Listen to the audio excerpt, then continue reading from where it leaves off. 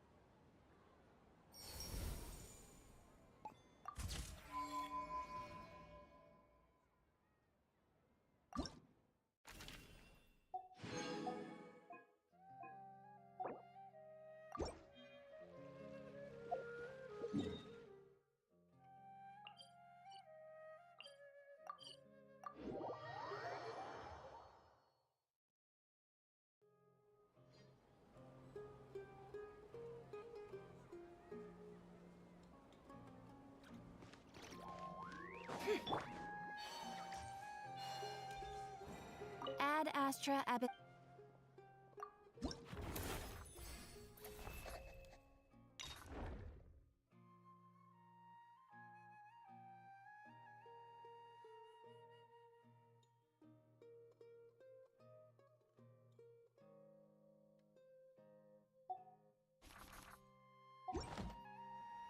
Ad Astra.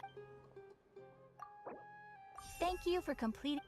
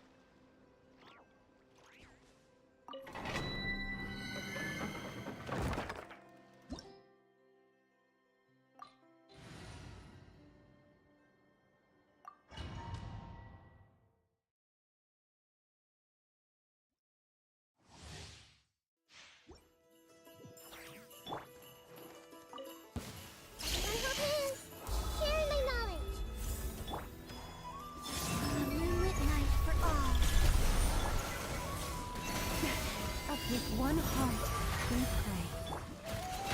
It all falls into place.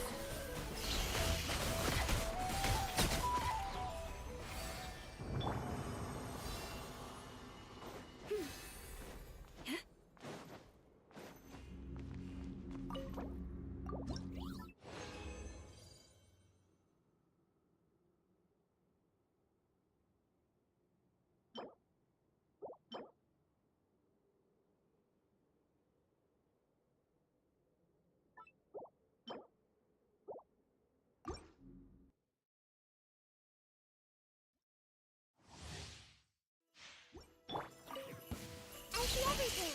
Make yourselves at home.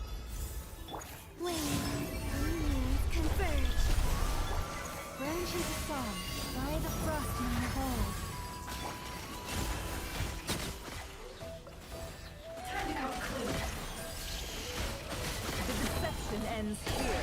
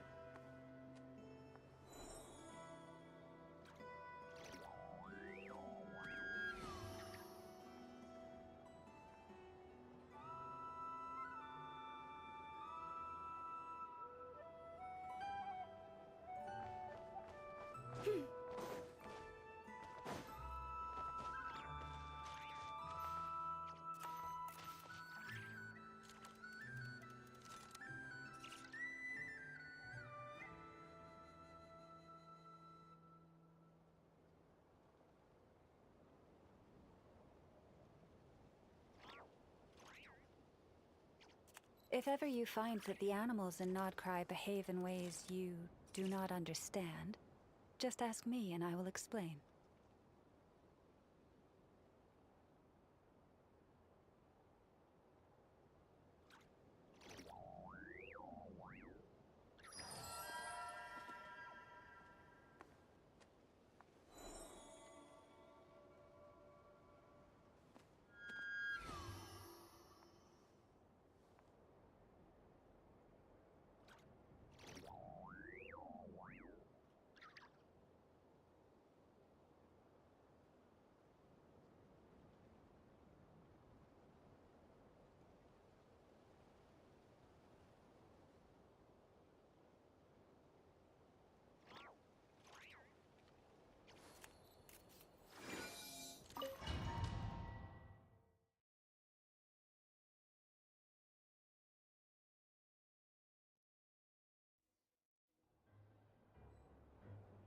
Polonia.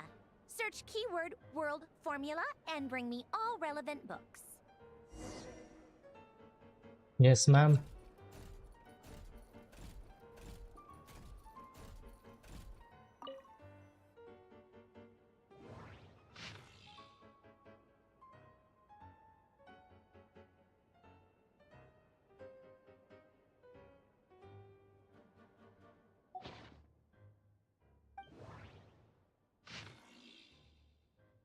Found it.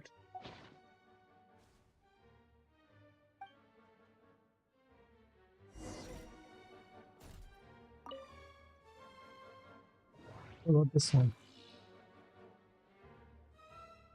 This one.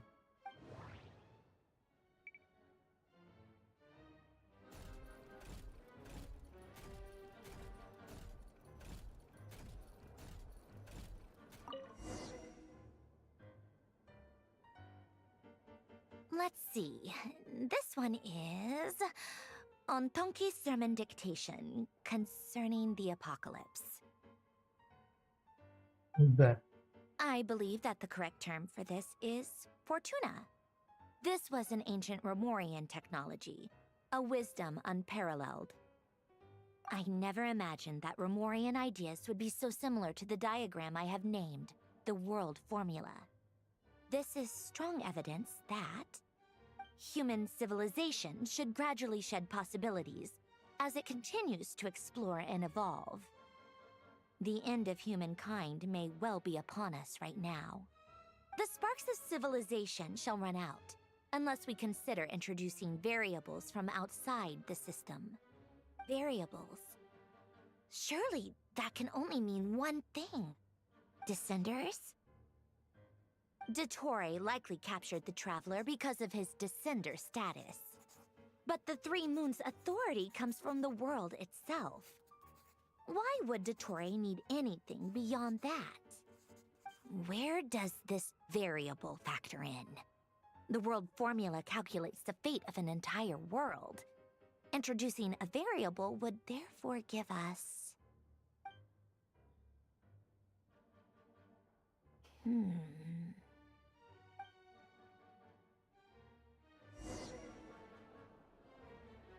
Polonia. Search keyword pathway and bring me all relevant books.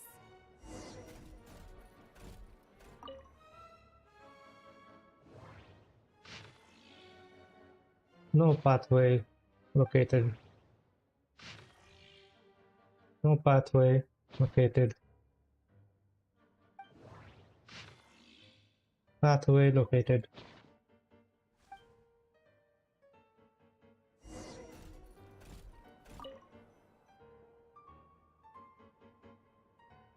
Otonki sermon dictation. Explications on the chemical marriage.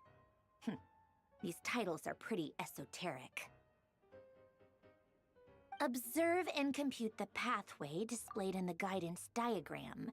Deconstructing and reversing its effects could generate potential ideas. So, it's one of Renee's draft lectures. Deconstructing the pathway. I suppose that could lead to a breakthrough.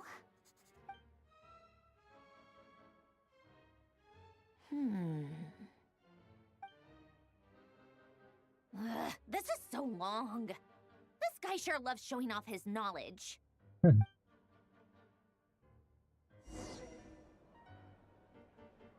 Polonia. Search keyword tree model and bring me all relevant books.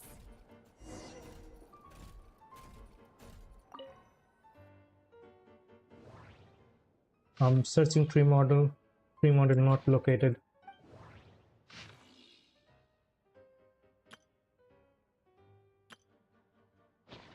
Tree model not located.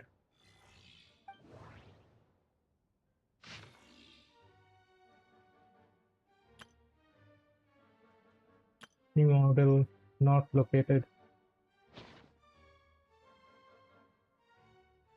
Huh? Tree model located.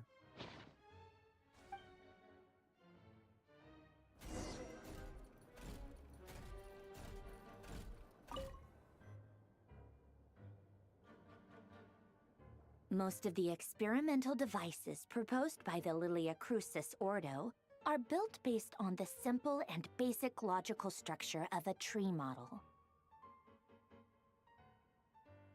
Miliastro. Guess they were trying to cover up the name of the Genshin Quest Ordo? When Duke St. Germanus departed, he said, "It seems that there's no going back." Alas, he is only a genius when it comes to machines.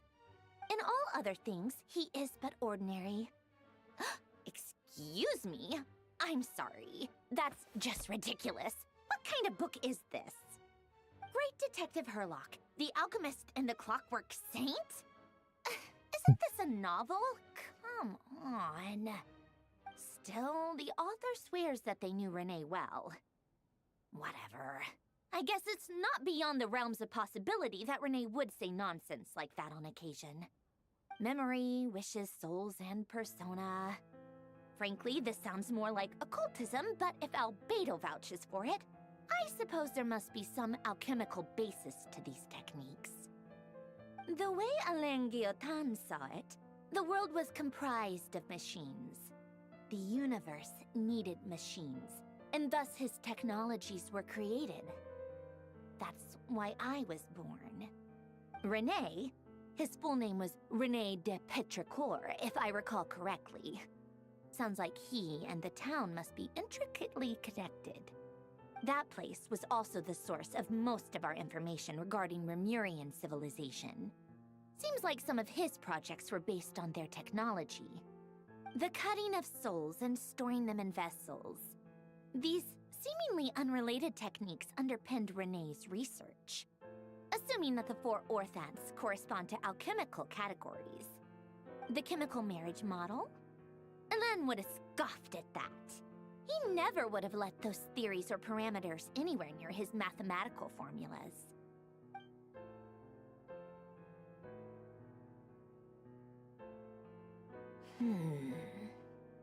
What was Alain's view on Renee? I know he mentioned the name, albeit very rarely. Oh, now I remember. Alain's old notes are here too. They mentioned Renee once.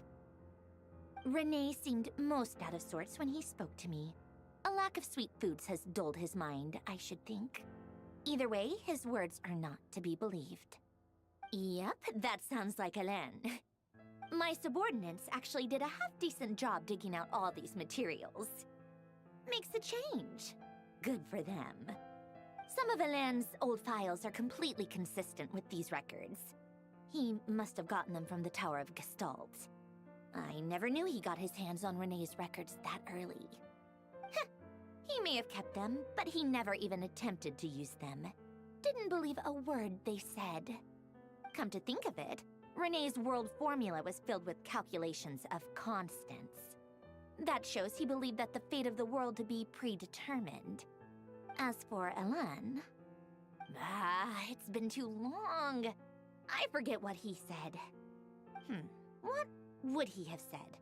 A guy like him, fervent believer in machines, but not headstrong enough. The world can be changed. It is worth persevering. Yes, that's how he used to think at least. He created that procedure to save this world. Yet the scale of the world's fate proved too enormous. The result was beyond his ability to calculate. He died having never seen the outcome. And there I was, left behind in the ashes of his dreams. Did you really never take a close look at Renee's research?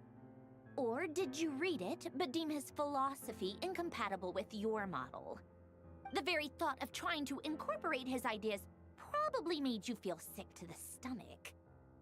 Well, don't worry, because there's a whole new category of lunatic in town.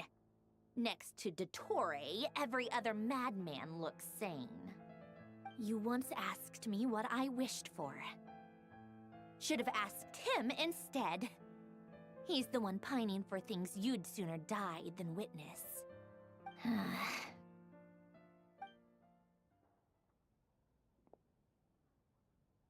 Even the tiniest variable can make big waves in the present. Now then, allow me to put these incompatible fragments together in your stead. First, establish and verify the existence of the Great Circle. Absolute nihil on one end, absolute reality on the other. Now, search between these two I'm gonna extremes. pretend I understand everything Then, she's the saying. construction criteria. Variables. Yes, The of sparks course. of civilization shall run out unless we consider introducing variables from outside the system. Yeah, let's introduce dark matter. Input variables. Traverse the world, space-time, and civilization. Then extract the essential nodes from the records to determine which variables they point to. The primordial power that differentiated itself from the void. The power of light. Yes, light. Records. Hyperborea. This is so horrendously complicated.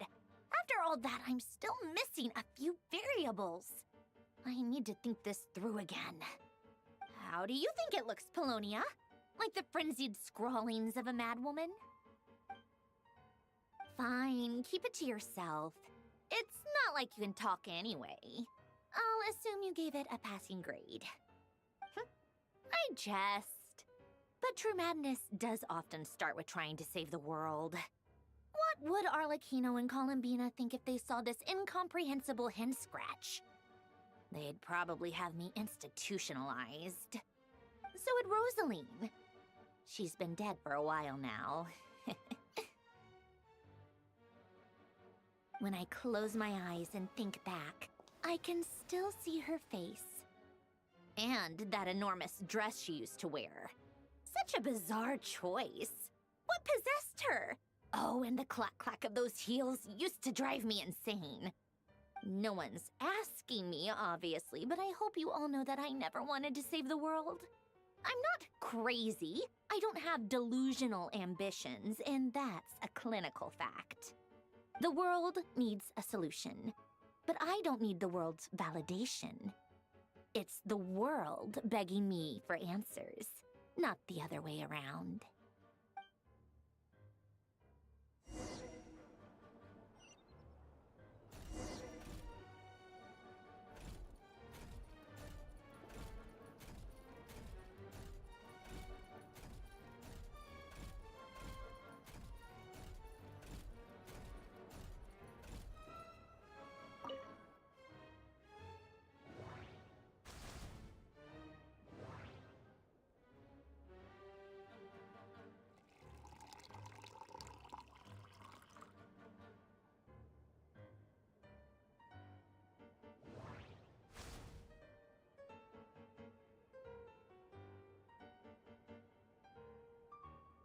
Are those fortune cookies? Imagine he just dropped it on her.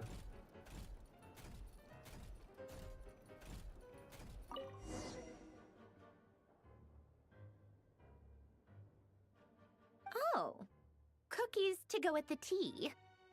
Let's see. They must be from that person who brought those documents. I see they're from Hotel de Boer. Something's written on the box. We are proud to present this homage to the Fortress of Meropede's fun-filled mill collection system. For fortune cookies. Have a lucky start to your day. Sounds like a dumb gimmick to me. Be early to bed and early to rise. Get plenty of sun and drink plenty of water. Then things will surely go well for you. What? Are you kidding me? Somehow I doubt that an early night and a glass of water is magically gonna save a world on the brink of existential peril.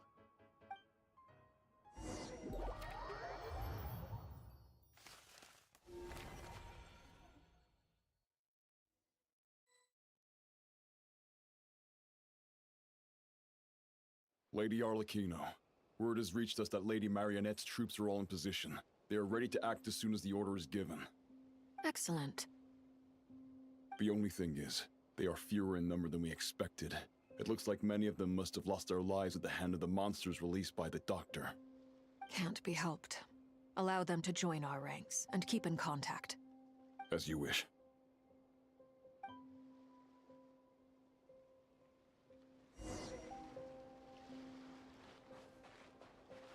Oh, child is here.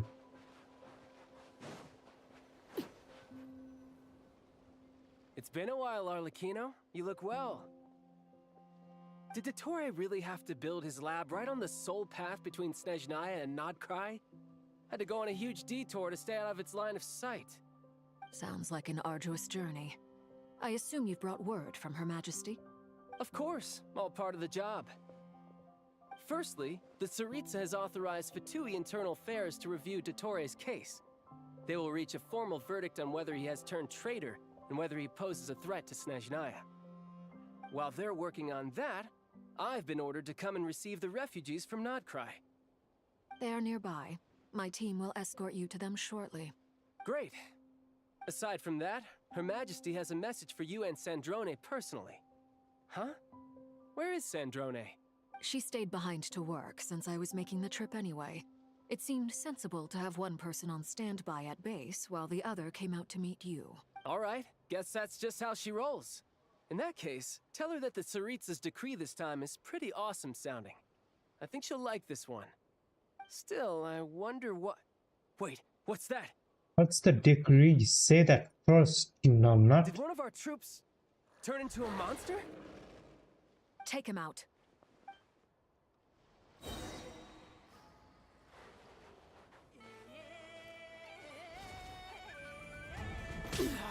Go on. Overruled.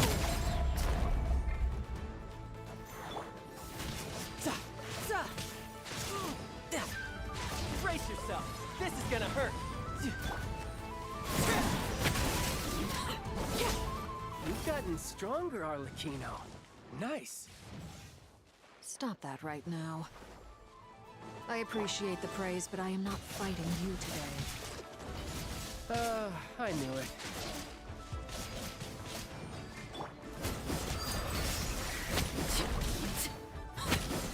Witness my cause.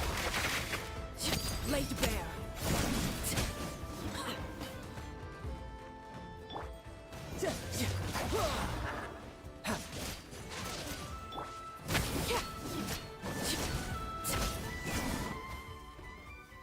I can't believe it.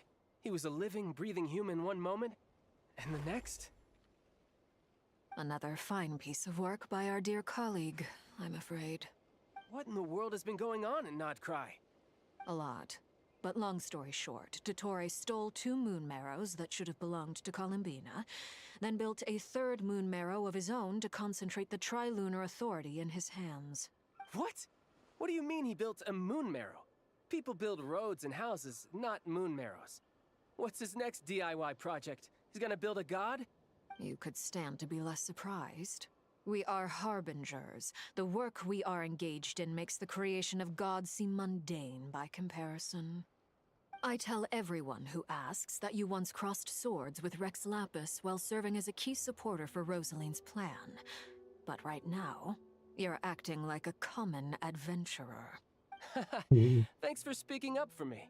Those 2 really took me for a ride back then. Then again, surely no common adventurer would manage to get tangled up with them the way I did. That's gotta count in my favor, right? It almost sounds like you wish to repeat the experience. I might have to lower my opinion of you. No. I'll stop talking. Please, go on. Dottore is currently still experimenting with his newfound power in ways that continue to corrode the outside world. As for the human mutation, I believe this is simply a consequence of his experiments, and not a strategic move. That radiant beast was once a subordinate of Sandrone's. I suspect he was only allowed to live so that he could become an experimental subject. Also, those of us who fought Dottore have been afflicted with a curse. As such, I cannot leave Nodcry. This is so much worse than I thought. No wonder Her Majesty's decree is so extreme. While these exceptional circumstances persist, the Harbingers are hereby authorized to use unilateral executive powers. Should Dottore pose a threat, Arlecchino and Sandrone are permitted to eliminate him.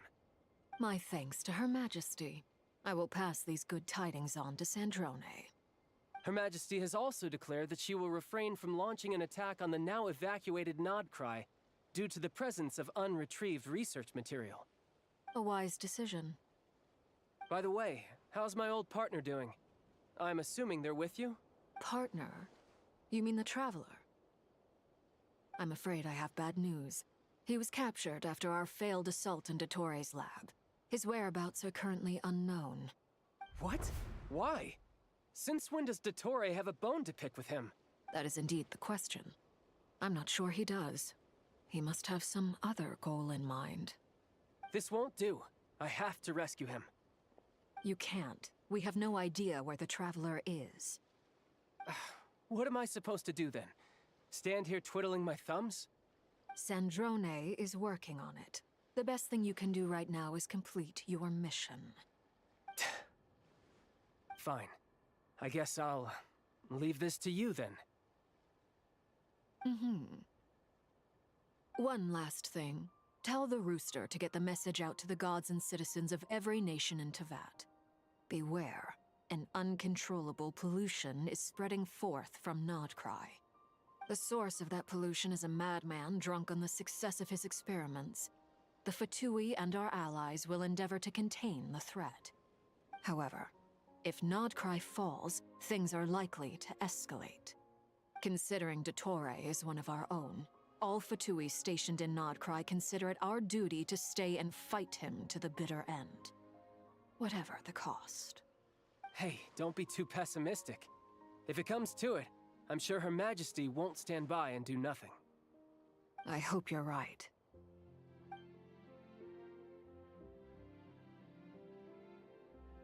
His lab.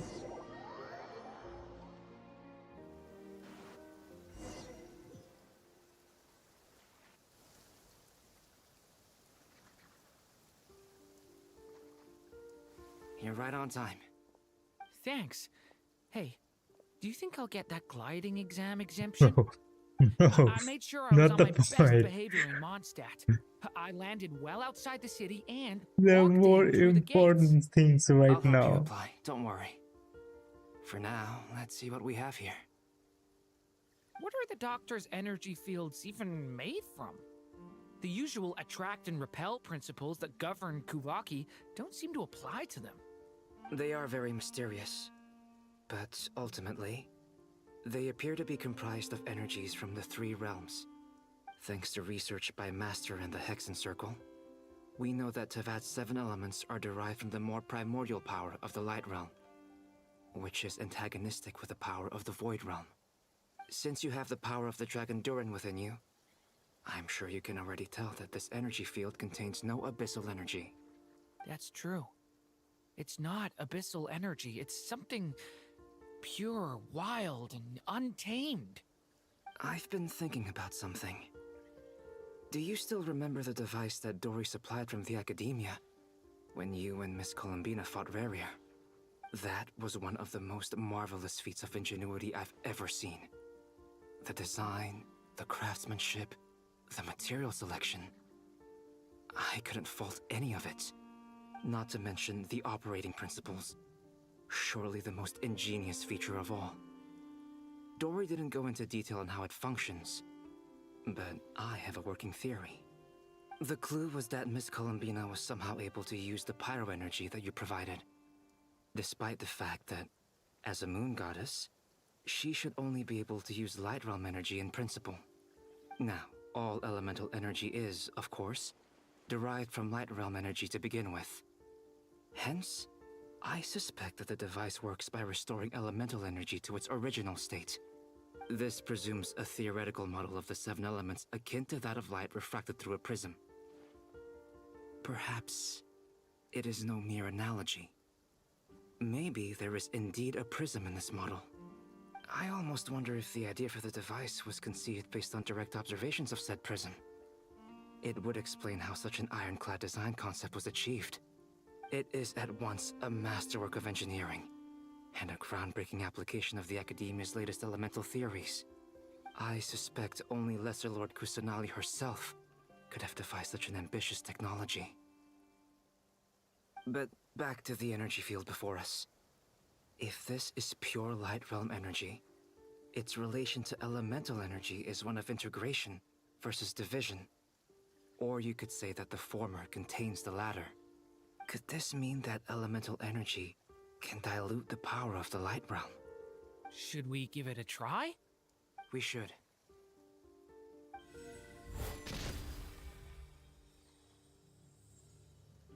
Ha!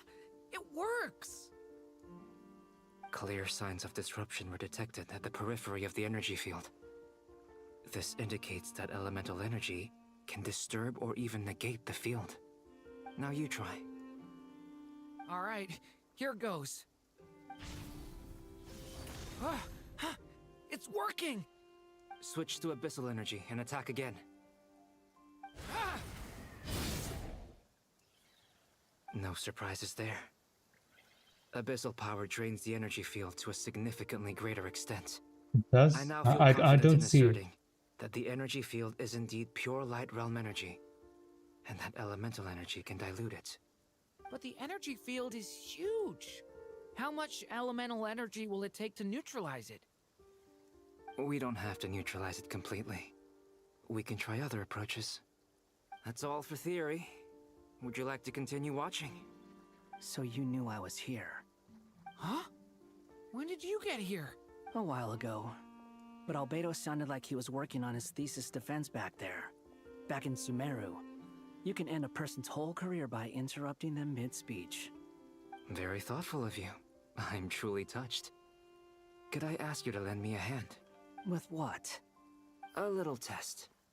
Try using Anima to unleash a concentrated assault with circular blades, with the goal of breaking through at a singular point. Nice! This time it tore through the field. Tremendous.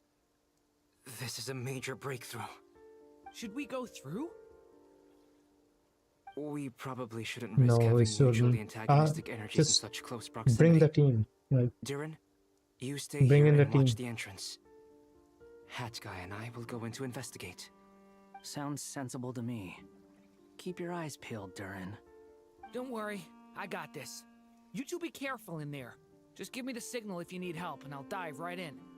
What do you mean, signal? It's based on a new alchemical concoction I developed last month. When 2 bottles of it are smashed on the ground together, they emit a blinding burst of light. If it comes to that, remember to shield your eyes with your hat. Glad I asked.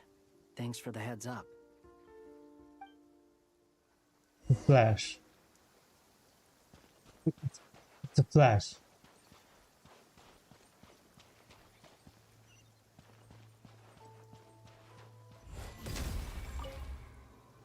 Like I thought.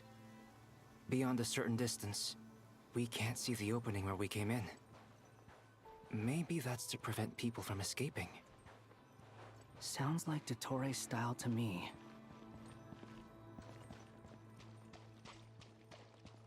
Not much has changed. Things are basically the same here as they were before the energy field appeared.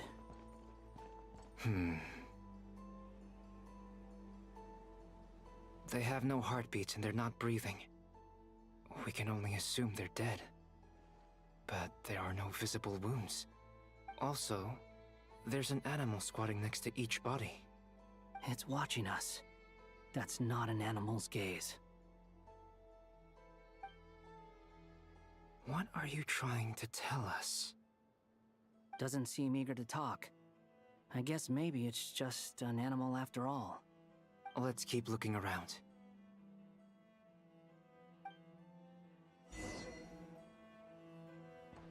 The bird looks pretty concerned about the animal.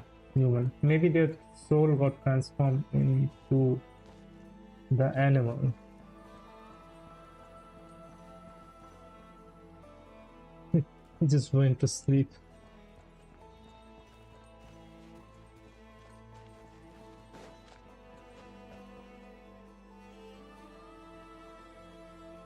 Same situation everywhere.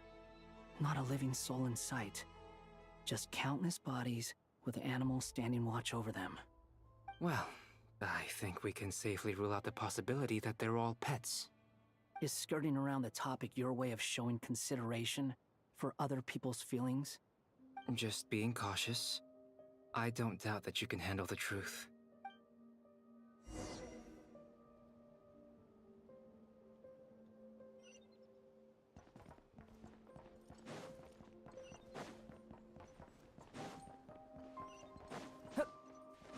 Careful. Please. Help us. Please. Over there, I hear a voice.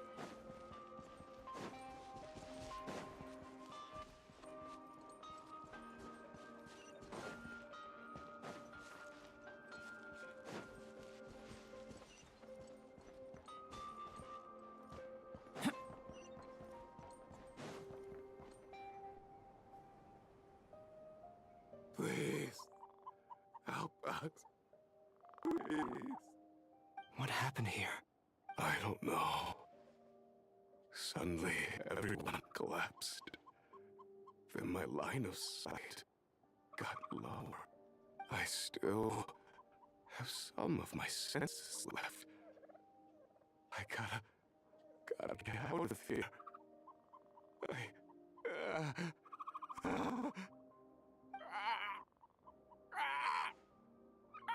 Maybe this is the curse Dotore left on everyone.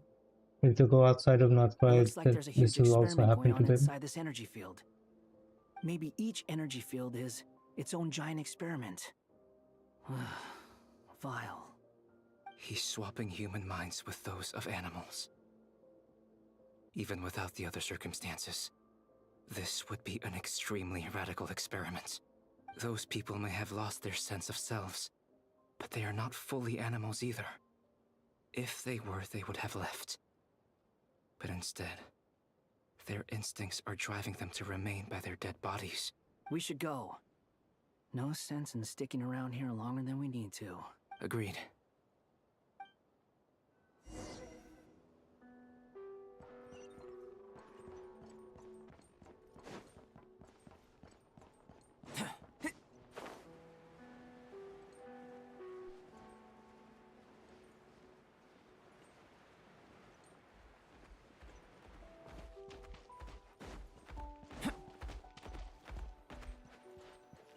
It will just vanish into the thin air.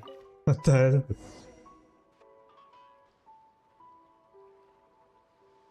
Ah, you're back! Everything okay?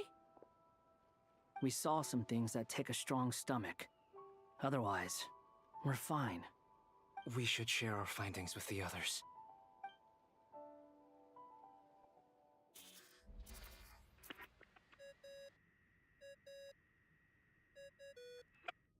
Yes? Who is it? Miss Nefer, it's me, Albedo. We found a way to break through the energy fields. With enough control, it's possible to tear them open using elemental energy. Also, we managed to take a look inside. Dottore is carrying out his cruel experiments on an immense scale. Any residents who have failed to evacuate in time will likely meet a grisly end. Sounds like he's living down to our expectations. Might I ask how things are proceeding on your end? I'm just about to get started. I'll be in touch once I have a result. Understood. Stay safe. I will.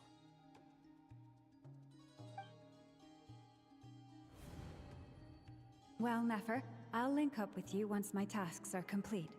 What makes you think I'd need you to do that? I'll need it. And considering the way you approach certain matters, I think you'll be better off with me present.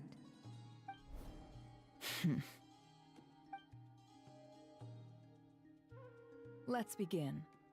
Entering simulation mode. A vast wasteland. Is this the Traveler's inner world? I was expecting wait for something more Llama. vibrant, to be honest. Wait, someone's there. What are you looking at? In that case, I'll look at it with you. I want to know all about everything you've seen and experienced. Is there somewhere I should return to? Or should I stay here and be the hero everyone says I am? I don't dislike my current life. Roaming the land, fighting battles, accomplishing missions, earning a living, looking after Paimon. It's not so bad. I guess the only thing that's missing is that you're not here with me. This is the conscious layer, which contains a person's true feelings. It is filled with both longing and kindness. I suppose anyone who lives long enough ends up wishing for someone who can't be there. Maybe it's the only way we can feel truly alive. Time to delve a little deeper.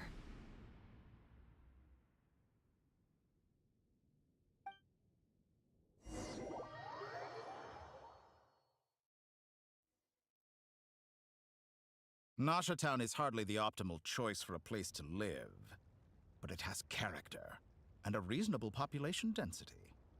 What are you trying to say? What are you Oh, asking don't be about, bro? nervous. I was just thinking where might make a good starting point for your journey. Perhaps I should send you further afield. Conria, perhaps. Conria ceased to exist long ago. Once again, you fail to understand the possibilities that the Tri-Lune creates. Anything that has existed in the past, I can now recreate. You simply do not wish to see that happen. That might be because you miss your sibling and fear getting answers that you are not ready to learn. But this is not for me to judge. If we are to collaborate, we need to maintain an amicable relationship. In a moment, you will be able to... Oh no.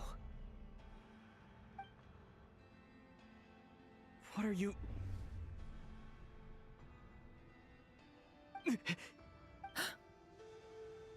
What are you gonna do? Don't move. Something unwanted has crept into... Oh? Gone as quickly as it came.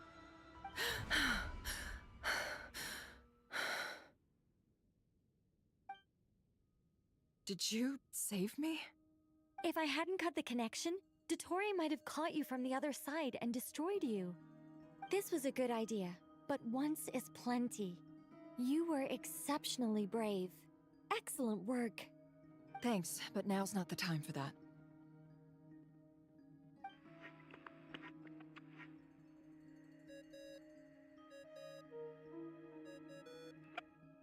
Albedo speaking. I think I know where he is. What is this endless darkness? I can't see anything, even though my eyes are wide open. But why? What happened? Ah, sorry about that. I take it you didn't notice. Just now, a friend of yours took a little peek into your mind. Could it be Nefer? How did she do it? Did she use something as a medium to connect to me? Do you think she's aware of your current circumstances?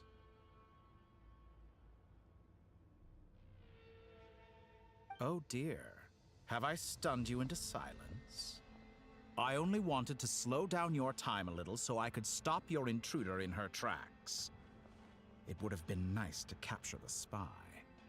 I must say, I'm finding the ability to adjust the flow of time rather intriguing.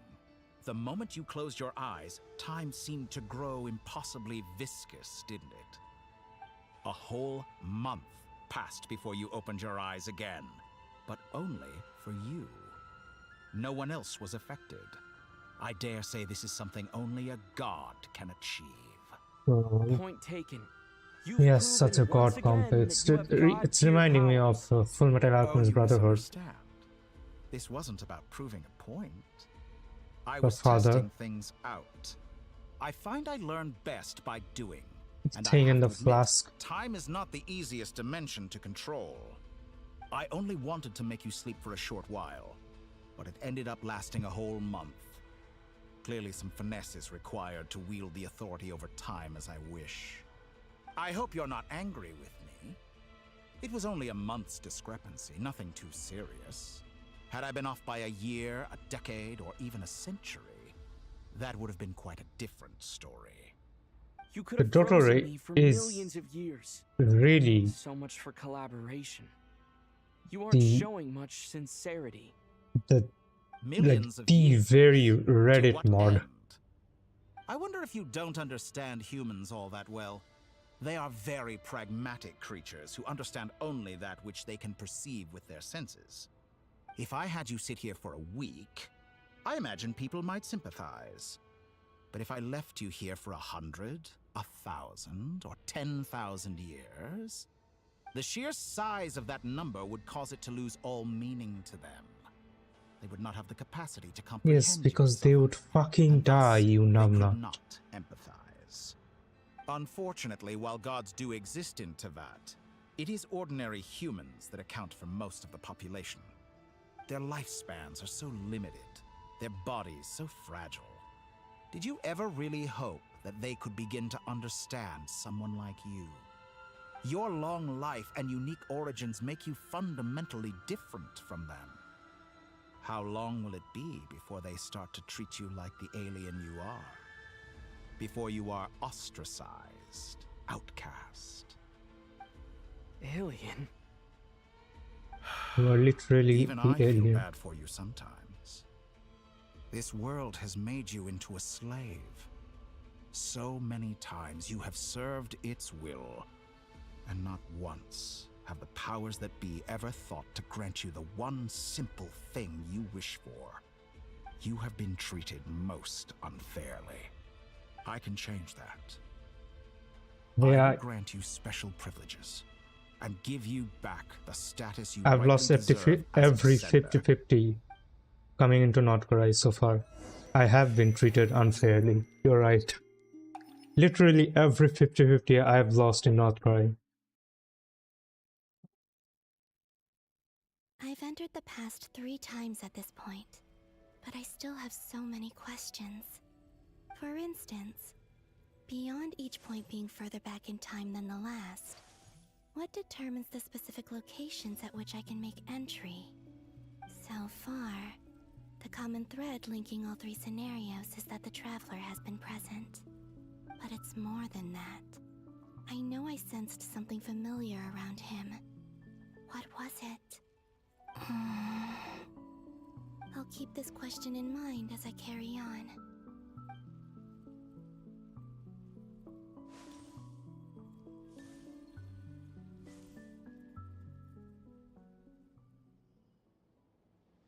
Humans, you never change.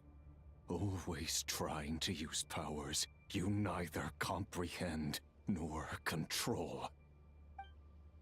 This looks like Star Sand Shoal. Was this before Rerir regained his physical form?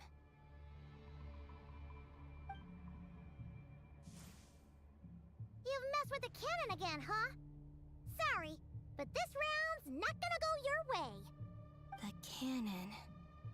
That's right. I was at Silver Moon Hall and I sensed an abnormal Kuvaki fluctuation coming from Nasha Town. And right after that, came an ominous power emanating from Star Sand Shoal. My body was once torn into countless pieces and hurled into the swirling chaos of time itself. But even so, my life and will were not extinguished. I wonder if I could try to prevent his resurrection. But how would I do it? You can't do What that. can I do, here and now? Past will play out just as it has. Traveler! Behind you! Look at that light!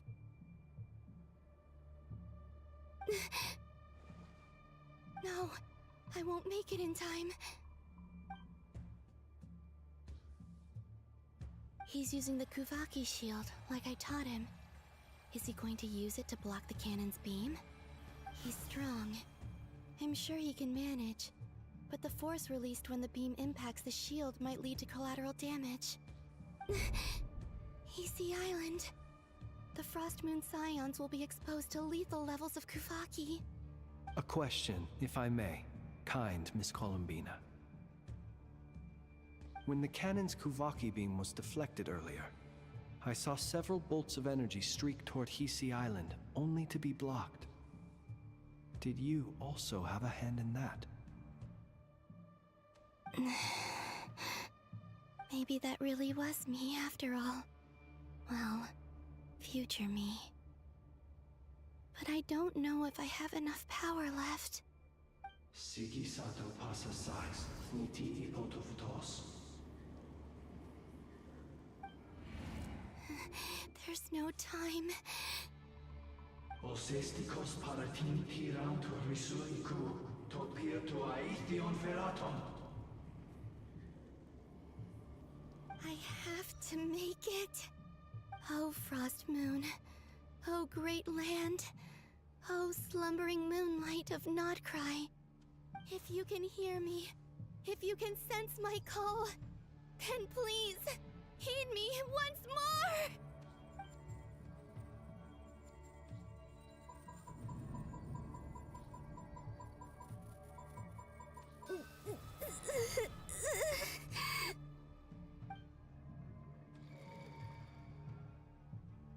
Did it work?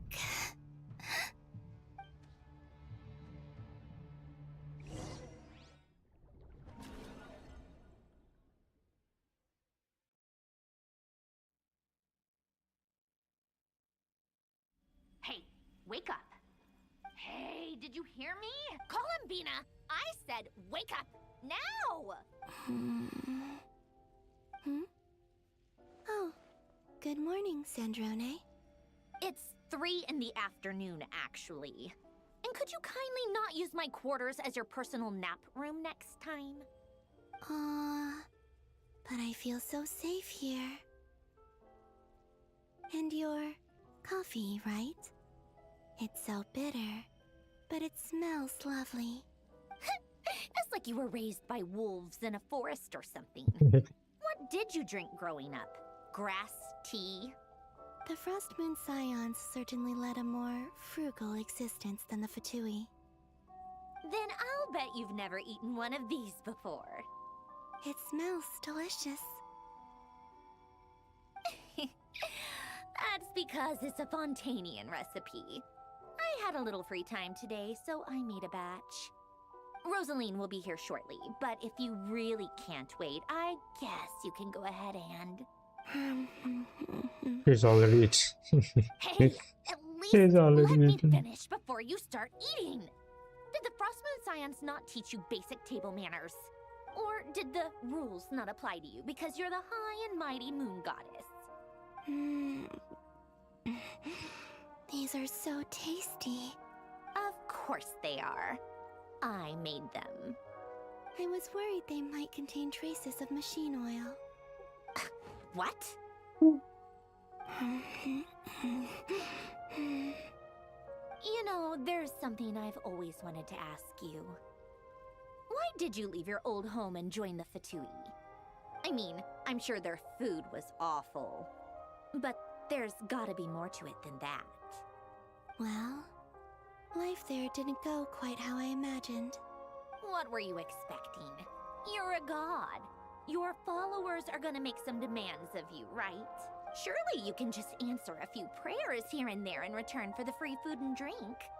How bad can it be? Well, would you help other people just for free food and drink? The doctor told me that you were created by a great mechanic, Lord something Fisher. The Lord Artificer. Ugh, some people can't keep their mouths shut.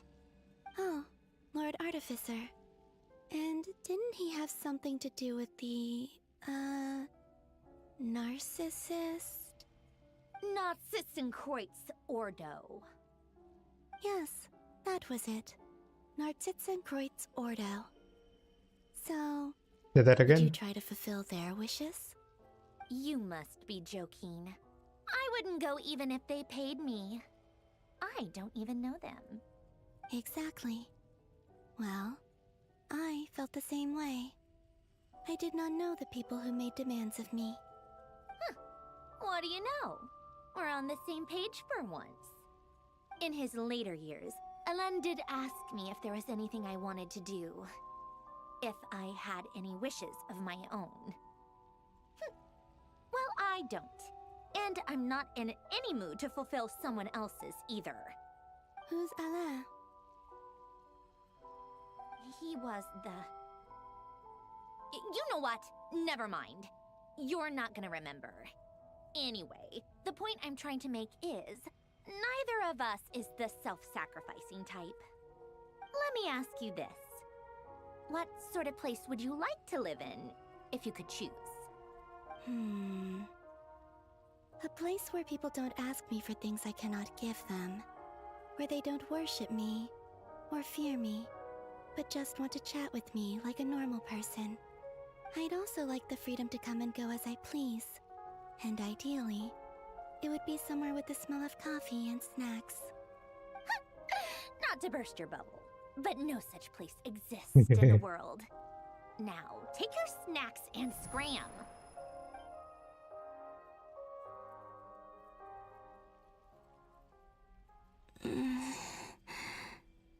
Did I pass out? Of course. I'm back here again. I dreamed of events from my past. Sandrone. Traveler. I miss you all so much. Back there. I guess I managed to harness all the Kuvaki energy on Hisi Island. But how did I do it? Time is flowing backwards here, and I can use that familiar power to enter the world of the past. That mystery ally everyone talked about. It was me all along. I can sense that there isn't much more power remaining up ahead. What lies at the end of all of this? Will time keep flowing into the past? And will I ever find my way back?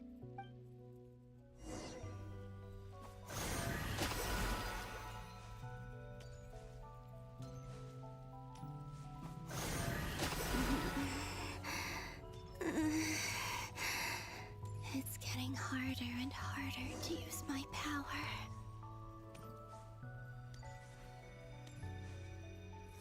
I'm no match for the Abyss in this state. I need to avoid the contaminated fragments.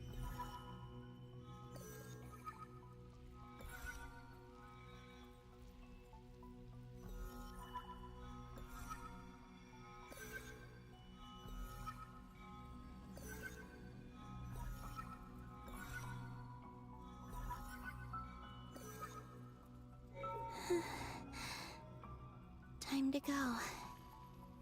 I wonder where I'll find myself this time.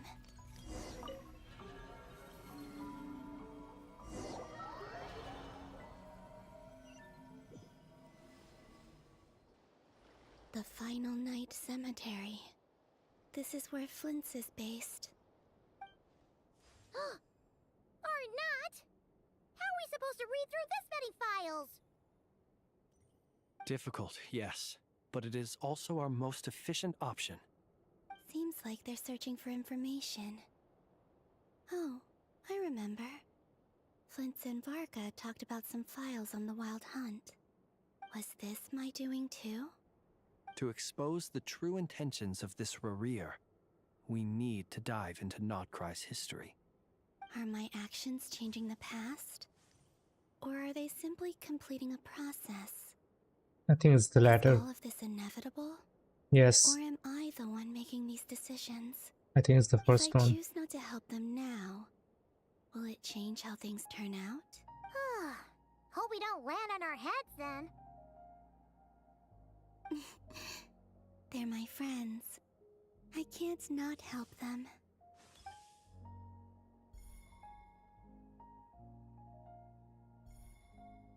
Ghost!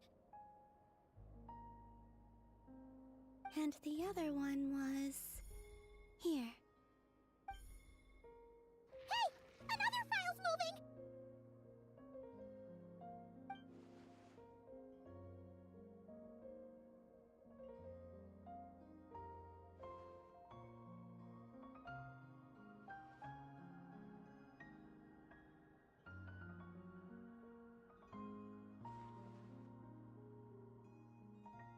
That should do it.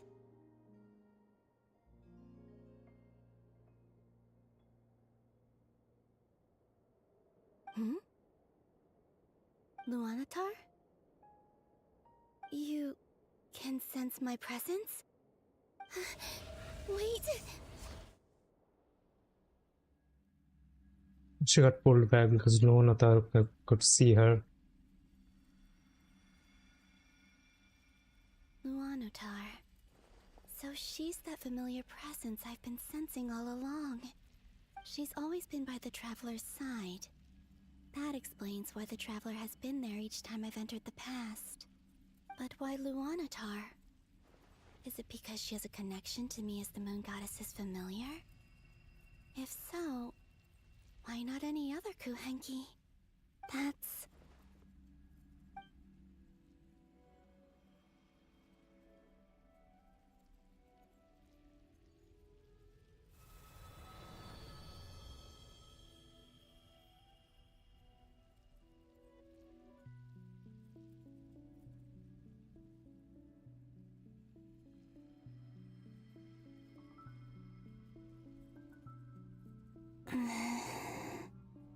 I cannot sense any power up ahead. Just a void, stretching out into infinity. This is likely my final chance to enter the past. It's now or never. I have to find a way back.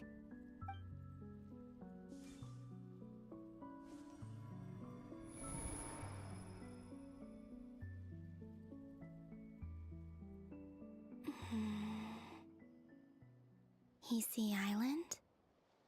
How far back in time is this? Where's Luanatar? I can't sense her presence this time.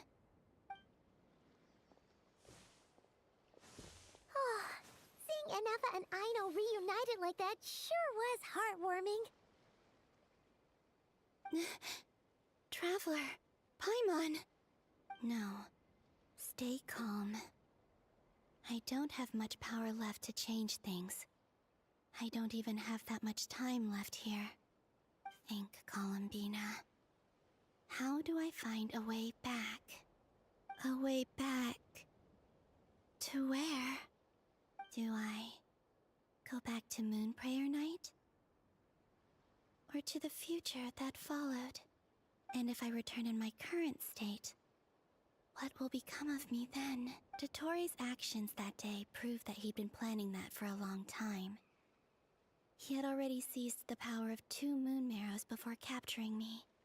Even if I managed to get back, how can I fight against him when he wields the Tri-Lune Authority? I can't. If I go back like this, I'll be playing right into his hands. I have to find some way of rivaling the power he has usurped. Wait. Time flowing backwards. The Tri-Lune Authority. Does that mean... I think I know what the final destination of this lunar reflection might be. I know what I must do. Speaking of homes, we must already be close to where the Frost Moon Scions live. The vibe here feels different, just like the scenery. But how do I communicate my plan to my friends? Should I write it down here? No, someone else will see it. I need something with a close connection to me. Something I can use as a medium to tell them what's happened to me in here. You own that? Now it makes sense.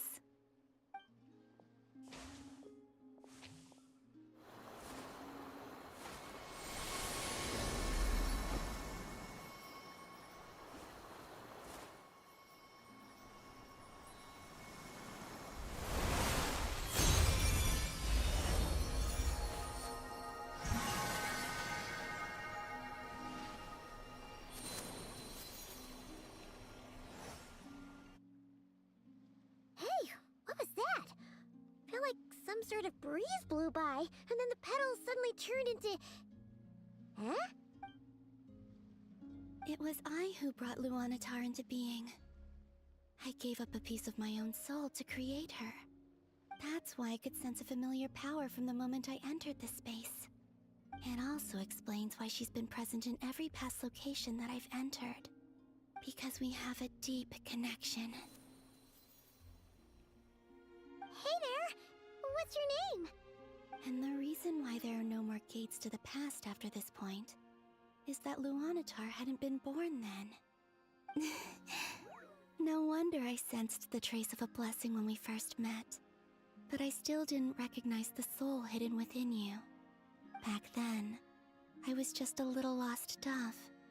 I had yet to become Columbina Hyposelenia. Go on. How is that going to do anything, We though? got stuff to do. Best you find someone else to hang out with.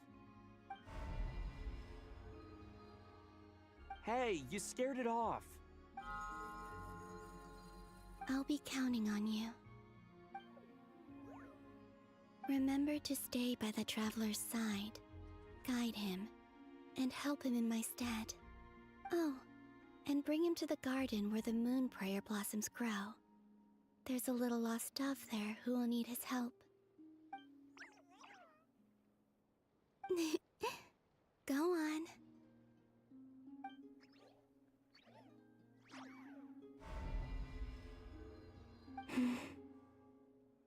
You too. Go and live your story. As for mine must go in a different direction.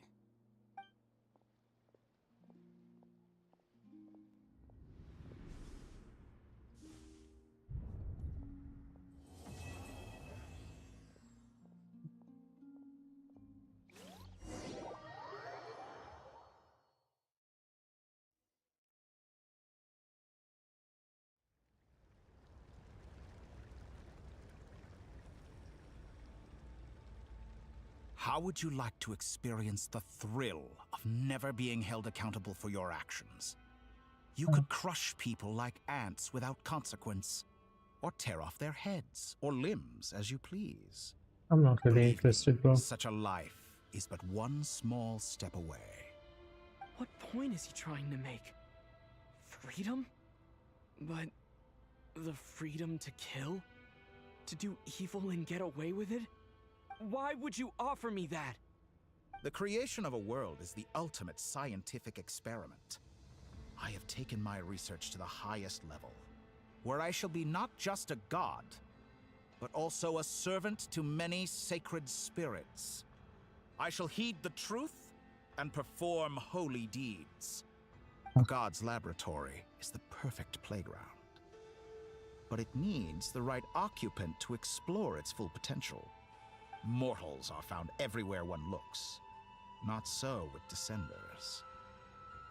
I'd prefer my first guest to be a distinguished individual such as yourself. And I know you could make the most of the opportunities it offers. So the condition for entering the new world is to take innocent lives. In the same dilemma that Rerir once faced. Could I really bring myself to kill others for my own benefit? Rerir did. And look where it got him. Have you made up your mind? I can't do it. Your playground is no place for me. You're putting your hopes in the wrong person. But we both know I'm not quite the hero you say I am either. I have my own reasons for the journey I'm on, and they aren't all selfless. You've grown a lot since we last met, but there are still things you are unwilling to compromise on. This will only hinder you.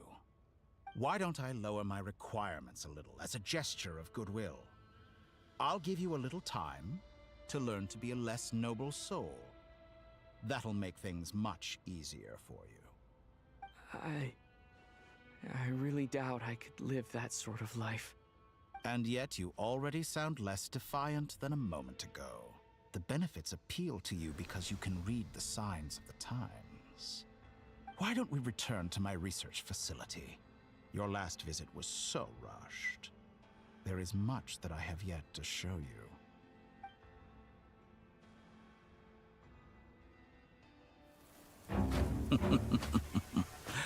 Now to that question, Heroes don't attack from behind. Guess I'm no hero. This is most disappointing.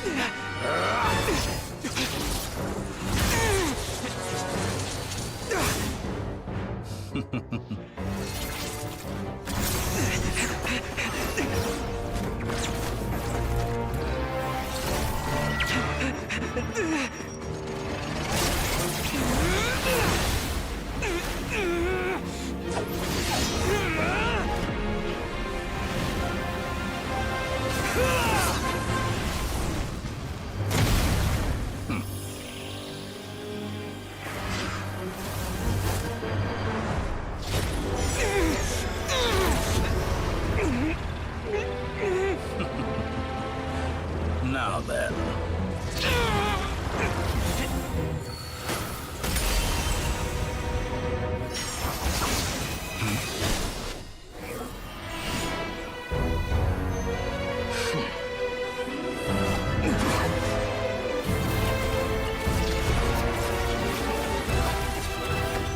A new face. Interesting.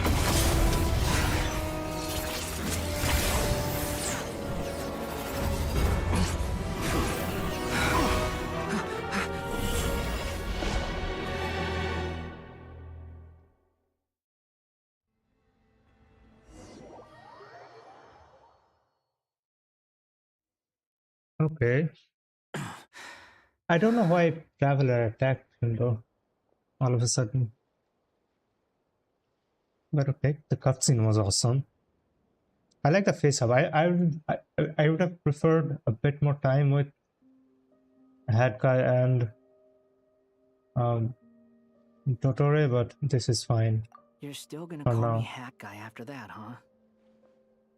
Should I call you Sussy Toy then? I didn't see anyone else in there who needed saving.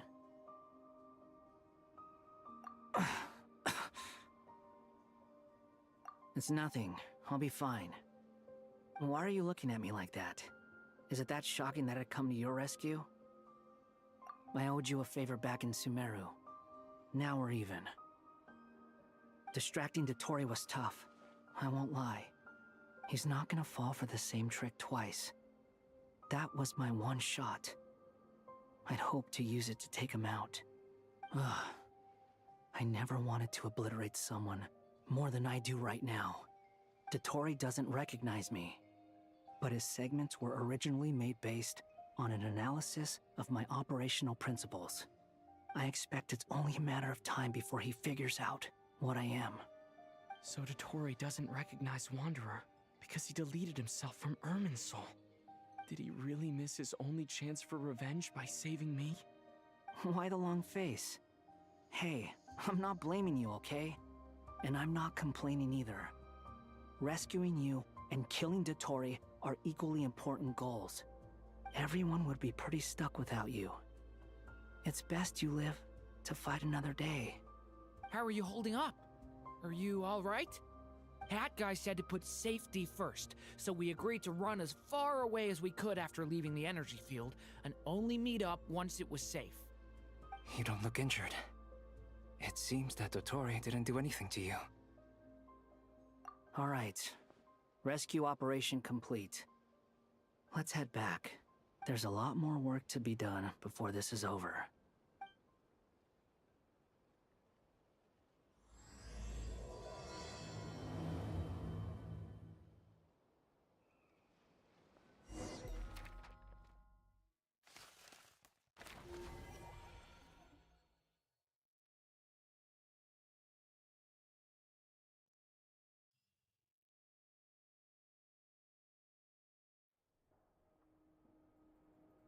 Understood.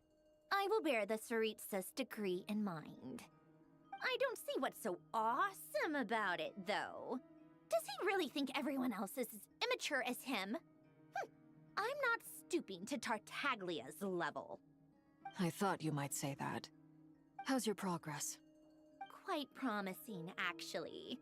That alchemist Albedo gave me a few ideas. Remember how I asked you to look up some files for me? That stuff on the Nachtschitzenkreuz Institute. Rene de Petrichor and Jakob Ingold. Alain Guillotin despised Rene's theories and methods, but he never managed to come up with better alternatives either. So I adopted some of Rene's ideas. I thought Alain was like a father to you. He and Rene were mortal enemies, were they not? And what would you say if Linny and his friends one day learned something useful from someone you utterly detested? I would applaud them for it. That would mean that they have surpassed me. For all we know, Alain Guillotin might have thought the same thing. Not that it matters, though. He's dead, and I'm alive. So it's my call to make. Once you die, it doesn't matter how great you were in life. Only the living get to decide what happens next. Hey, come on out. They're back. Huh?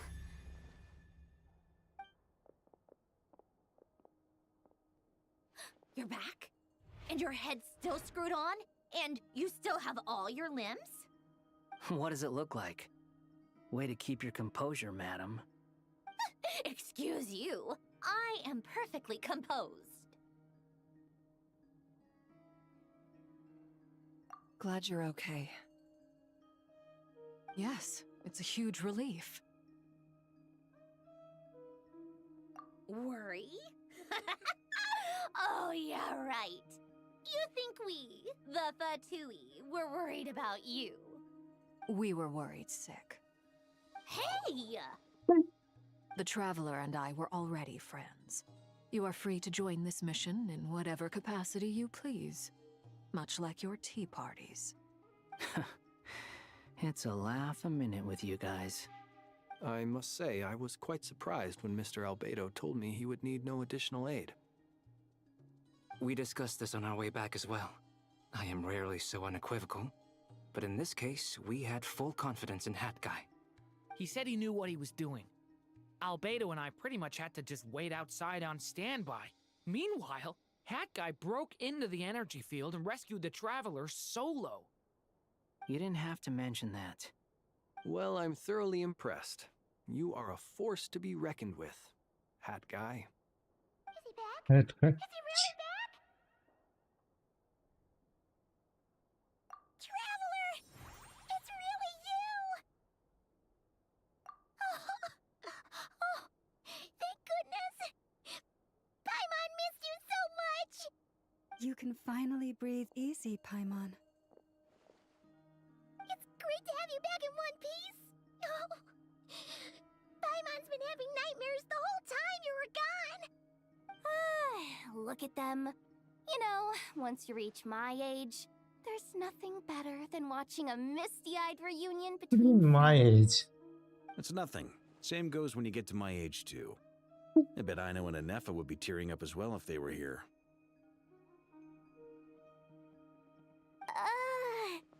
Varka, I'm not sure Anefa can cry. Oh, yeah, good point. Hey, your eyes are looking a little red and puffy. Come here. Let's hug it out. What? Ew, no. No, thank The you. worst she can say is no. Knock it off. Everyone, I'm sorry for all the trouble I caused you. But the silver lining is, I didn't come away from this ordeal empty-handed. While I was being held captive, I learned a lot about Dottoro's current capabilities, and what he plans to do with them. Allow me to explain.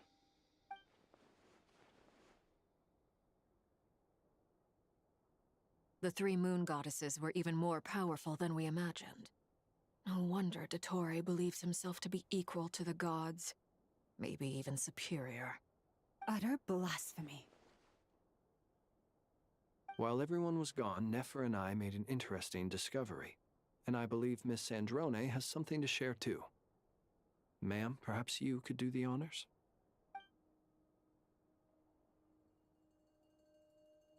Called it. Getting rid of a pesky troublemaker like her is like trying to clean up after a crumbly cake. It always comes back to haunt you. Our next step is to find a way to bring her back. A place where time flows backwards, with no destination in sight. Surely it must have been created for a specific purpose. But I fear the answers are buried deep in Tevat's history, held by great powers beyond our reach. It sounds like she's on a specific path through time, just traveling in the opposite direction to us. Yes, The question that's- is, where does that path lead? Or will it keep going to infinity? We considered that question as well. Strictly speaking, time is not infinite. Indeed not. Every road has an end. Nicole! You sure love quietly sneaking in mid-conversation. I do, in fact. It's something I've always done at our mages' tea parties. Quiet, mysterious, and persuasive. You wonder what lies at the end of her road. Well, just as the world has a beginning and an end, so too does time. And so, the end of the road is the moment that Tevat was born. But where Miss Columbina will end up along this road, that depends on where this particular river of reverse time began. What about the original moons and the moon goddesses? Do they have a beginning too? All things do. In the beginning, no moons adorned the sky.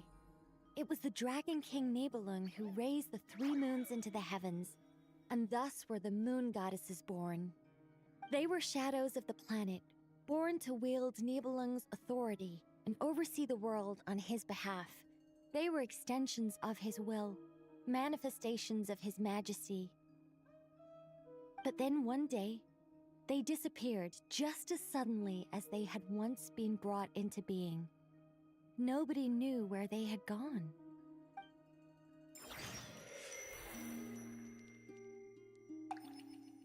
Using to Columbina's POV, I'm guessing.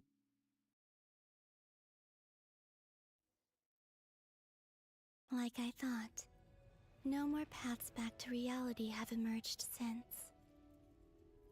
But how can I be sure that I'm going the right way without scenes from reality to keep me on track? I can't even be sure of how long I've been walking for. The further I travel, the less stable this space becomes. There are even moments where I can sense something that feels like abyssal energy. They can just materialize out of thin air. I have to keep my wits about me.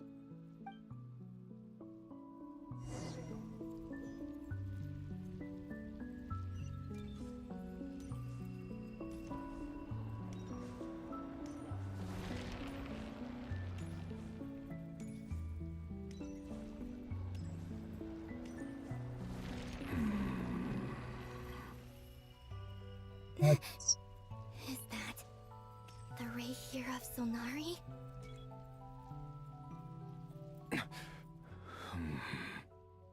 You are the moon goddess. But how? Please, there's no need. I'm not interested in fighting anymore. I find that a little difficult to believe. Yeah. Honestly, so do I. The way you used my own power against me was... It was a brilliant strategy. And then, in the final moment before I was thrown into this space, I got to see an old friend. Mr. Dainsleif. Right. It was so long ago now. But we were friends once. And when I first got here, I was filled with hatred, remorse, and rage. How I cursed and devoured. I tore everything here apart. I was consumed by the desire to leave this place and have my vengeance. But to no avail.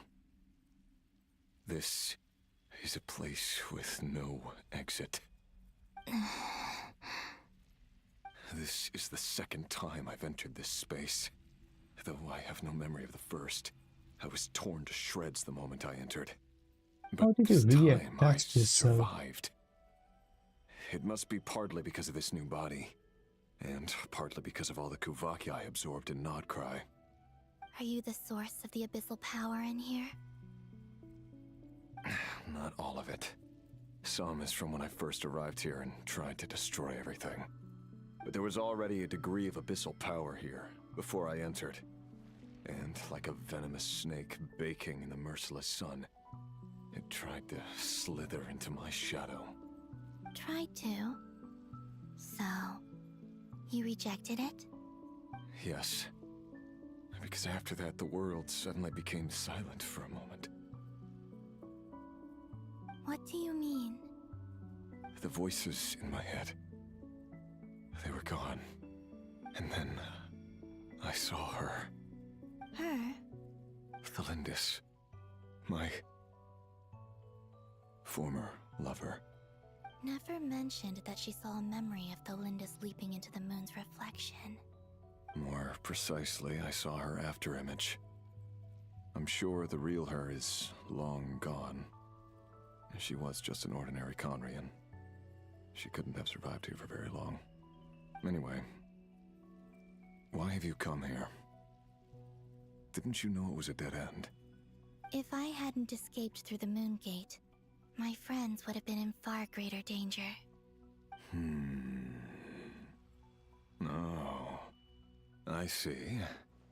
Because of your power. The power of a moon goddess. What? You'd like to know how I know, wouldn't you? The one who resurrected me said so. I could hear a deep lust for power in his voice. Do you mean... Dottore? Dottore. So that's what he's called.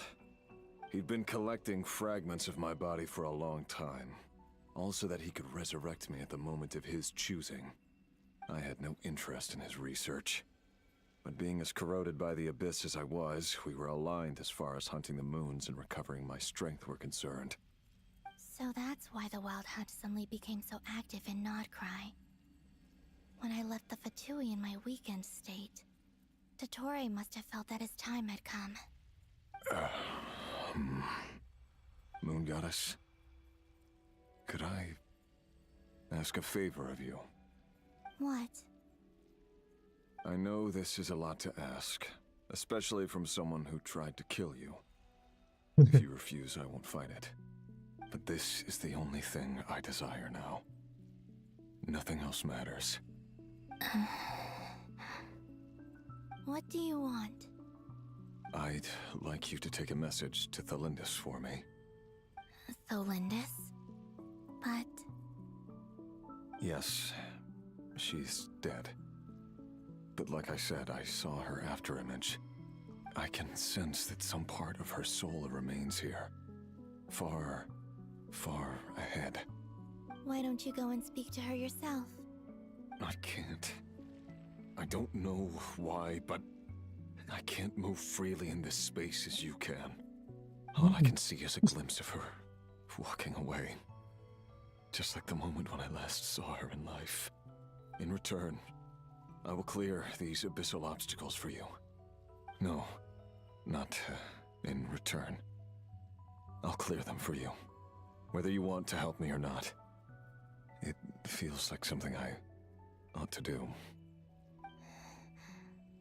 Why? Yeah. Why, indeed. I've been asking myself that question a lot recently. Why did I do the things I did? I'm tired of it all. Tired of the person I became. People used me. And then I turned around and started using others. I hurt a lot of people. I think I grew tired of it long ago. But I wouldn't admit it to myself.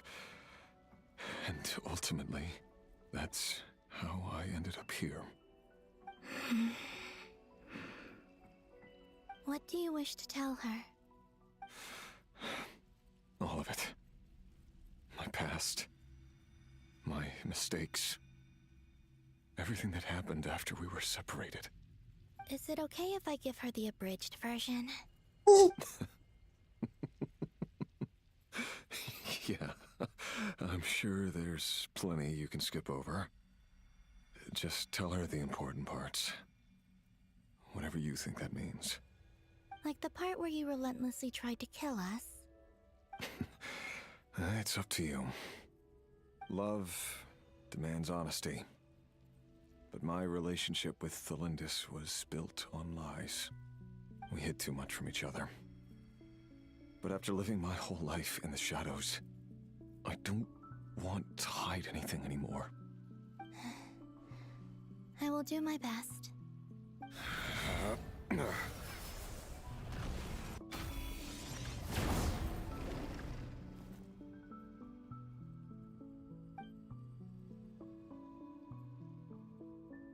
There. The Abyss will no longer stand in your way. Even though Mr. Dainsleif felt he had to fight you, I think he still regarded you as a friend. Dane? He said that you betrayed him, but he also felt great remorse at never having understood what you were truly going through. Why tell me this? Because if he'd known that someone could take a message to you, I believe that's what he would have said. Thank you. It means a lot. I know this will sound strange coming from me, but don't die, Moon Goddess. I can tell that you're determined to get out of here.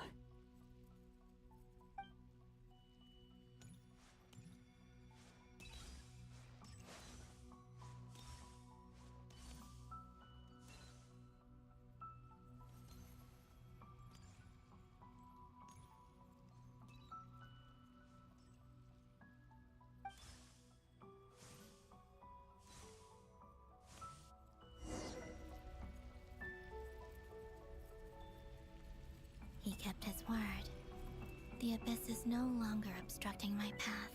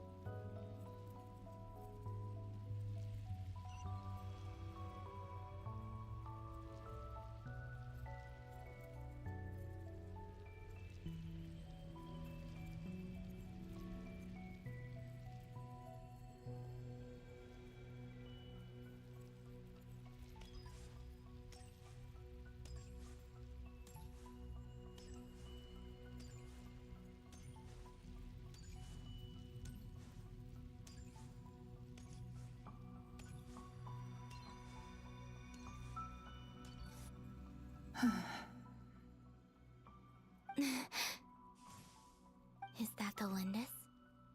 She wasn't far off at all. And yet, they can never meet. Hello, Miss Delindis. Who are you? How do you know my name? I've never seen anyone else here before. You can call me Columbina. I promised Rerir that I'd bring a message to you. Rerir? My Rerir? Is he well? You could just bring her to him. Doing better than he was. Better than he was, huh? Sounds like he's had a pretty rough time. Others have had a rough time on his account too. In many cases, their time ran out because of him. And I'm not just talking about the children of the Crimson Moon. So, things got worse before they got better. Could you tell me what happened, Miss Columbina? Are you sure you wish to know? Yes. This is my opportunity to learn the truth. No matter how hard it is to hear, I have to know. I admire your courage. However, time is short. I cannot stay here for long.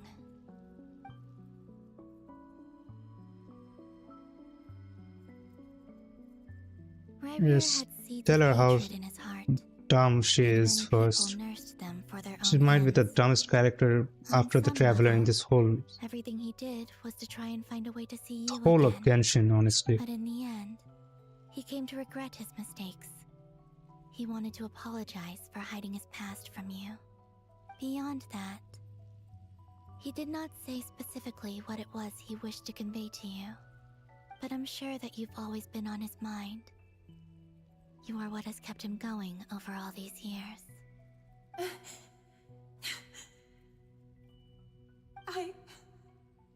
I'm sorry, Miss Columbina.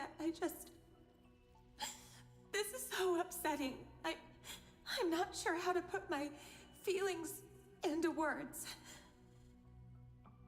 It's all right. I understand. Well, that's everything from me. So, I guess I'll be... Oh, wait. One moment. Time flows backwards here. The road ahead only leads further and further into the past. I know. I intend to reach the end of that road. Without a moon marrow, without the 3 moons' power, you won't make it far. Wait, unless... Are you one of the moon goddesses? You could say that. I see. I often think to myself, if life is like a train ride, why haven't I reached the terminus? Where am I even going? And it's not just me, it's this whole place. Wherever it is, it seems like it's existed forever. It's such a mystery. Where is it going? I must seem so ridiculous. I can't answer these basic questions, and yet I jumped right in here without hesitating, only to be torn apart the moment I entered by powerful energy currents. Only my soul remains now. Thinking back, I was suddenly overcome with fear and terror in that moment. Perhaps I too became bewitched by the abyss. I may have been the leverage it needed to control Rerir. I used to be a researcher at the Universitas Magistrorum in Conria, researching the iridescent moon's marrow. Eventually, I came to the conclusion that time in here flows in reverse. Rerir was one of the Venster King's retainers. With me, he was in an impossible position. It plagued him constantly. I wanted to help him escape his lot in life. I wanted him to be happy. so I thought I'd use this place to return to the past. Yeah. At the time, Dumb I thought I could bitch. just go back to the day that the Vinster King first found the princess. It was only after meeting the princess that the Vinster King started going too far with his research into the Abyss. That was the day all of our woes began. I thought I could stop the king from ever meeting her and solve everything. I couldn't kill the Vinster King himself, so I had to find another way to save Rayrir. That's why I wanted to go back, to kill the person who had brought new possibilities to our realm. I'm sure it was a futile endeavor, but the Abyss probably enhances the basest human desires. So I naively hoped I could change everything. But I was simply too weak. Like a speck of dust against the whole universe. Look at me. I didn't even survive the journey here. Not physically, at least. I know I'm never getting out of here. But you're different. You can make it, and I want to help you. I owe you that much. How do you plan to help me? Have you noticed the golden energy that exists here? Based on my past research and my observations since coming here, I believe they carry you forward faster. I can share what I've learned, and help you understand the pattern in which this energy appears.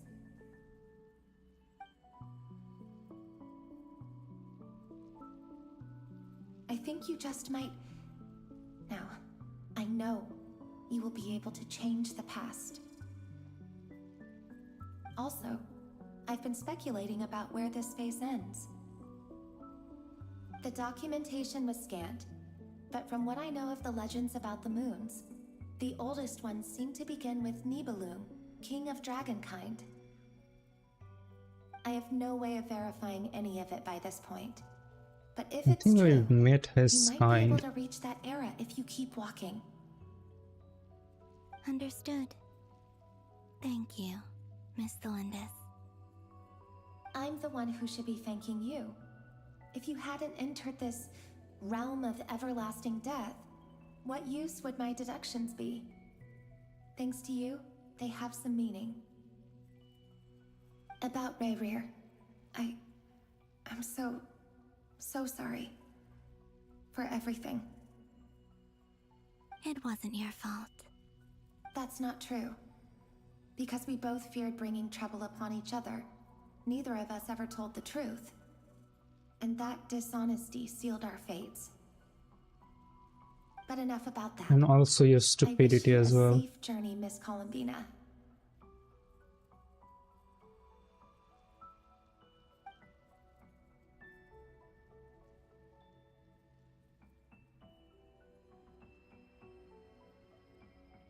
And may the outside world never have to experience pain like this again.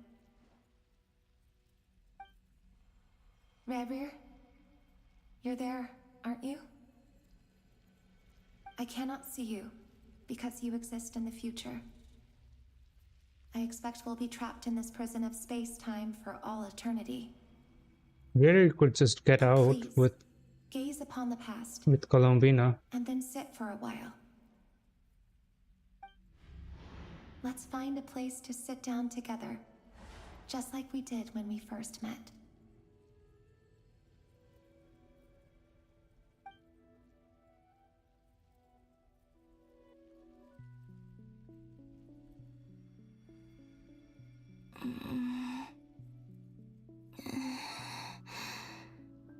How long have I been walking? How much further till I reach the end? Is there even an end to be found? Everything's getting blurry.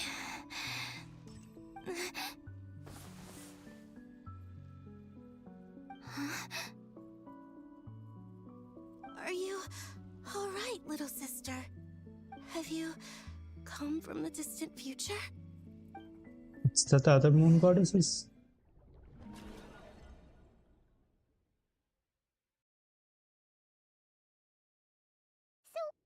How exactly exactly did the moons just disappear? Shouldn't it be a little harder to get rid of major creations like moons? The world is a vast and ancient place. On a certain scale, all life lasts for but a fleeting moment. Miss Nicole explained that the moon goddesses likely perished in the War of Funerary Flame.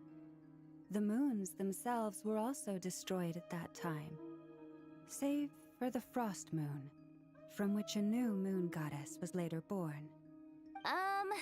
Am I missing something then? 'Cause the stories say that the moon goddesses were born on the moon, but doesn't Columbina say she was born in Nodcry? Huh, you're right! Why do their birthplaces differ? What's the difference between the two generations of moon goddesses?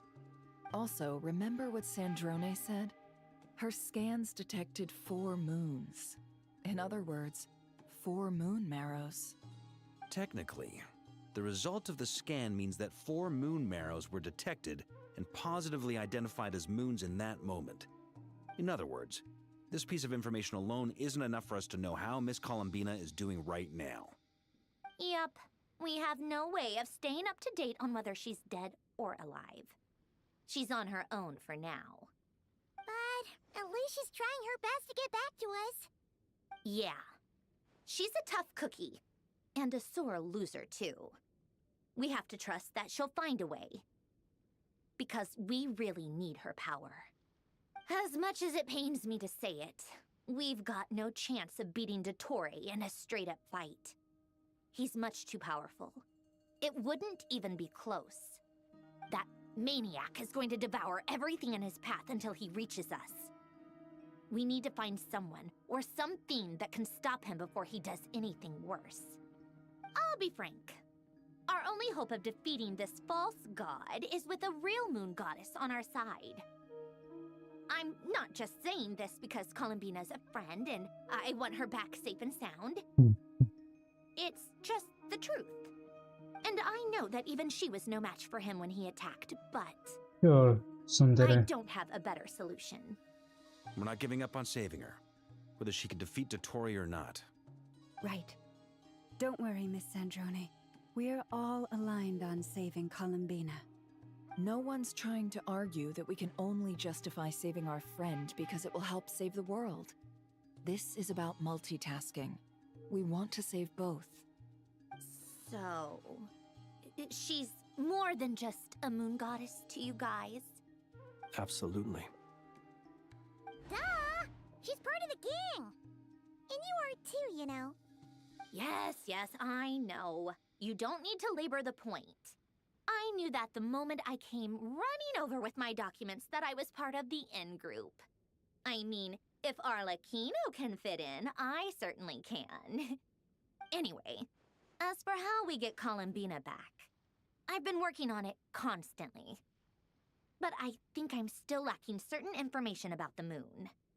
I'd probably get there if I could continue my calculations, but the problem is, I've run out of computing power. Computing power? You mean you need more energy? No, the issue isn't energy, it's processing power. There's so much data to get through that the whole process has just She needs a new ground to a GPU. halt. That's a tricky problem. René de Petrichor of the Nazissenkreuz Ordo once foretold the fate of the world. But I don't know how he did it. My guess is that he used the primordial sea's power. However, that won't work for me. His methodology was vastly different from my own. What's worse, they're incompatible. And, to top it all off, we can't even leave Nodcry. Ugh, this is so annoying. If I'd known we'd run into a bottleneck like this... Well, no, the design bureau's a bust as well. Curse that Dottore! Couldn't have made this harder for me if he tried. Oh, what do we do then? How about we grab a bite to eat and take a break? Maybe something will come to mind after you've cleared your head. You don't get it, do you? I'm trying to calculate the fate of an entire world here. And I need accurate results, not vague prophecies. Where the heck am I gonna find the computing power for that?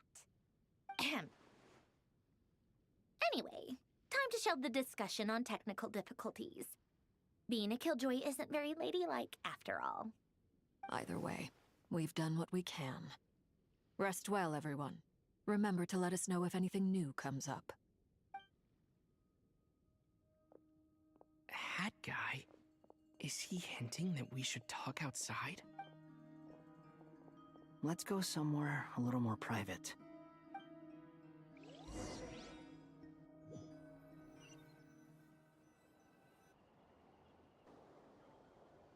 You know that Dory went back to Sumeru, right? Yeah, she mentioned she was planning to head back. Things aren't looking good for Nodcry. She's gone to spread the word so that Sumeru has a chance to prepare for the worst. From what I know of Dottore, there are two possible reasons why he hasn't made a move yet. One is that he's still working through some kinks in his new powers. The other is, he wants to see how we're going to react. He'll easily devour everything eventually, so I guess he's in no rush to make it happen. The first false god he made was me. Now it's his turn. Even though my records were erased from Irminsul, Dottore's ideas haven't changed one bit. He once told me that becoming a god was like turning yourself into a hungry wolf or giant serpent to devour the moon. Clearly, he began studying the moon goddess's powers long before he even tried making a god. He's always wanted to get his greedy hands on divine authority one way or another. And in the end, he devoured the moon where I failed. In the desert of Sumeru, there is a chessboard built by King Deshret, also known as Al-Ahmar. I don't know if it was a real game, or if he was just trying to challenge his servants and citizens in some way. But creating games and setting rules, gods do that as a matter of course. That's the kind of power Dottore craves. Now he has the Trilunar Authority. His power is leagues beyond the common people. I don't think there's any point in other nations rushing to the front line. They're better off focusing on defense and hoping they can fend off any threats that spill out from Nodcry. Either way, Dory will inform Lesser Lord Kusanali, and she will contact the other gods in turn. The Seven will have some recourse available. If nothing else, their protection should keep the rest of the world from descending into chaos as quickly as Nodcry has. So on the bright side, even if Nodcry is doomed, your friends in other nations won't be in any immediate peril. Yeah, but eventually they'll go But there. I'm not ready to give up on Nodcry yet. There's a word for people who refuse to let anything go. It's called being greedy. Maybe it sounds greedy to you, and probably naive too. But whatever you call it, that's what gives me the determination to keep fighting. Battles are fleeting, but the will to fight is a long-term commitment. Give up for even a moment, and your resolve will shatter. Why do you always feel the need to do the right thing? No one is born to be a savior. I mean, who's gonna criticize you if you fail or give up? Don't take this the wrong way, but Dottore said something similar to me. I guess the Fatui attracts people who don't believe in saviors. Not necessarily. It's less about belief for me. I just want to know how determined you really are. After all, I don't owe anything to anyone else here. Only you. You look kinda worried. If your arch-nemesis was about to achieve their ultimate goal, I think you might feel a little worried too. That's true. Dottore is about to become an omniscient, omnipotent deity. That's gotta be a bitter pill to swallow. Still, you're calmer than I expected. Obviously. I have to admit that my past self was a reckless fool who misunderstood not only the point of revenge, but how to achieve it. And as much as I want my vengeance, I know I'm not gonna get it by acting alone. If the world's taught me anything, it's to think before I act. Too bad it never taught me any other virtues, though. So, I am going to destroy Dottore. No matter what it takes. So, what's your plan? I'll get to that. First, tell me, what do you think of Sandrone? Just like Paimon said, she's a friend. Part of the gang. How much do you trust her? This is a serious question. Think carefully before you answer. I trust her.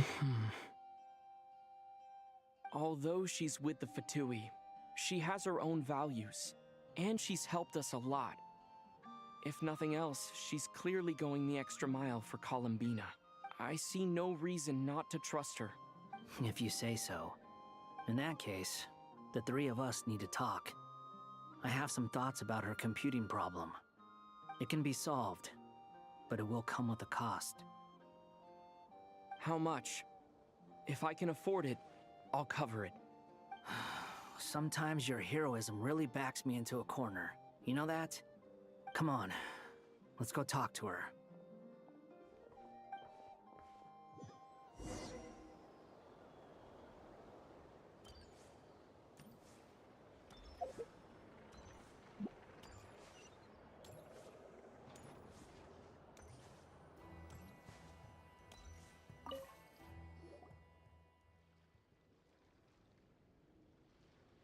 Miss Androne, Traveler. Hey there. Paimon's here too! She was just helping them sort through their thing. That was fast. The call only just ended. Well, you said it was urgent, so we got here as quickly as we could. Albedo, I have some alchemy questions for you. I see. Looks like my knowledge proved useful after all.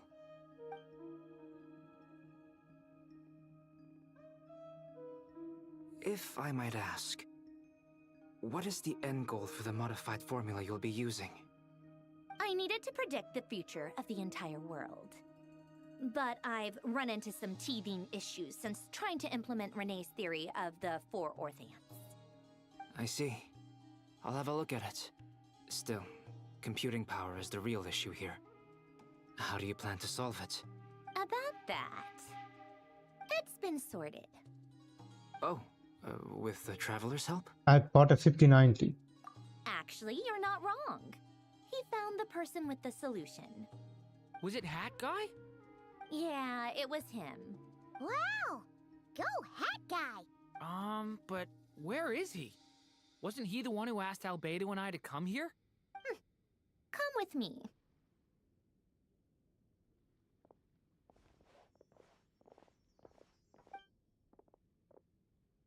Hat Guy?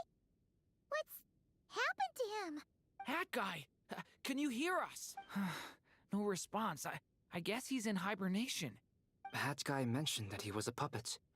It seems that his functions are currently shut down. I presume this has something to do with the solution to your computing problem. That's right. He and the Traveler came to see me. Wait, what? You have a solution? Would you calm down? Why do you always react so hysterically to everything? Excuse me? How would you know? You shouldn't be so quick to judge complete strangers. It's very bad manners. Oh, please. It doesn't take that long to figure out that you have a temper.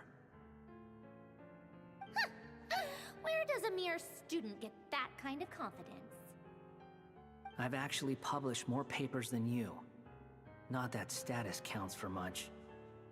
Even Paimon's applied for academia admission. Huh? Are you serious? See? This is why I can't be bothered to explain myself. She recognizes no one's skills but her own. Okay, fine. I'll hear you out. So, tell me, how do you propose to solve my computing power problem? This world itself is constantly processing all kinds of information. If it's the world's future you're trying to calculate, you need a processing device that's designed to cope with that volume. Easier said than done. Only Irminsul can handle that kind of... Wait... what you're suggesting.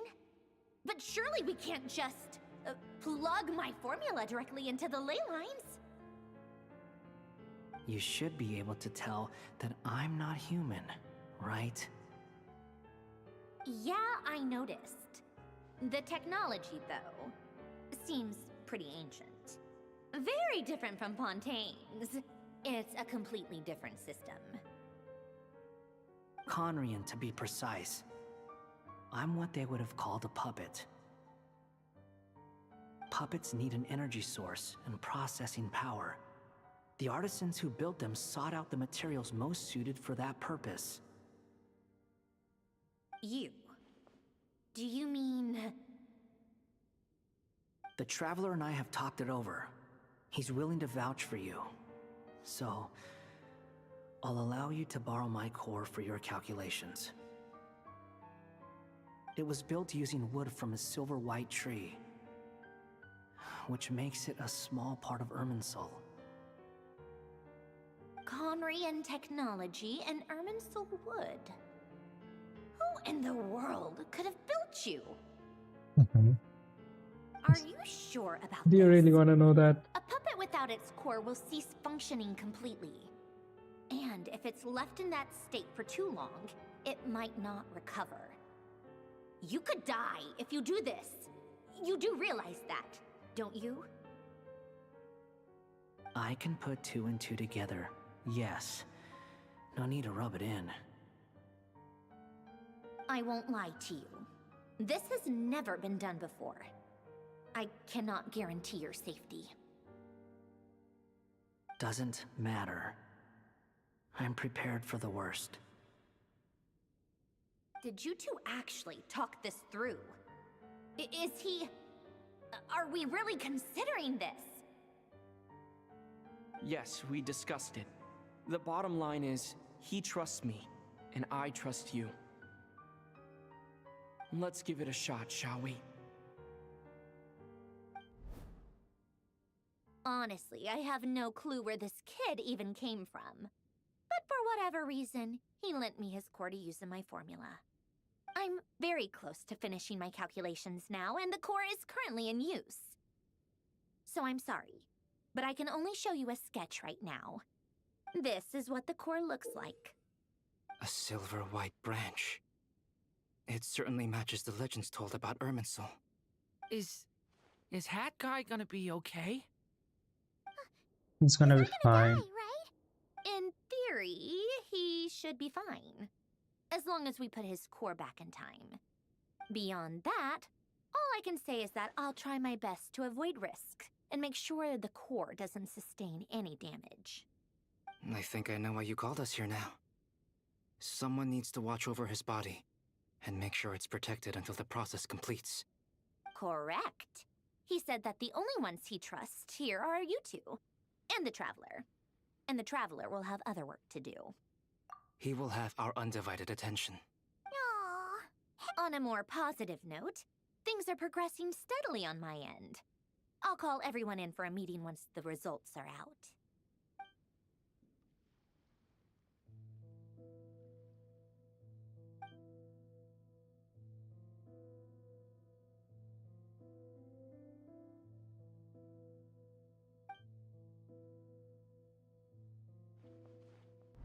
The worst case scenario with the core removal is either a system reset or a total loss of function. But I'm not afraid. A quiet death should have been my fate long ago. A core is completely different from a heart. It's like another vital organ entirely. I never believed it could be a true replacement for what I sought. But in the end, it turns out the core was more useful to me.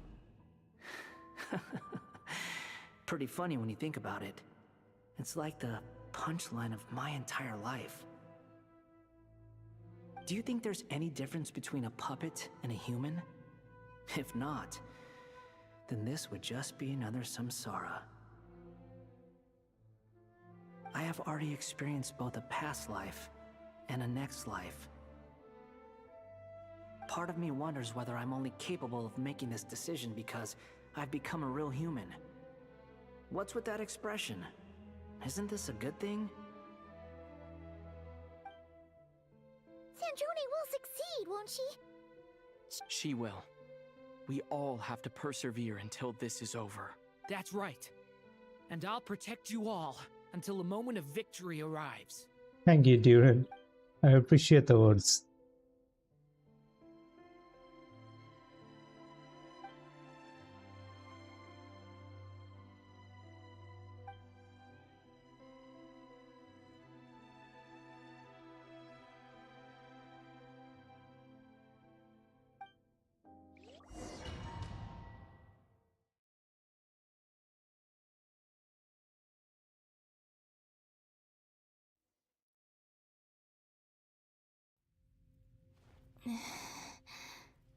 Who are you?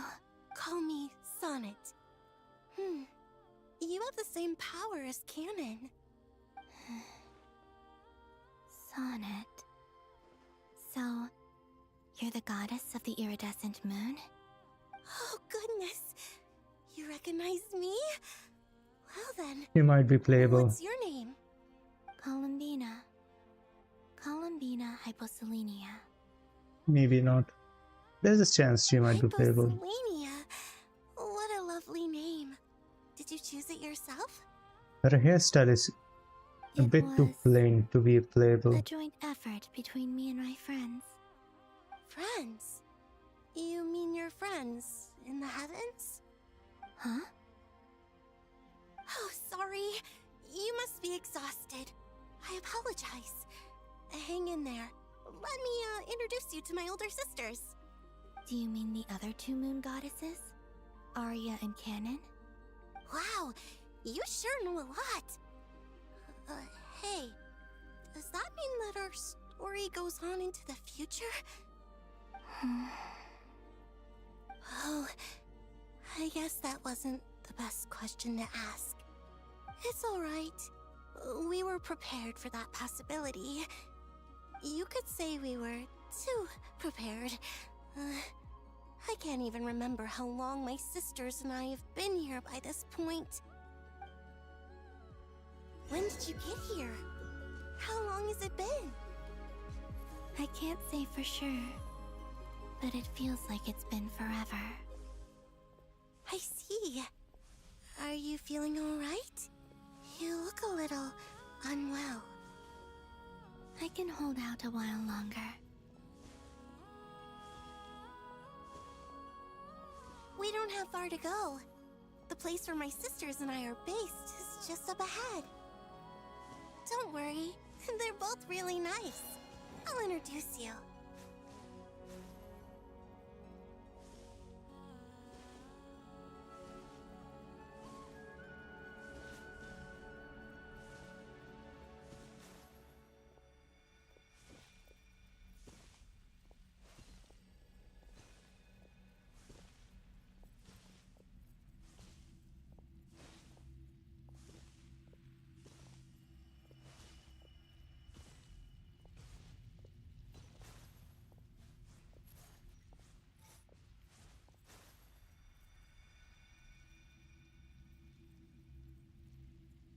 Sisters! I'm back! And look who I've brought with me!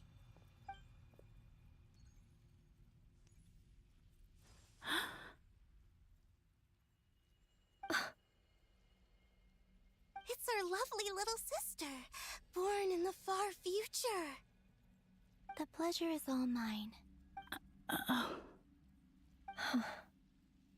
Allow me to introduce you to Columbina Hyposelenia.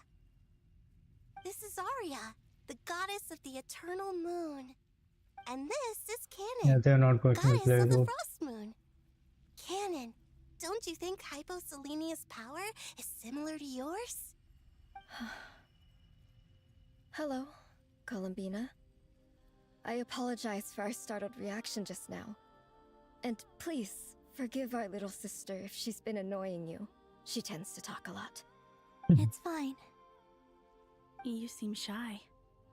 Don't worry, Columbina Hyposelenia. No one can hurt you here. Could you tell me where here is? Please. I must know.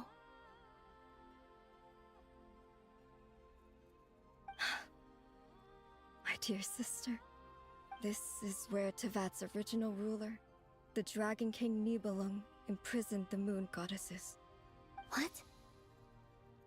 You're scaring her, Canon. No, I'm fine. Please, continue.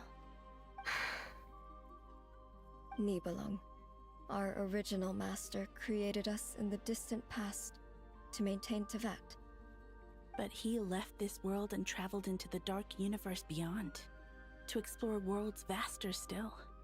Day and night, we fulfilled our duty in the heavens, until the day that the first Descender arrived. The great ruler of the firmament. The heavenly principles. Is that what later generations call them? I see. But we did not reject them at first, nor did they seem to harbor ill intent towards this world. We coexisted in peace. They were like a guest in our home. Slowly, however, we came to realize that our guest had a growing desire to change and dominate the world. And you didn't stop it? No. There was an order to the rules they set up that Nibelung never taught us. We wanted to know if this order would bode good or ill for Tevat.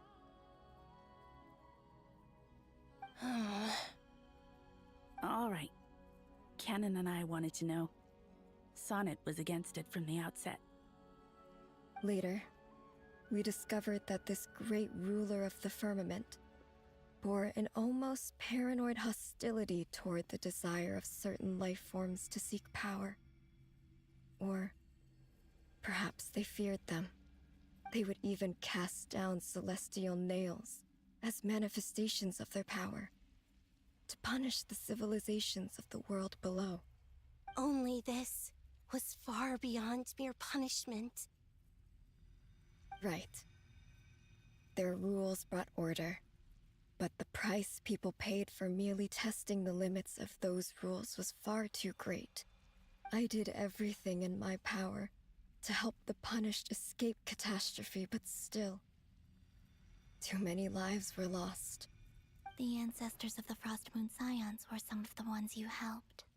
But just when we had decided to take countermeasures, the Dragon King, Nibelung, returned. And so began the War of Funerary Flame. So, that's the name the world gave that war in the future. Well, who won in the end? As far as I know, the Heavenly Principles won, although it came at a great cost. They remained in Tevat, where they continue to rule to this day. And the world's original master, the Dragon King Nibelung, was destroyed. And what of the moons? Are there still 3 moons in Tevat's skies? There is no Tell us sky. the truth, Columbina. We Here's know the we best are but part. remnants of a bygone age. There is no Prepared for the sky. answer.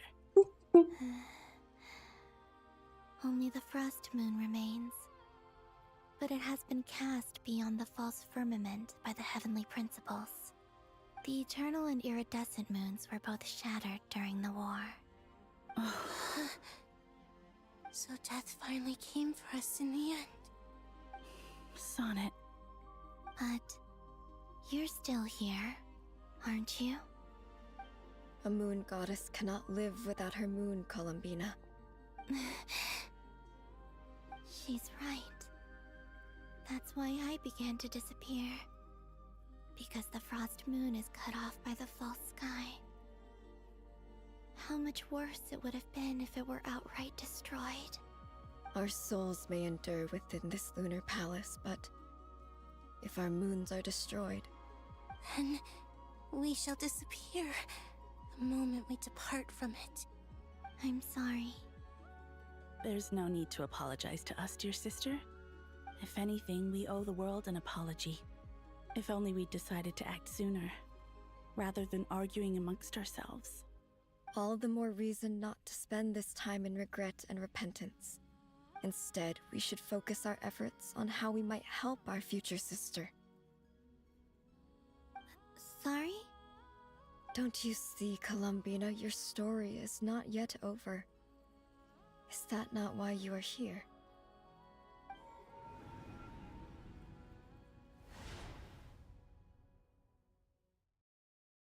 That was a nice transition. It's done. Initiate numerological array. Continue running primary process. Calculate the world's fate through extrapolation. And identify nodes of potential change. Secondary process, scan for moons. Still 4. The number of moon marrows hasn't changed. Wait, let me think. Is it possible that there's something I've been misunderstanding about the moons all along? Variables. Variables in the world. I know where potential variables within the world come from. So what about the moons? Are there any variables there? Like their life or death, for instance. What if being alive or dead makes no difference to a moon? But that's so strange. Even immortal gods can die. Why would the moons alone be? Wait! I've got it! If alive or dead is considered a variable, we might have had this wrong the whole time. No one ever said that a moon marrow equals a living moon. We just made that assumption ourselves. Initiate secondary process. Scan again. This time filtering out interfering perimeter, moon marrow. I don't care if they're natural or artificial. Get them out of my search results! Why? It says 3 moons still exist in Teyvat, even after excluding the moon marrows. But we know for a fact that 2 of them are dead. Redo the scan. Narrow the results to living moons and real moons. No, scrap that. Narrow it down to moons that have lunar authority and remain alive. Why? Why is it still 3?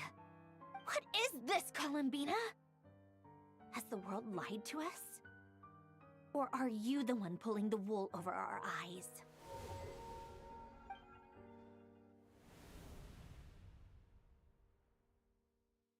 So, you think that the moon's reflection might be where Nibelung imprisoned the 3 moon sisters?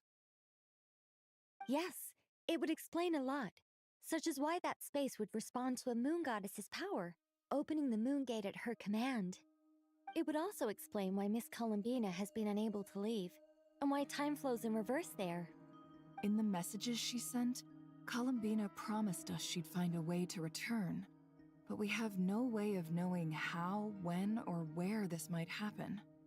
The fact that she still has yet to reappear in this world indicates that returning from that place is no easy feat. We cannot afford to simply wait for her. So you're saying, if she could return by her own power alone, she would have done so long ago? Yes, she certainly wouldn't leave it to this late stage when it's so touch and go. I've been giving this some thought, and I've come to believe that Luana's harm might be an anchor that she left behind, as a sort of future waypoint. This could also explain why Luana's heart is always by the traveler's side. Sounds like a plausible theory.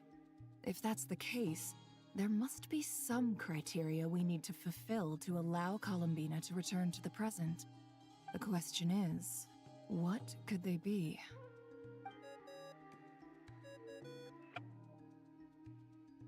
Hello?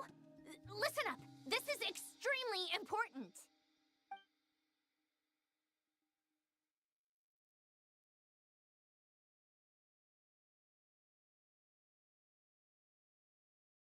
Not only is Columbina alive, but she may well exist in a form unimaginable to us. I'm still unclear on the details, but she's done something truly inconceivable in the past.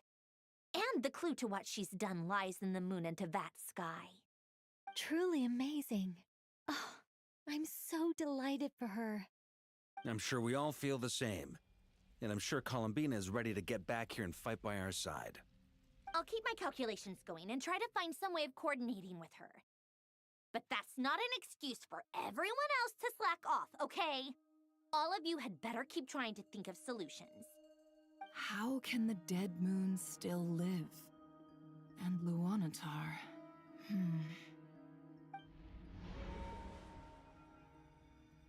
I love these transitions. It's hard to believe that's what will happen in the distant future. Our authority is linked to the most fundamental rules of Teyvat.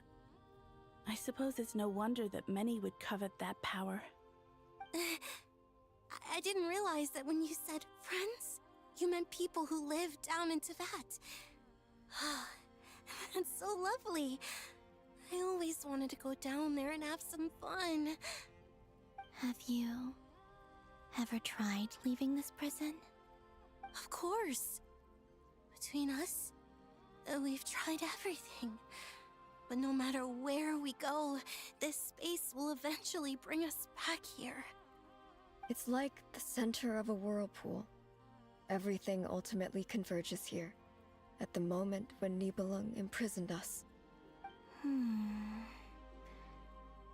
In that case, have you tried using any of those pathways that connect this space to the real world? Sorry? What are those? They're passages through which you can make small-scale changes to reality by using Kuvaki. Or am I the only one who can use those passages? Because part of my soul remains in reality. Kuvaki. What is that? You don't know? It's a unique kind of elemental energy found only in Nodcry, the land from which the moons arose. Oh. Well, it's true that the moons first rose up from the part of Teyvat you say is called Nodcry. But there is no difference in the elemental energy between there and anywhere else. What? Could you show us some of this Kuvaki? Hyposelenia? Maybe if we see it, it'll make more sense. Okay.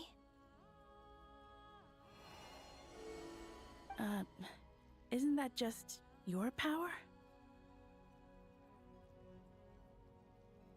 What? But it's everywhere in Nodcry. In the air, in the land. Even the creatures who live there have adapted to its influence. How curious. This Kuvaki certainly did not exist anywhere in the world before we were imprisoned. Let alone influence living creatures. So, how exactly does it affect them anyway? Can they float in the air like us? This is so strange. Why would their reality differ so much from mine? Columbina, you're looking for more than just a way out of here, aren't you? Yes. If I am to help my friends, I will need tri-lunar authority on par with that of our foe. You mean... you'll need our power? This sounds extremely risky. The Three Moons' powers are not mutually compatible. Concentrating them into one goddess will be a very painful process. And if anything goes wrong, it could tear you to pieces. I know. But I'm willing to take that risk. Even so, let's say we successfully transfer our authority to you. How will you take it outside this prison? Nibelung constructed this realm specifically to prevent us from using our powers to interfere in his war. No moon goddess can leave this place alive. What if I don't leave alive?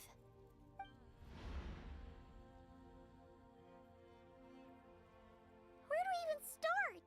How are we supposed to figure out what we're meant to do to help Columbina?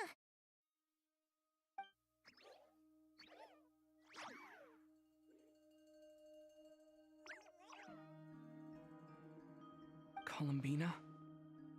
What do you need from us? If she really got to the beginning of time in there, how do you think she'd leave us a message?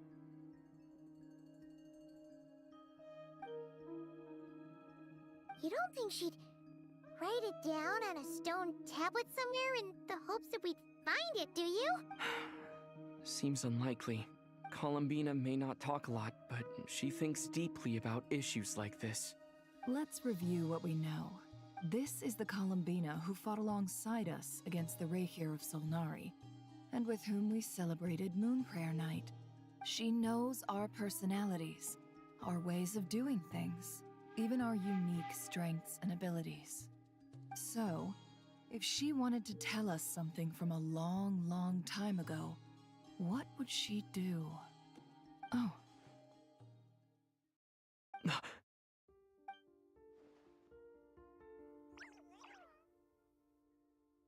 Traveler, you once said that those golden ripples also appeared when Luanatar was born. What if Columbina left Luanatar here, not just as an anchor to the real world, but for some other purpose? If she is part of Columbina, and Columbina knows that I can see past events through her... Oh yeah! Like when you peeked into Rarer's past through his heart! Nefer, wait! If you're right about this, and you can really see past events through Luanatar, your eyes, they'll... Oh, I know. Looking at Rerir's past in Conria was already enough of a strain on my eyes. Looking this far back into the past, it'll surely blind me. But it's our only chance. This is the only way. Boss. We spoke about this once, a long time ago. Do you remember what I said, Yehoda? The day I lose my sight, the Curatorium of Secrets will be yours to run. But... What's wrong? I'd be overjoyed if I were you. This day's come a lot earlier than either of us expected. I need to know you'll honor our agreement, Yehoda. Promise me. Yes, Boss Neff. I promise. Are you sure you don't want some time to think this through? What is there to think through? I should have gone blind after our battle with Rerir. Frankly, it's almost criminal that I got away with it for this long. Then at least let me take some precautions on your behalf. And if you really do lose your sight, I'll visit your office every day and make sure you're well looked after. Oh, please, anything but that. I was actually ready to go through with this. Are you trying to scare me into backing out? As if I could ever scare you. I'll assume you're just joking to calm your nerves. All right, enough chit-chat. Let's do this.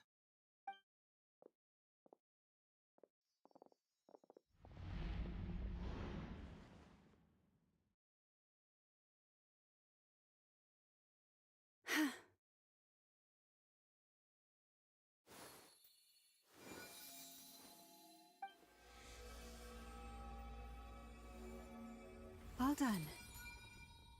Good. Now give me some space.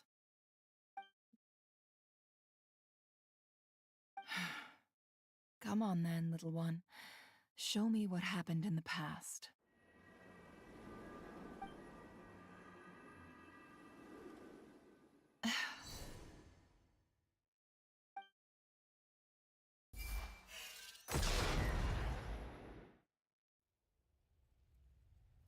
Between the Trilunar Authority, Kuvaki, and the soul-surviving moon, the Frost Moon, I think I might know how to get back. But I will need my sister's help. Time to go talk it over with them. Why are they standing so far apart? Like they're in the middle of a fight or something. Have you decided what to do? I hope it's not too dangerous. You really scared me when you said that thing about not leaving here alive. Come on, let's go find the other two.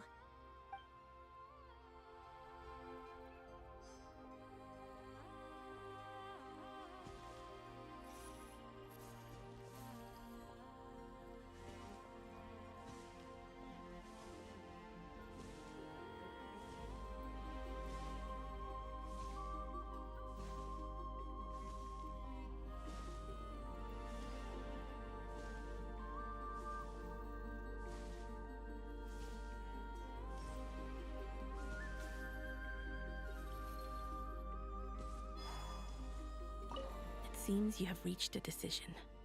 I'm all ears. What do you propose?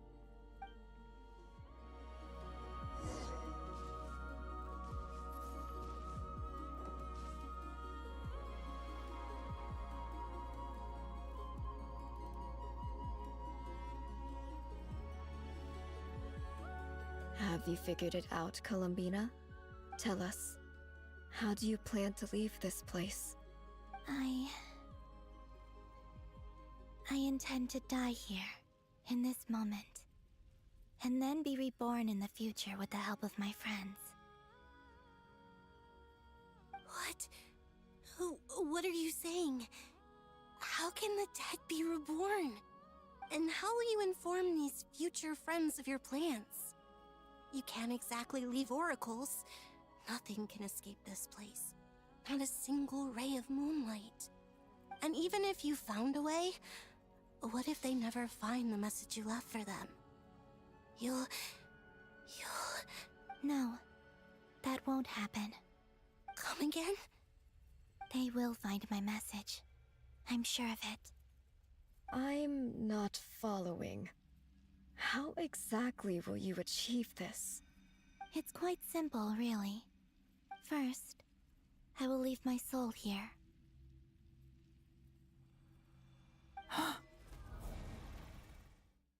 I see it. Your soul? You mean you're a divinity? Yes. I once left a portion of my soul in the future. One so small that this prison barely noticed anything. In this very moment, she can resonate with my soul across time.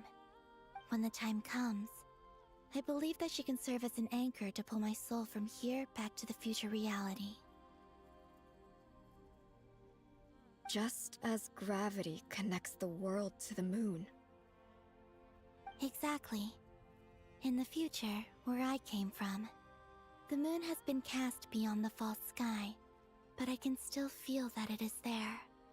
In a similar way, I can feel a connection to the soul fragment I left behind even now. My friends can use it to detect my presence. But how do you just leave your soul here? Is that even possible? On my way here, I met an ordinary mortal who entered this place long before I did. Her body is long gone, but her soul remains. And before that, I encountered an old enemy whose entire soul survives here intact, while the power that once corrupted his body has faded away. So, perhaps this space is specifically designed to imprison divinity and authority, but not the physical body. Still, even if your body can escape, would it not just be a lifeless husk without the soul inside? Wait, is that what you meant when you said you wouldn't leave alive? Yes. I shall turn my body into moonlight and pour it over Nodcry. That power shall protect the land and quietly blend into it, awaiting my soul's return in the future. However, I cannot do this on my strength alone. I would need your help to do this, so I'm humbly asking for your assistance. Oh, dear sister, you need not be so formal. As I said before, we are but remnants of a bygone age. You, on the other hand, were born alone in that distant future, and you have walked a long and lonesome road since then. How could I bear to let your story end here in this dungeon? Don't forget, we are your sisters, your family.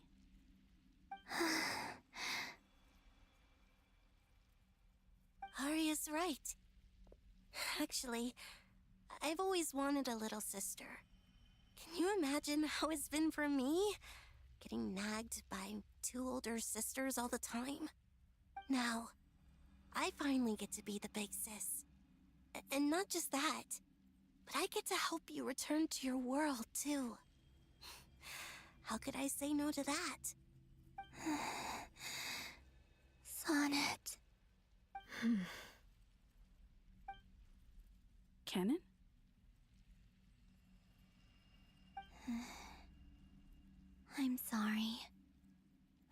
this is a bold request. The Frost Moon is rightfully yours, and it remains intact. Oh, no, please, don't misunderstand me, Columbina.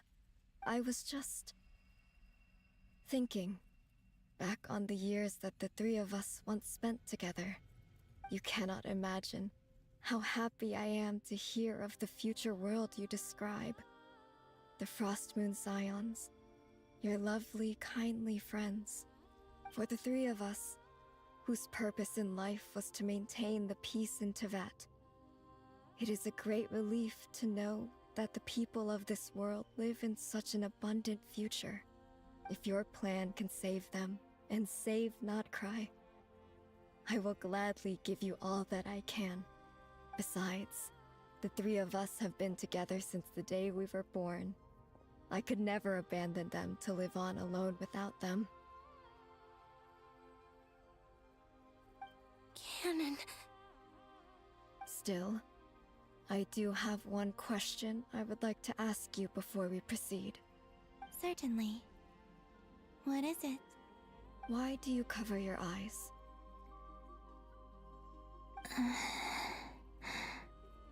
Yeah, I was curious about that too.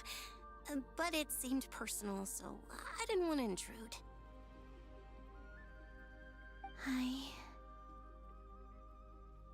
There was a time when I refused to look upon the world. I believed it was full of nothing but lies and falsehoods. I wished to hide my feelings, seal my heart, until I could return to my true home. I see.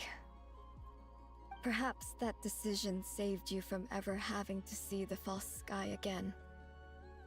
But at the same time, you likely missed out on many true and precious things, like the smiles on your friends' faces. Promise me this, Columbina. When you return to the future, open your eyes, take a look at the world around you, and see your friends. I'm sure that you know this already, given that you long to return, but that is your true home. Give me your hand, Columbina. Arya, Sonnet, you too. Okay. All right.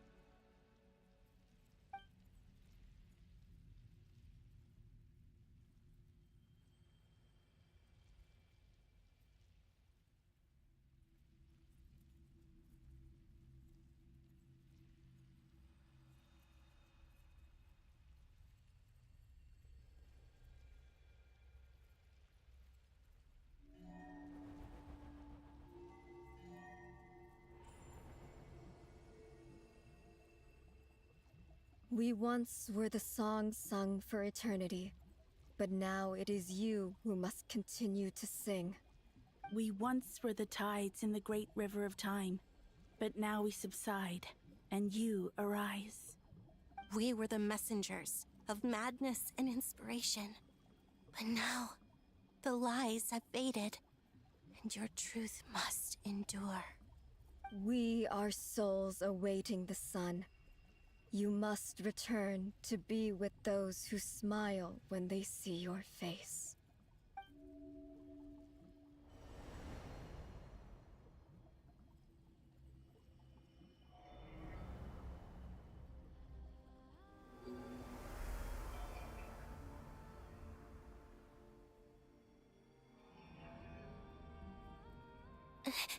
Is it done? Yes. We have transferred the authority over all 3 moons to Columbina Hyposelenia.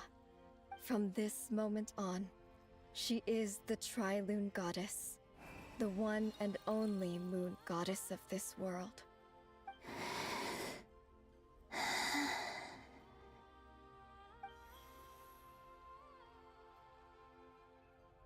Thank you. Thank you, my sisters. Now go, and do what you believe is right, Columbina Hyposelenia. Be aware Say that Columbina, we cannot you don't have to grant say you the full power name. of the 3 moons beyond these prison walls. The conflict that arose over their remains following our disappearance will still take place. I understand. Sisters, oh, my body. It feels... Now that we have given up our power and authority, our bodies are merely mortal shells. This prison is dissolving them as we speak. It's okay, Sonnet. The end must come for every god, just as it does for every human. That's all this is. The final destination of our lives. Canon and I will be by your side the whole way. We have one final request, Columbina. Could you use the Three Moons' power to send us back into the real world? Now that we have lost our powers, I doubt this space will seek to hold us further. It's just... we would like to spend our final moments together in the only place we ever called home. Of course. Gladly.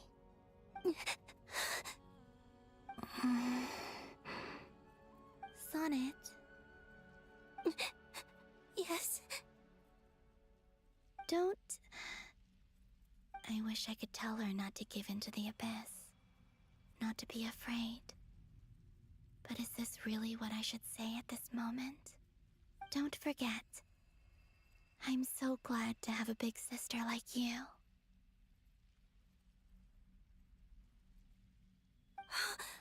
No, Hypo. Thank you. I'm okay. I'm not afraid. As long as my sisters are with me, I won't be afraid.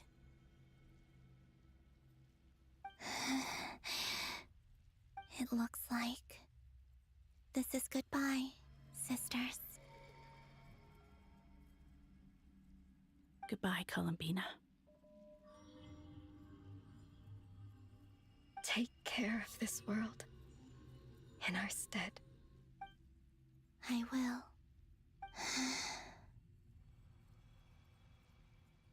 And now, it's time for me to bid farewell to my body, too. May it become the moonlight that keeps Nodcry company through the long years ahead. So this is why Nodcry was not always home to Kuvaki. It only appeared after I poured my body out upon this land, and only this land. Kuvaki responds to me because it is me, my body, answering the call of my soul. And the golden energy I've encountered on my way here was, in fact, that very soul, which I am about to leave here to guide me. O power Triloon, eternal moonlight. I, Columbina Hyposelenia, lay aside my body. Let it be cast into the dark night to illuminate the future. May it be a companion to all who dwell beneath the moon.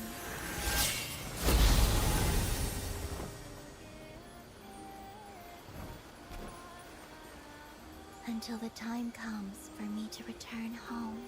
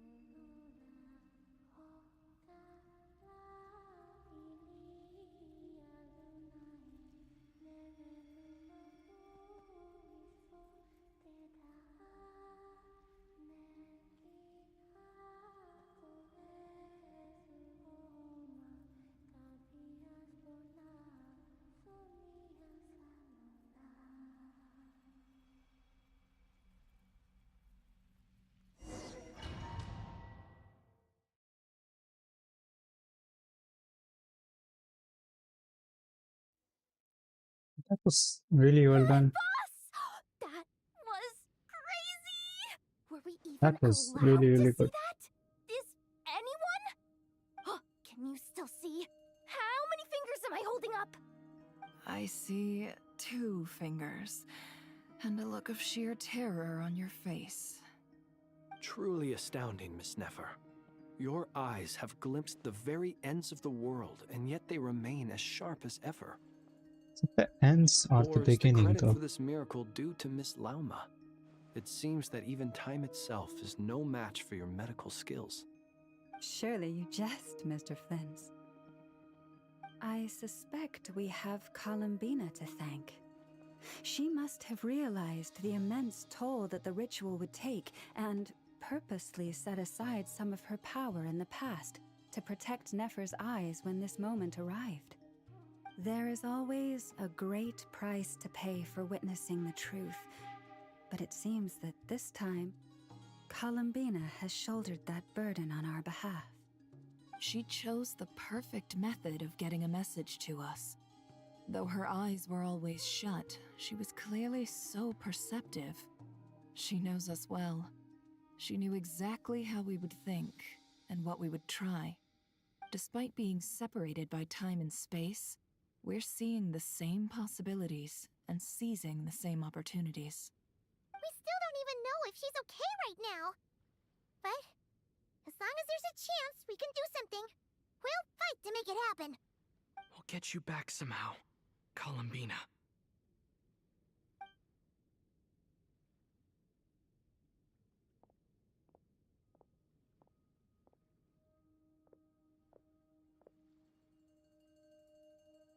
Well, based on the information we now have, let's figure out our next moves.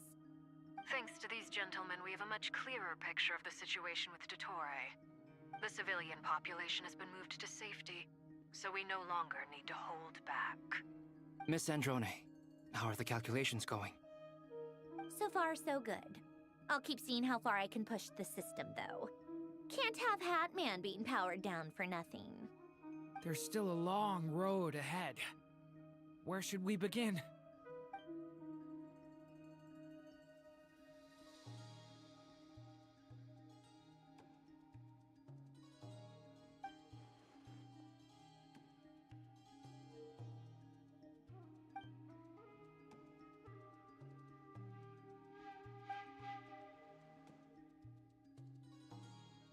Our plan is clear. Time is short, so let's get moving. There's just never enough time, is there? Time is the bane of my existence. Ugh. Anyway, I'm gonna get back to work. All right, we'll do our part too. Yeah.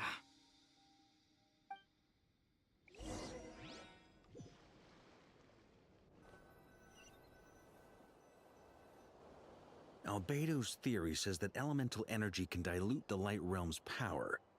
But I'm no expert in building elemental defenses. Sounds like something out of the advanced elemental theory section of the library. Whew.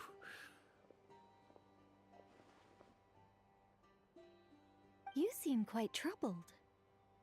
Well, yeah. I mean, who doesn't get a little flustered when they're completely out of their depth? You were the very picture of confidence back when you approached the Hexen Circle. Yeah, I could have been faking it through that whole meeting for all you know. Who's to say I'm not just a ball of nerves in a charming and gregarious package?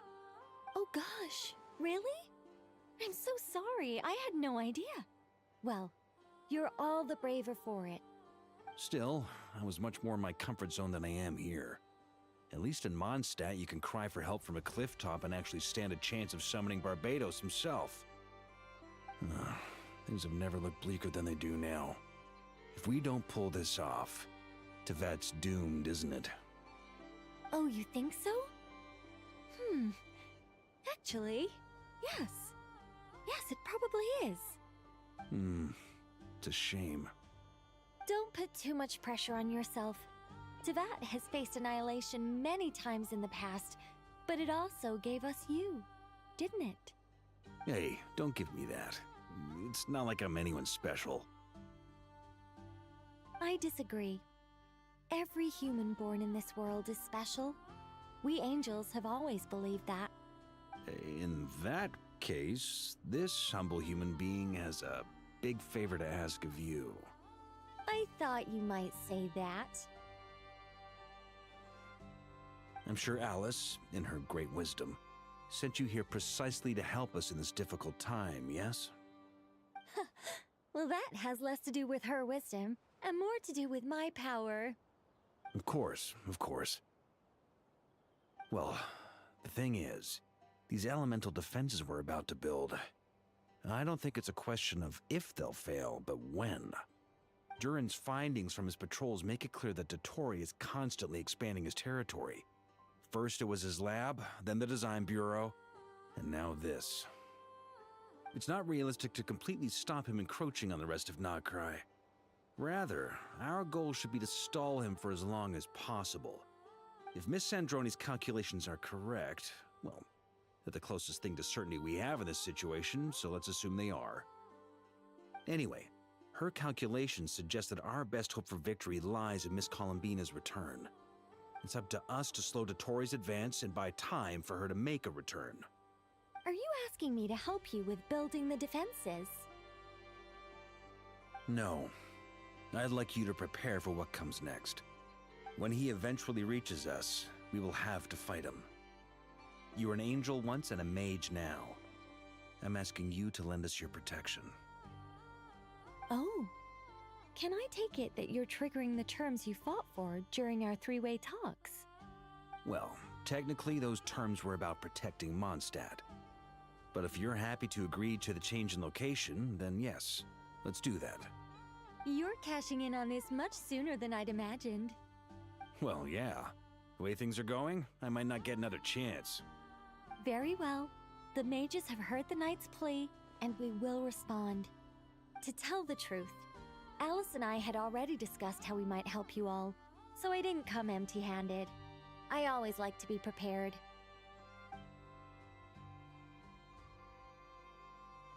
This is... wow. Yeah. This is great. Seriously, thank you. It's been many long years since I had a chance to dazzle humanity with a little divine intervention. To humbly serve as a reliable and responsible guide. Anyway, Knight of Boreas, please accept this gift in recognition of your great virtue. Go now. May the angel's blessing deliver you safely to your destination.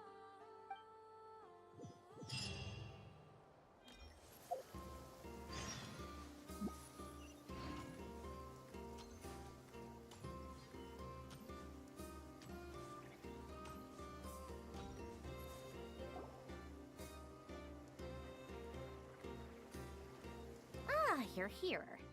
Sandroni! How are things going? Glad you asked. You two are about to become the first people to lay eyes upon my masterpiece. Or should that be the first person and the first, specter? Hey! Whatever. Come, feast your eyes on this. Wow! We've never seen something like this before!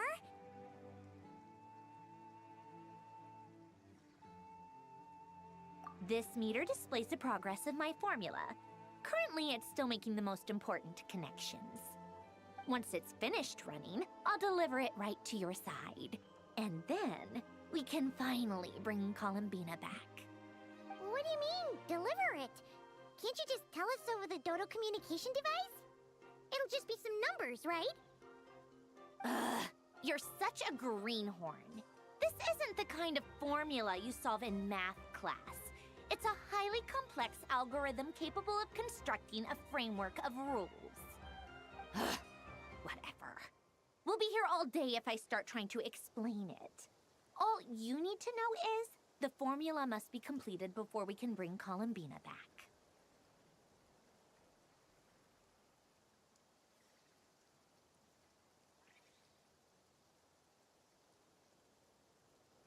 I'll share the data with you.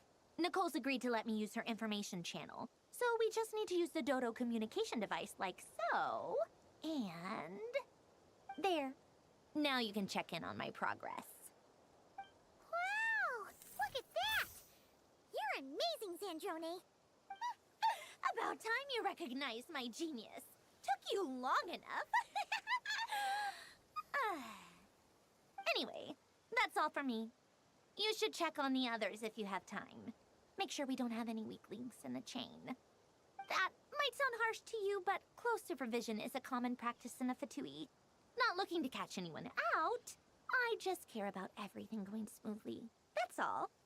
I'm kinda stuck here while the formula's running, so I need you to be my second pair of eyes in the meantime.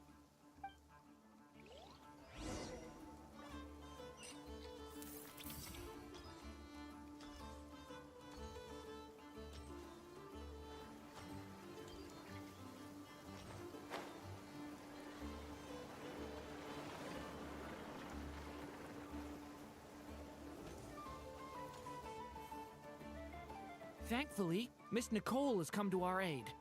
Nasha Town is now looking very well defended. Golden Flame. Yes, that's Nicole's power, all right. Based on the latest message from Grandmaster Varka, it sounds like they've reached an agreement. The situation should be more stable with her assistance. Everyone will have at least some degree of protection. Albedo! Durin! Hello there, you two. Are you well rested? That's good to hear. As per the plan, Albedo and I will be in charge of Nasha Town. As Dottoro's energy field expands, it's creeping ever closer in that direction.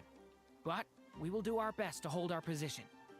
We've fought side by side many times before, and always with great success. I believe this time will be no different. So don't worry about us. Focus on fighting Dottore.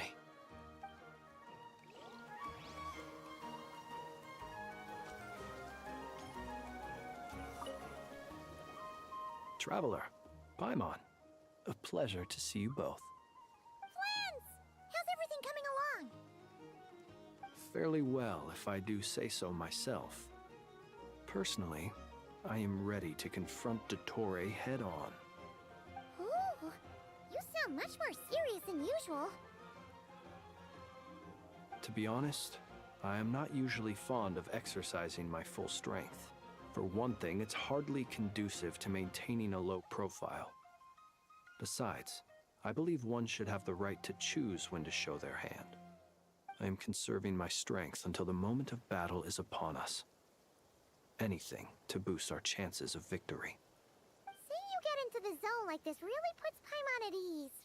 Huh, Travel? I consider it an honor to have your trust. Rest well. I look forward to seeing you both in your element during the battle.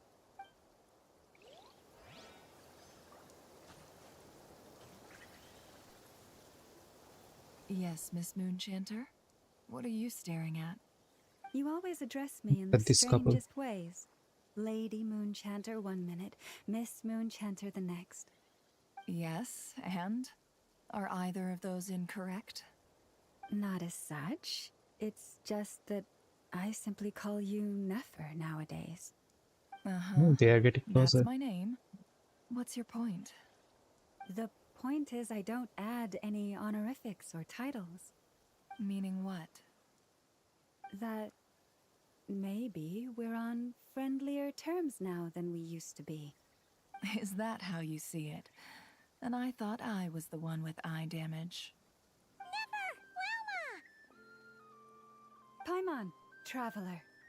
Just swinging by to check in on you. How are things going? Did you manage to get some rest? Don't worry about me. I won't slow us down. And I give my all to ensure our victory. Ah, yes. Allow me to give you two a quick checkup. All done. You're both in good shape. You're welcome. You'll have your work cut out for you in this battle against Dottore, so make sure to get some rest in first. Paimon will keep an eye on him. Don't... I'm glad to hear it. Take good care of yourself, too, Paimon. Sure thing.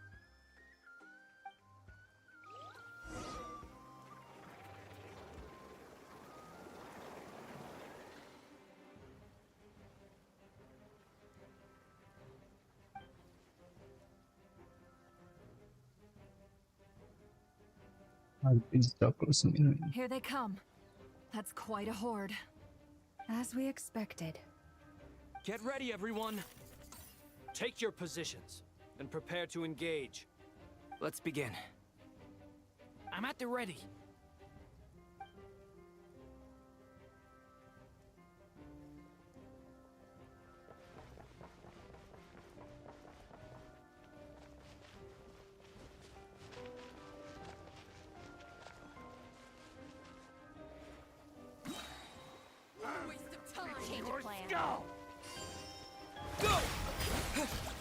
Be silent. Are you quite finished? Observe. To dust. Another one. 5. Close your eyes. Be silent. Do you fear the dark?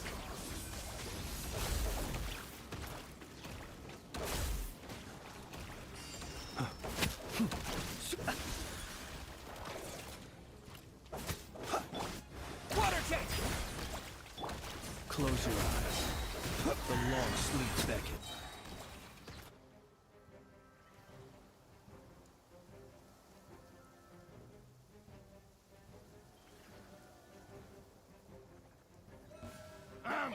It's your skull! You poor last lamb. With one heart, we pray.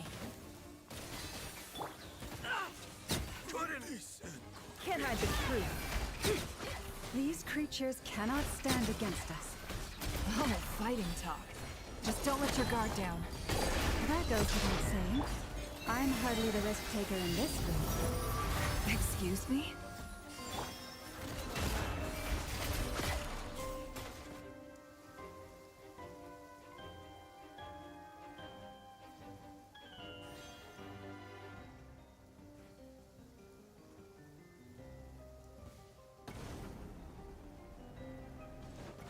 Burst forth. Story has only just begun.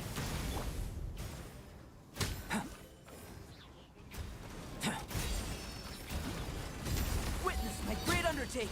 That was easier than I thought. Naturally. What do you need?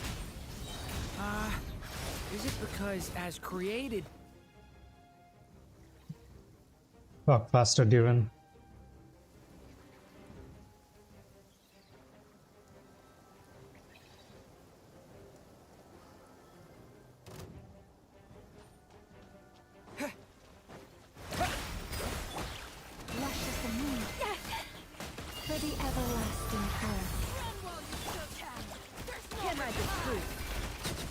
People have always used fire to drive away wild beasts. Wouldn't a lantern work just as well? You read my mind, my dear friend. I was just about to say that. All right then, dear friend. Bring the light.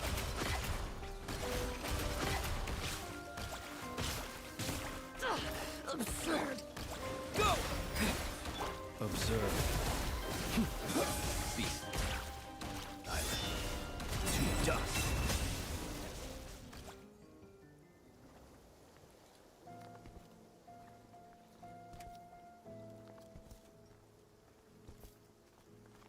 You're looking well. I trust you've had a good couple of days.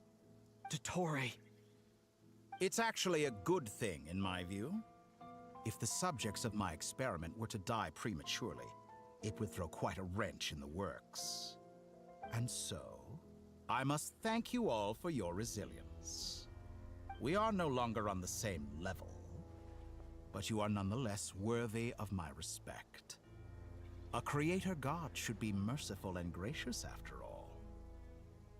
And in any case, it is only right that before I end your lives, the world is informed of the arrival of their new god. Wow.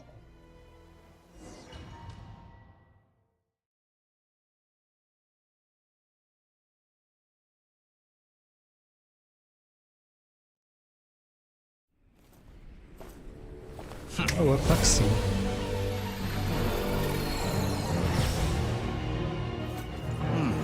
Predict the God's name.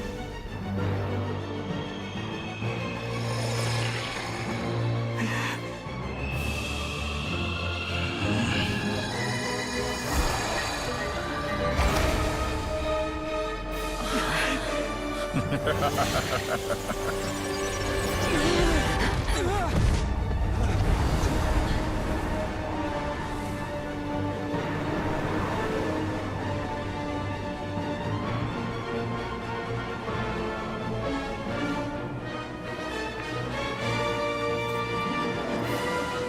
experiment begins.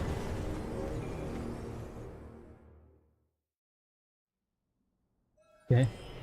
With the marrow of the 3 moons in my hand, behold the false moons fall! Why are you giving me the cover if you want to kill me? Bro is so dumb. Wipe out! Leave this course. With one heart, we pray. Close your eyes. Be shackled to dust. Fear the dark. Entropy. Keep it up. I'm still collecting data. Bombs away! Receive my blessing. Did you honestly think that would hit me? It literally hit you, dude. What are you talking about?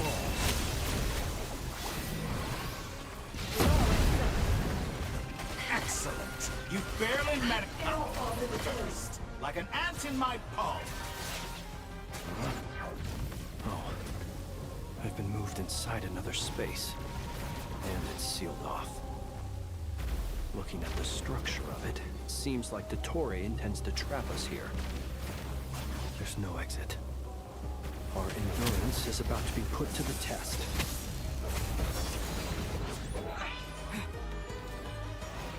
The fuck? Give me back my character, you asshole. Did you honestly think that would hit me? No more lies.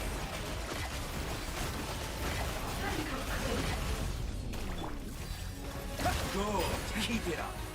You cannot face me. Can't hide the truth. Found. Entropy bends to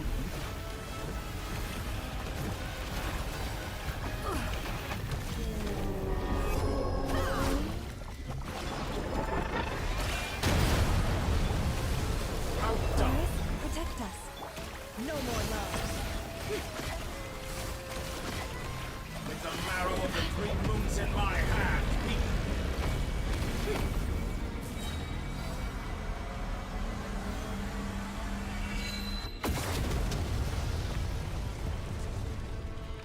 You cannot face me. Water jet! Yeah! Found. Tell me, where will you try scurrying off to next? Looks like Dottore has opted for a divide and conquer strategy. But we will not allow him to triumph.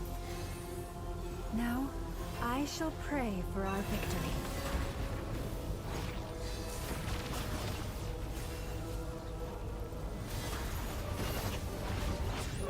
Entropy bends to me.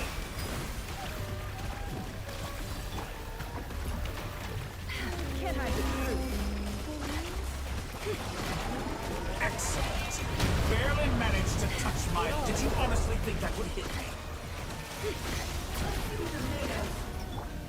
Go! Reverse. Is it making me go in reverse? What the fuck is going on? Bombs away! The mystery unravels.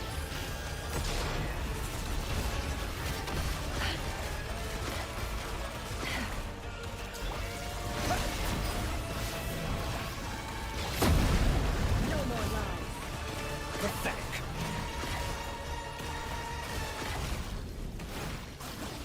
Good. Keep it up. I'm still collecting data. Huh? Be annihilated. That which cannot stand against What's this supposed to be? A knockoff version of the space Columbina got trapped in? There really is no way out. We'll see about that, Dottore. What is going on with my controls? Bro. How dumb! My apologies. I had not intended to take your teammates from you. But you have a choice. Obey and I will listen. An excellent deal if you ask me. Won't you consider it? Introvert bends to me!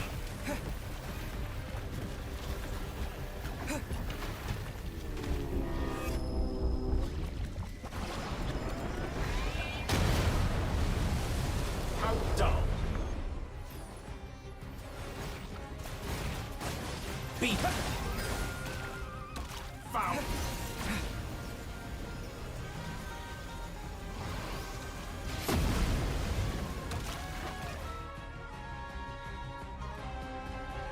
I'm aware you've been working on some little tricks to surprise me with, but it appears that none of them have come to fruition. Oh, yeah. My guess would be that you're trying to bring Columbina back. But then, where is Sandrone? Or are you trying to buy time for her? I always found their friendship to be a curious phenomenon. Two highly incongruent personalities, and yet they share a deep connection. Speaking of Columbina, I once saw her as like a younger sister. We got along quite amicably while she was with the Fatui. But then one day she suddenly decided she would refuse to take part in any further experiments. To this day, I truly don't understand what I could That's have not done how to you upset make her sister, so much. dumbass. It's such a pity. I could have had a sister, a family. But alas, she grew to dislike me. You're not fit to be family to her. That I can't deny. So many people, all obsessed with playing out the same tired old dramas. This world is rotten to the core. And then there's you. You had every opportunity to reach the right conclusion. The thought of killing you off like this?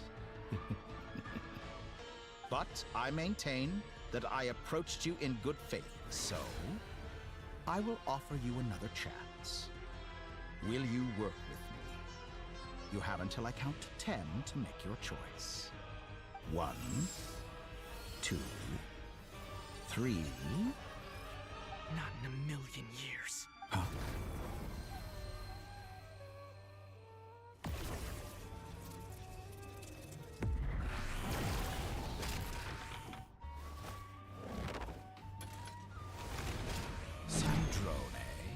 What a pleasant surprise. I didn't think you'd join us all the way up here. You're as sick and twisted as ever. Don't fool yourself into thinking anyone's grateful for the chances you're offering them. Sandrone? But the formula hasn't finished running yet. Funnily enough, I was just discussing a collaboration opportunity with the Traveler, and then I see you, who I must say is a good example of an opportunity gone to waste. Gone to waste? I said that everyone would get one chance, and you've used yours to march right back into the lion's den.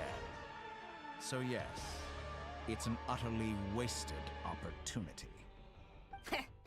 And what makes you think I believe a word that comes out of your mouth?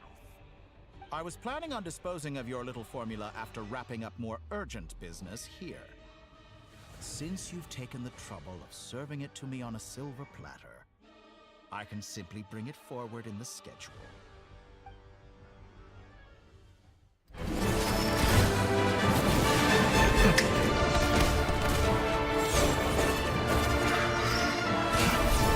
So Colonia can run.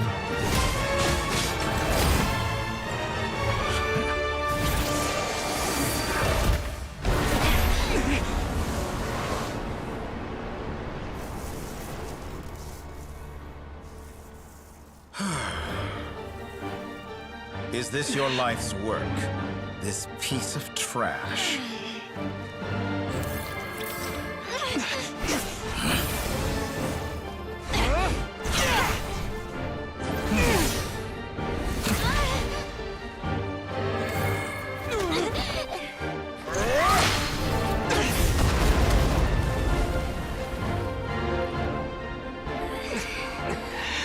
Your formula runs too slowly, Sandrone.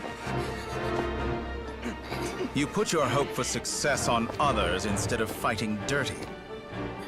That is why you have failed. Now, whom should I slay first? Any volunteers? No one? How nice of you to leave the decision to me.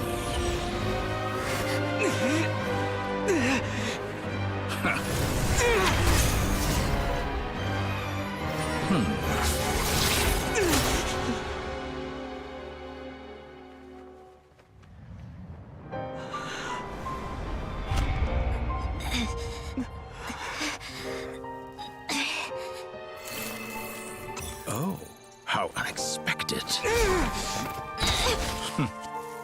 Sandrone, any last words for me, comrade?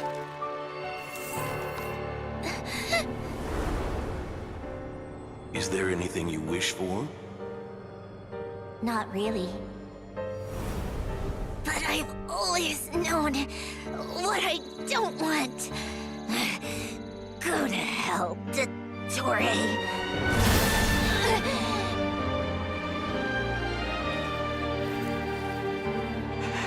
No!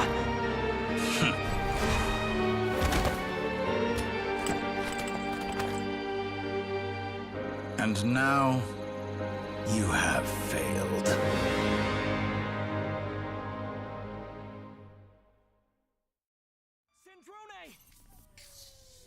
Now you see how fragile mechanical How about you do something instead of just laying just there? a gentle tap, and they fall to pieces. Bro. However keen of an inventor Sandrone may This have game been, might her have death the lamest spells male the end of the character formula ever that to was exist in running inside her gaming. body. Holy shit. Of course, I have to commend her for That was a making it nice this cutscene far. though. Really As her nice colleague, arc for I have to admire Columbina. her stubborn tenacity. Sorry, not Now, Columbina. It is time for you to take your place by my side.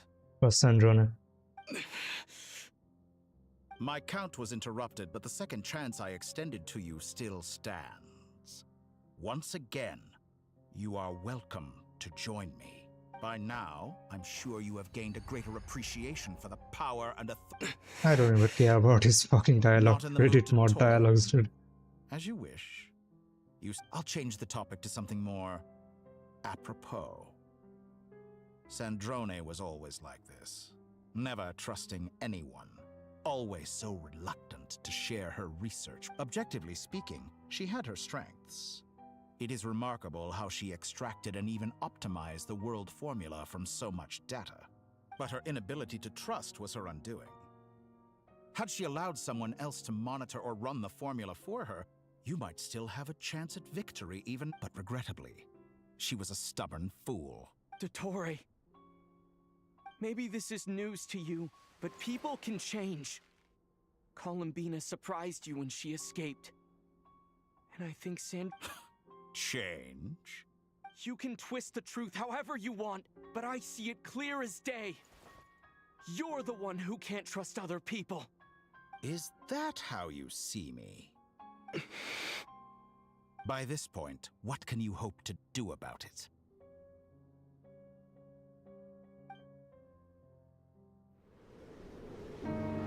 It is pointless to fight on. You've already lost. Wrong. You can't win this, Dottore. What was the point of this? Those talking? If there's another cutscene just 2 minutes later, just continue the cutscene. Sandrone's death would have had much more weight that way. What the fuck?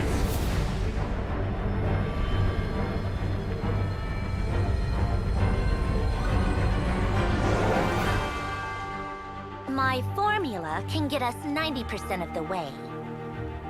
It will connect you to Columbina. Then, I will bring the formula's output to the Traveler's side. For the last 10%, do whatever it takes.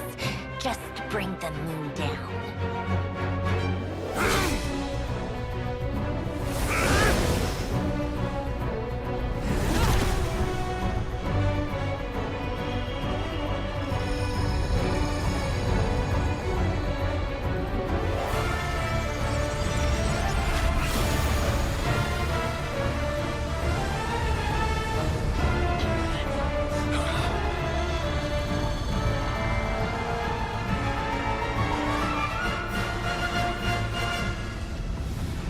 Our main character is just standing there watching everything happen.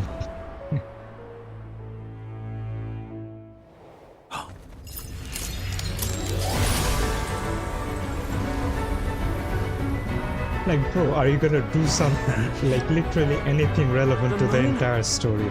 Will never be yours. Oh, man.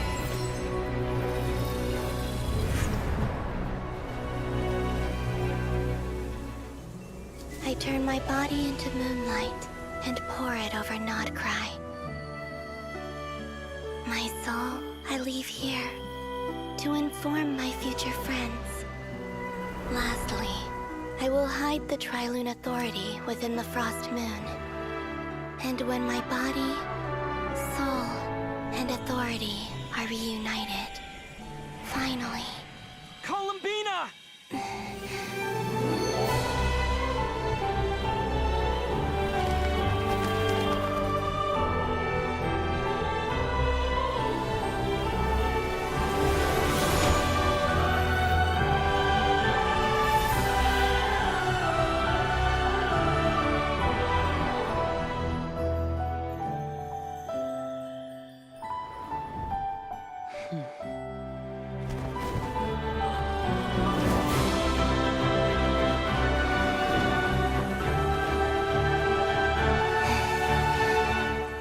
It's been too long.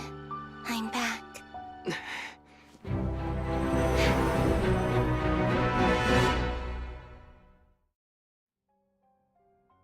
Stay focused on the battle, Traveler. What a touching reunion. Though I personally find myself repulsed by the sight of weaklings huddled together for war. Now, quite finished patting yourselves on the back. Show me how long you can struggle before you drown. Watch out, Columbina! You can manipulate space itself! I know. Wait for the right moment. We'll strike together. Moon's remnants.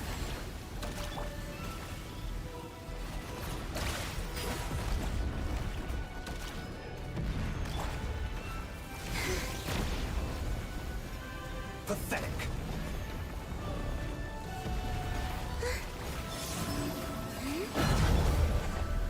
Water jet!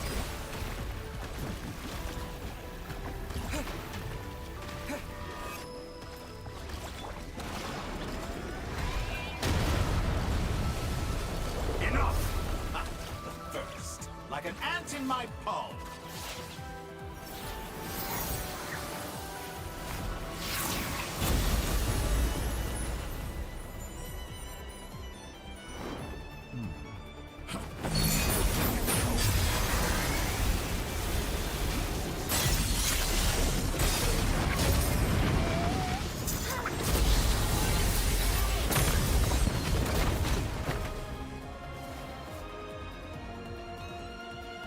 I grant you the new moon's blessing. The new moon shines upon you. I am growing weary of... Shut the fuck up, dude. No one asked you. I love the scenery.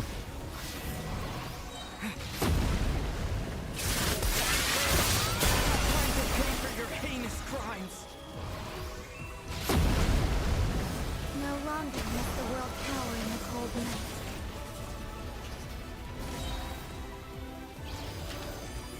I can't jump over that.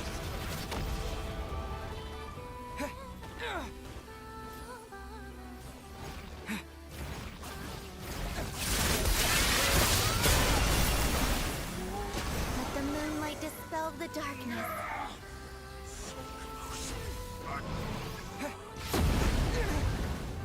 I didn't see him.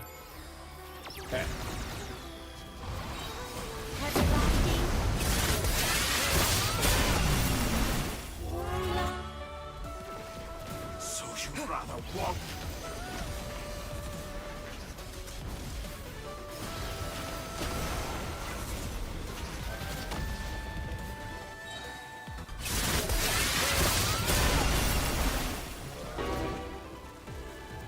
Only I could shape the new world.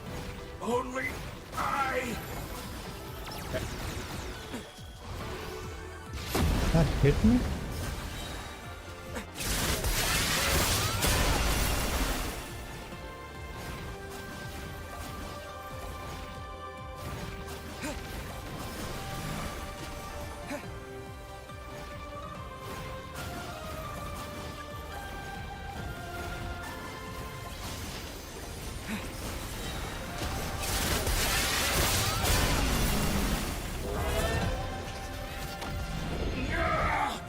So close.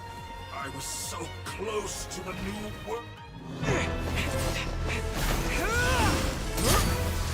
Willfully blind. How can you be so satisfied with your fate?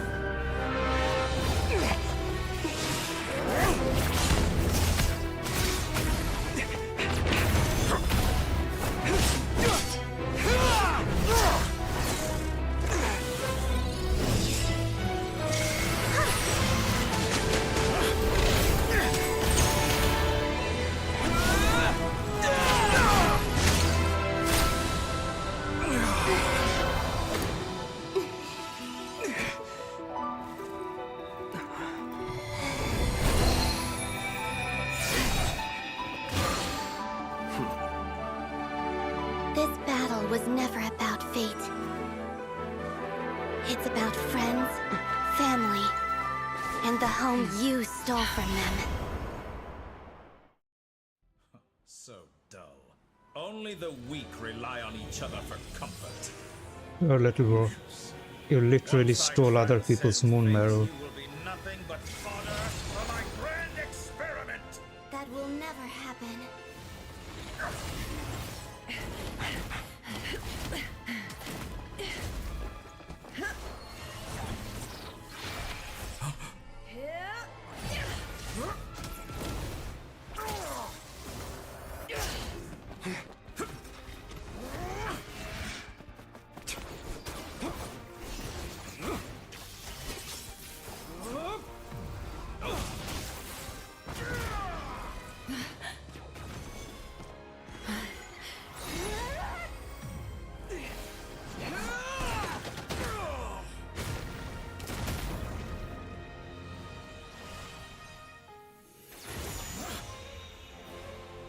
Today, the moon lights up this world once more.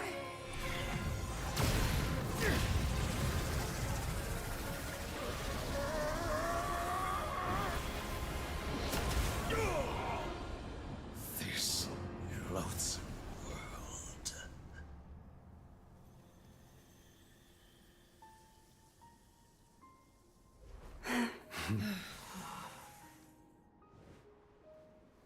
No, this world is our home.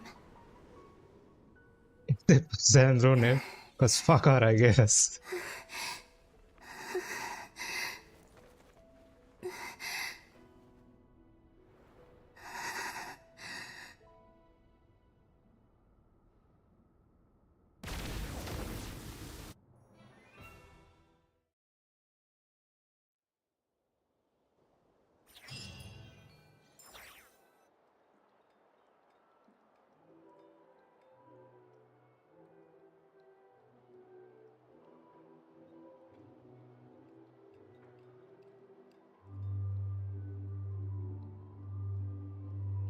No, you're doing it wrong. The moon looks like this now. What are you drawing, children? The new moon, Mom. It looks different than before, doesn't it? Also...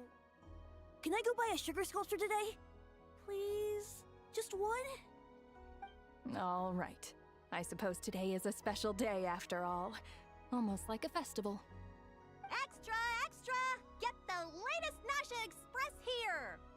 Post-disaster report! Nasha Town reborn beneath a new moon! The voyage begins today! The future looks bright thanks to the League. Want a copy? I knew things would be different, but I didn't think that would include the moon. They say a new moon goddess has been born. A new moon goddess? Who's saying that? The Frost Moon Scions? I guess so. I'm not too clued up on the details. As far as I'm concerned, the moon's still in the sky and it's business as usual. Hey, since we've come all this way, shall we grab ourselves a free meal while we're here? Are you a convert now? Or are you just here for the free lunch?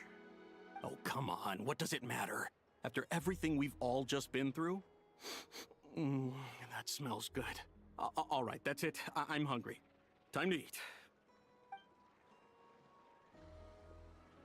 Come on! We gotta get there early, or there won't be any good spots left! Shh, keep it down. This is a residential area. What if people are still sleeping?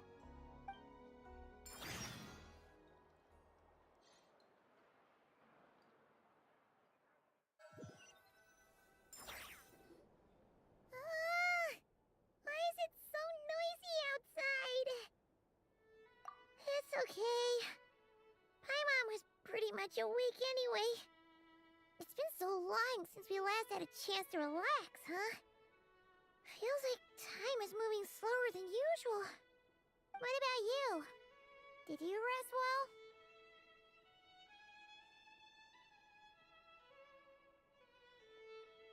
Still winding down from everything that's happened? Or are you wondering how our friends are doing? Or is it about what Dotori said to you?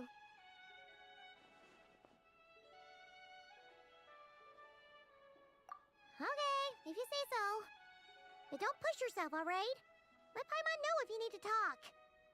What we just went through was a lot. It's totally normal if you need some time to get back in your groove. Luanatar disappeared after Columbina came back. Apparently, she was part of Columbina's soul or something. Still, Paimon kind of misses Luanatar somehow. But anyway, you did great. So did Paimon. We all worked our butts off to contain this, so chin up, Traveler. You should be proud of yourself. Hey, don't poke fun. You should be glad that Paimon's growing as a person. Sure, he did a lot. He just stood there while he killed Sandrone.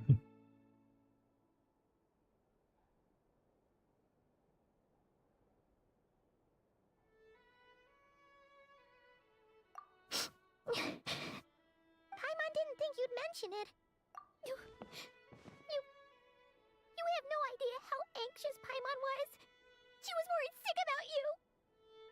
Well, if you really want to show Paimon you're sorry, you're gonna need to make it up to her. You better be ready to splash out on a lavish meal.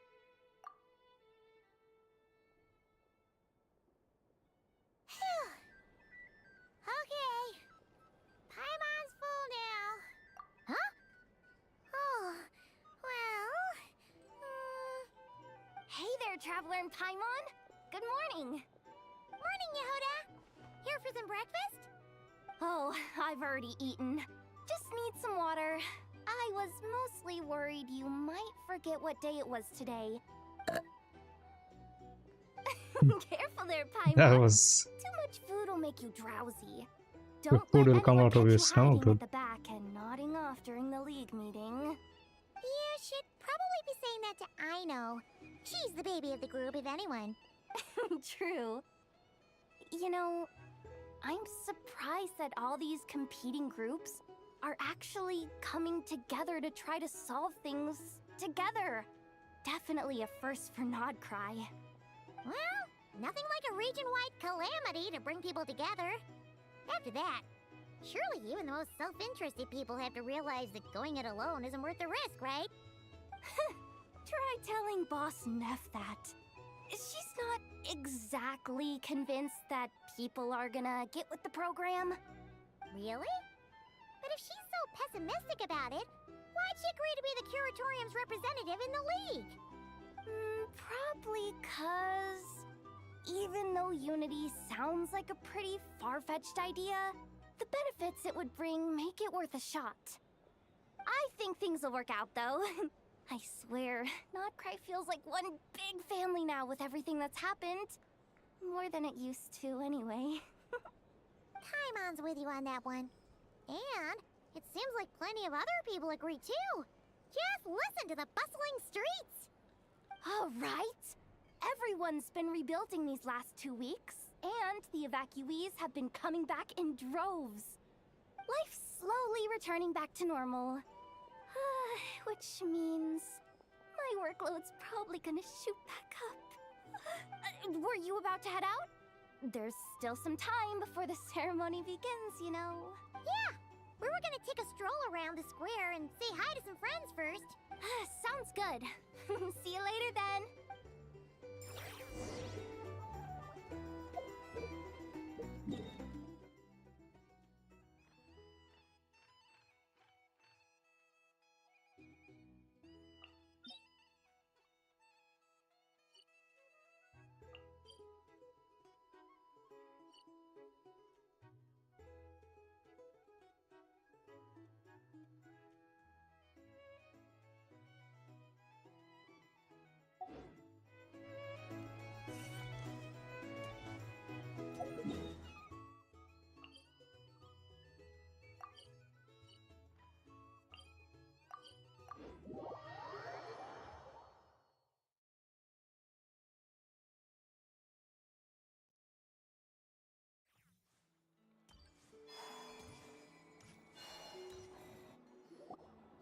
Please accept today's boon. Have a nice day. Are Paimon's eyes deceiving her? Or is that Inefa handing out food for the Frost Moon Scion? Hello there. Would you like a feast of the moon, along with some snacks of the day? So, what's new, Inefa? It was only a few days ago when we last saw you, but it looks like you've joined the Frost Moon Scions in that time. And I know too? Of course, they're their duo, after all. We're just here to help. Duh. In the wake of the disaster, it's all hands on deck. We responded to Lama's request for support. At times like these, the smallest good deed can inspire others and help them through the hard days ahead. And we're using eggs and heating tubes to make that a reality. In true Kromkake Crab Shop style! Inefa! Did you hear that? The Traveler said I did good. The Traveler! That's because it's true, I know. Proposal. If you can resist eating today's dessert, I will provide you with compliments, too. No way! Well, that proposal got shot down quickly. I need something to get me through the hard times too, you know. Mom! Yes, dear. Go right ahead. Excuse me. Could I take a photo with the robot lady? She helped us get safely out of Notcry, and she helped us get back home too. She's the best. Of course she is! And since I'm the whiz kid who built her, that makes me even better than best, right? But you stole my snacks, though. Oops. Shall we move to the open space near the center? The view there is better. Thank you! Aren't you the better pick for this job, Flint's? You underestimate yourself yet again, Master Illuga. Not at all. I rarely come by Nasha Town. I don't know any of the big shots here. All in good time. Socializing is a step-by-step journey. But you're much further ahead on that road, aren't you? You're not seeing the full picture. You know the truth now. My friends do not understand my habits. There is no question about it. The Lightkeepers need a representative in the League. Someone who is upright, cares about other people, and can realize their self-worth through group action. You say it like you wouldn't make the cut. I am most flattered that you think I would. Sigh a little less, Master Illuga, and have more faith in yourself. All the Lightkeepers agree that you're a very promising young man. That is precisely why Starshina and Nikita felt safe delegating such important work to you. I'm sure we all also agree that we would sooner die of dehydration than manage to wrangle anything out of you in a discussion. My apologies. I am not in the habit of bringing water with me when I go out. Whatever. I'll take the job. By the way, who else is part of this? Oh, it's quite the who's who of Nodcry. There's the Moon Chanter of the Frostmoon Scions, the boss of the Curatorium of Secrets, a representative of the Voynich Guild, and even someone from the adorable Kromkake craft shop. I'm sure you will find speaking with them to be a genuine pleasure. If you say so. I've never done this work before, so I'm honestly a little scared of making mistakes. But I'll do it.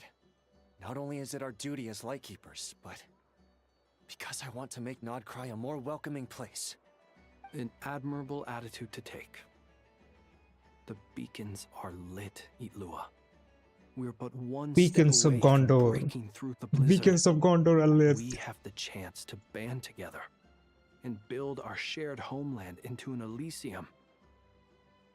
This is unprecedented for Nodcry. An opportunity not to be missed. Yeah. You're right. I'll do my best. Quite a few Yeah, familiar Rohanu faces have answers. arrived. Let's go, shall we?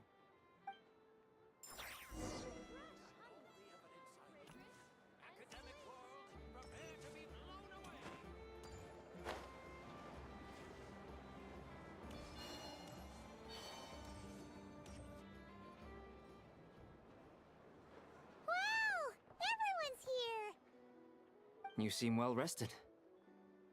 I know no one's asked, but I'm sure you all want to know, so let me just say, we're doing great. Thanks. Well, great, but not perfect. Starting to lose my mind from boredom. Can't drink a drop of alcohol while I'm waiting for my wounds to heal. I'm sure you had a sneaky swig or two. Wait, how'd you find out? I'm sure you must be missing Mondstadt after all these years away, Grandmaster. Yeah, you could say that again. Every time I get news from Mondstadt, it makes me want to go back and see the place for myself. Honestly, once things are wrapped up here, I think it'll be time to head back home. Hey, looks like someone's taking the stage. Can everyone see okay? Anyone need a boost? I'll just listen from the back. It's fine. You're taking this pretty seriously, huh, Durin? Well, it's not every day that I get the chance to see how people speak in official settings. Soak it up like a sponge. I'll make sure you get a chance to practice for yourself later down the line. Actually, I know just the thing. You can debrief the Knights of Favonius for me. Mr. Varka, are you forgetting that I'm not a Knight of Favonius? I can knight you. Any I can particular knight. title you'd like? Is he joking? I really can't tell. You'll have to figure this one out for yourself. It'll be a good learning experience. It is my honor to host the opening ceremony for the League, and to have this opportunity to speak to you all in my capacity as Voynich Guild representative. Could this person also have been pushed onto the big stage by the real big shots? Guess I'm not the only one then. We come here today, having weathered the trials and hardships of yesterday, and having learned from them the importance of unity and cooperation. All right, here we go. Uh-oh, looks like Aino's off in dreamland already. Wait, Boss is looking kinda drowsy too. What's up with her? Come on, get this speech over with already. Nodcry is our home, the land we rely on for survival. And as we chart a course for the future, may we persevere through the storms ahead as we sail towards a new era of prosperity, freedom, and hope.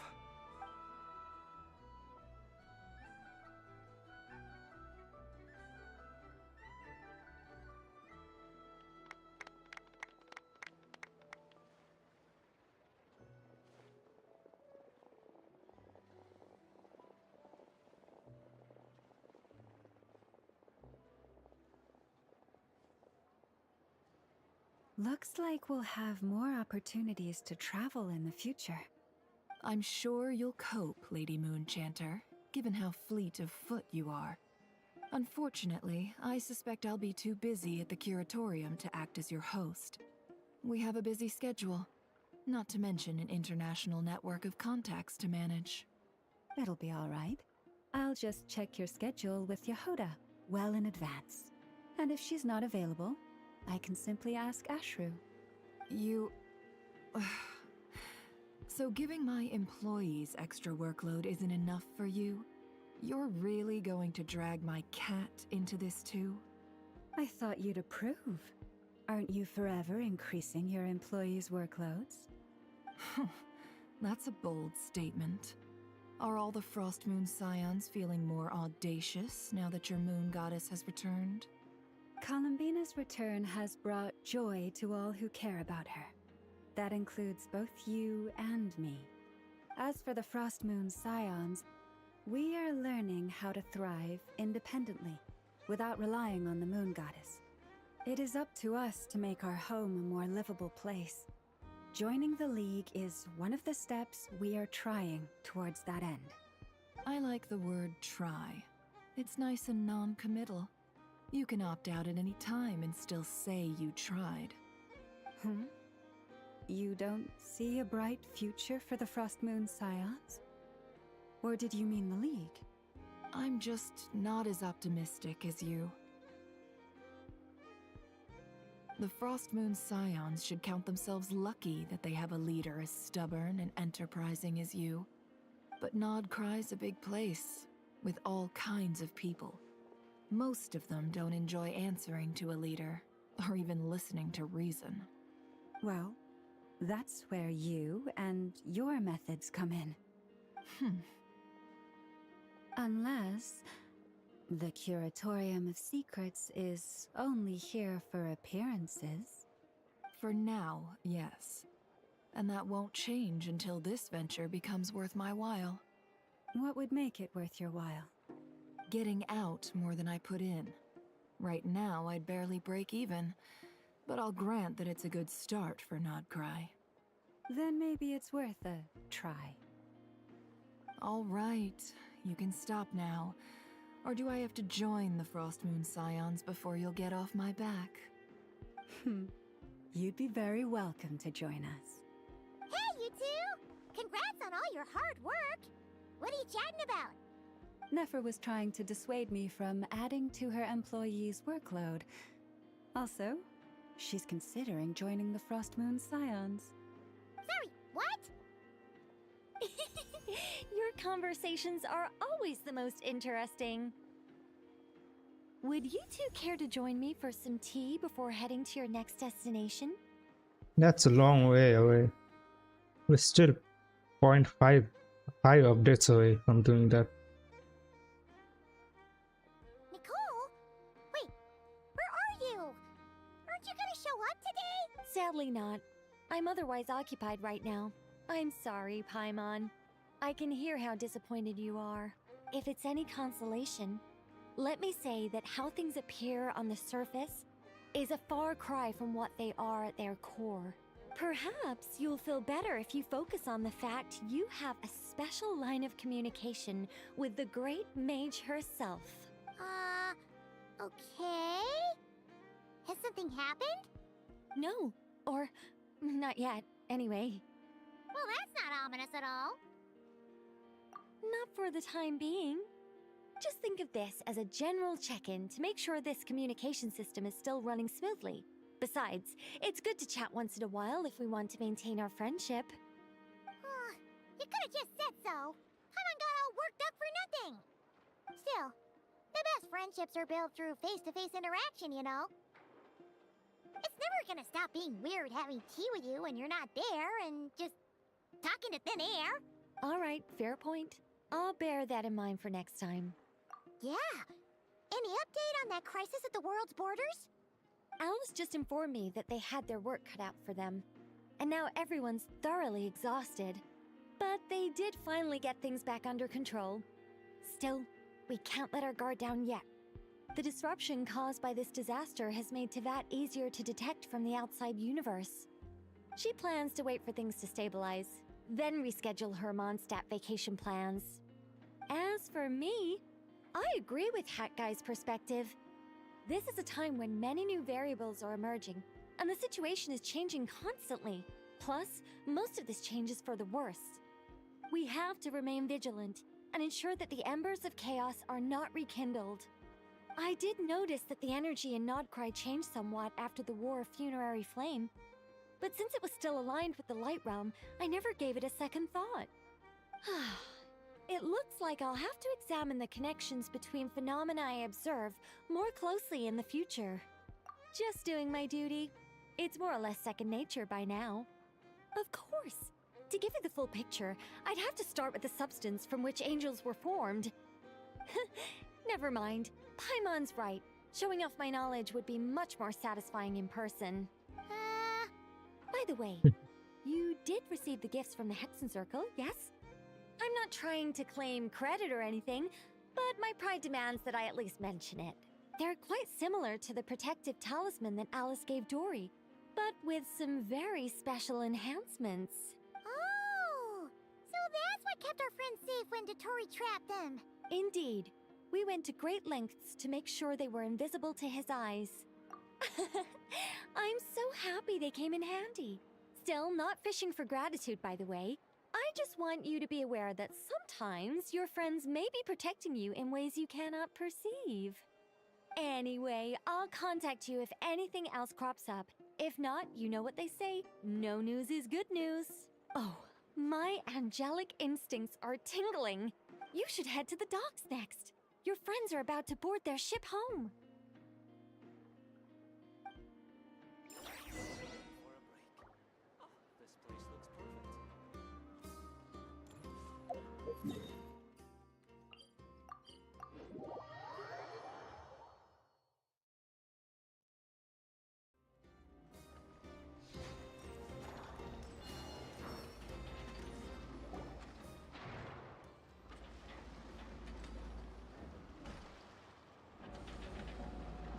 You're here. They're both leaving. You're here too, Hat Guy. No, I'm bound for Sumeru, and she for Fontaine. We just happened to cross paths at the harbor. Everything seems fine. Sandrone may have an abominable temper, but she's always been very responsible with important calculations, and things entrusted to her by valued friends. You always speak as if you know us inside out, Mr. Hat Guy. Maybe I'm just a good judge of character. I certainly hope that's all there is to it. Regardless, you have been a significant help in this matter. For that, you have my gratitude. I didn't do anything special. Sandrone's the one who completed a seemingly impossible formula and turned the tide of the entire battle, even giving her life in the process. She's the one we should be thanking. Even we were unaware that Sandrone had hidden the real formula inside Polonia's body. She managed to fool Dottore into thinking the formula was running in her system by installing an identical-looking decoy within her. She probably realized that she didn't have the strength to stop Dottore. But this way, she could at least get him to lower his guard. She always worked like that.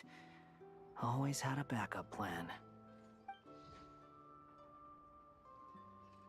Well, that's why I'm traveling to Fontaine. She made a request of me long ago, and the time has come to fulfill it. Think of it as her will. She said that should she ever fail in a mission, she'd like me to deliver her core and Polonia's to the Fontaine Research Institute. She also mentioned that she had made arrangements for people there to set her affairs in order. Some of her personal effects, such as her notes, were left to me. I've decided to take them back to the House of the Hearth. For safekeeping, primarily, but also as mementos, I suppose. Her core is there is one book among them intact. that I'd like to leave in your care. I'll have someone deliver I it guess to your her residence at the flagship master at a later isn't date. here anymore, artificial. So there's no way to build her again. No, I was specifically warned not to tell her. This is her last wish, and I will abide by it.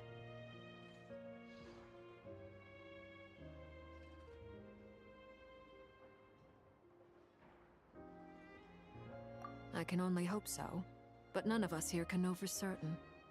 I bade farewell to Columbina earlier today.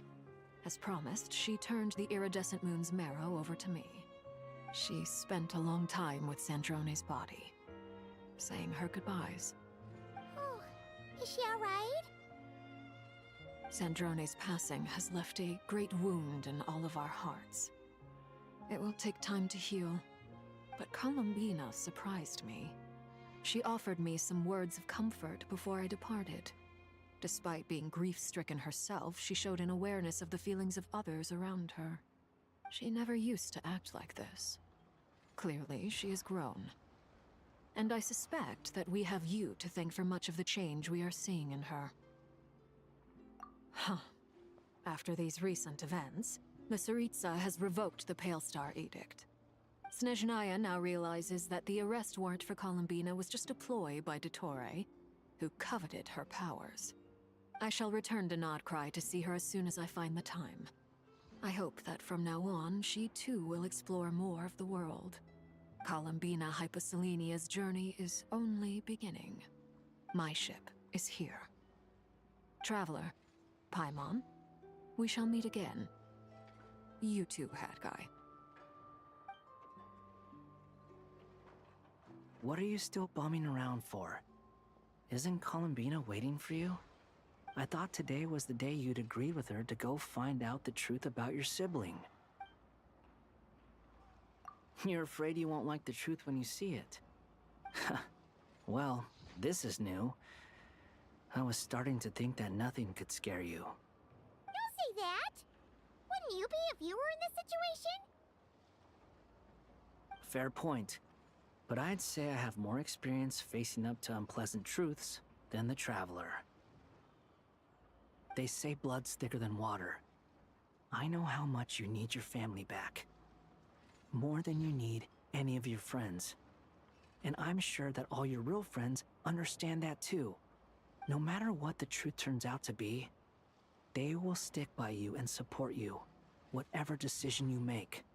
Finding the truth is important. But more important still is what you choose to do once you've found it.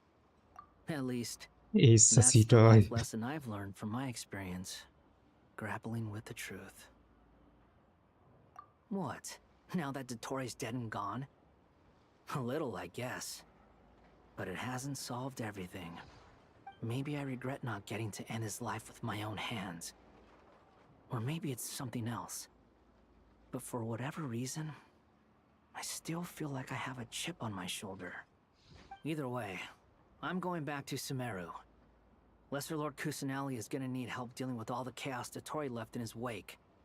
Not just from this incident, but everything he did in the past, too.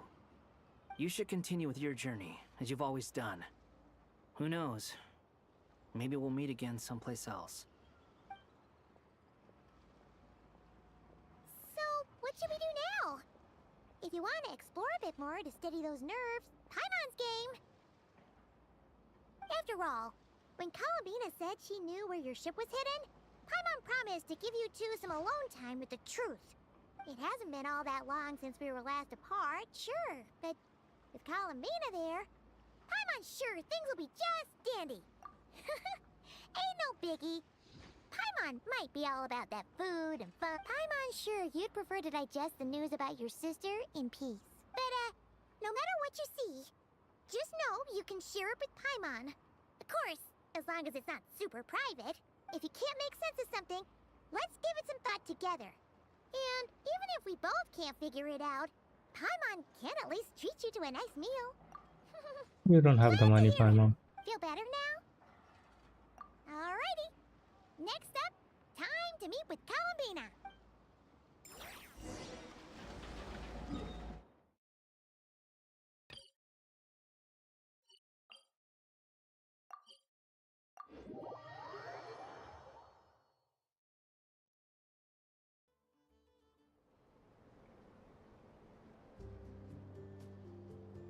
Columbina, we're here! Can't quite believe we're meeting out here. We've gotten used to walking over to Silver Moon Hall whenever we go see you. Well, you're still welcome to go there whenever you want to see me. It's just, now that it's all over, I've decided to make some changes. Try and fit in with the Frost Moon Scions, like Lama suggested. The older generation are still timid around me. They don't dare get too close, and they bow their heads when I walk by. But things are much better with the children. I see more curiosity in their eyes. Hopefully, by the time the next Moon Prayer Night comes around, I can enjoy the festival with them as myself, without having to pretend that I'm only dressed up as the Moon Goddess. You'll do fine, Columbina. Paimon's sure they'll realize you're super nice once they get to know you better. You really think so? When we first met, you thought I was a little up in the clouds. We were just starting out then. I'm only teasing. I know that I have you to thank for pulling me back down to solid ground. It feels good to finally stand firm on the earth where I was born. Oh, that's great.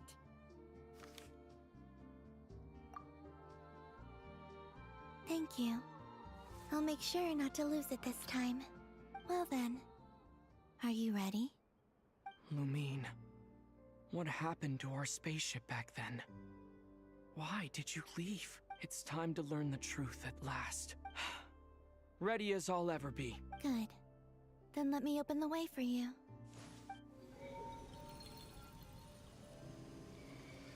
Where does this lead? To our shared destination. Huh? Do you remember me telling you about my missing prologue back when we just met? I said that my story began on the moon. But while I was inside the moon's reflection, I realized that my prologue was really hidden in the future. I just had yet to discover it at that point. The story of the time before I was born was in fact the story of my distant future. It's truly fascinating. But when I obtained the Trilunar Authority and returned to our present reality, I sensed something I hadn't expected. Your prologue. So you mean? Yes, your spaceship. All this time, it has been hidden on the Frost Moon, which lay beyond the sky. The great ruler of the firmament. The heavenly principles. Wait, them? Why would they do that? I don't know. Perhaps your ship contains something that is incompatible with Tevat. Or something that cannot be known. Oh, did I pick a bad time to say this? I know it must have been hard to work up the courage to do this. Maybe I should have waited until you were on the moon, with no chance to back out. That would have been kind of mean, you know. Take me there. Oh? Whatever is hiding in that ship, it belongs to me and Lumine. Those memories belong to us. No one else has the right to decide whether I should or shouldn't know about it. Not even the heavenly principles. Very well. Then let's go. You two take care, alright? Rest assured, Paimon. We will. I Traveler, can't Paimon go with after us. you. Thinking about the story that we'll find hidden on the moon? Yes. And hoping that it has a happy ending. Stories like that don't exist, you know? You don't believe in happy endings? I don't believe in endings.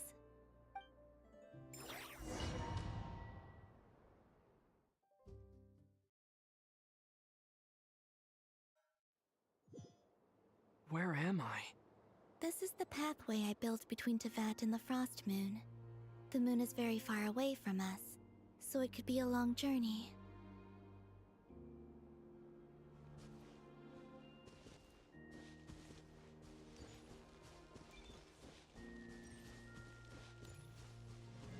After I obtained the Trilunar Authority, I unwittingly saw past events from many of my friends' lives. One was Lauma. She was so young when they chose her to be the Moon Chanter.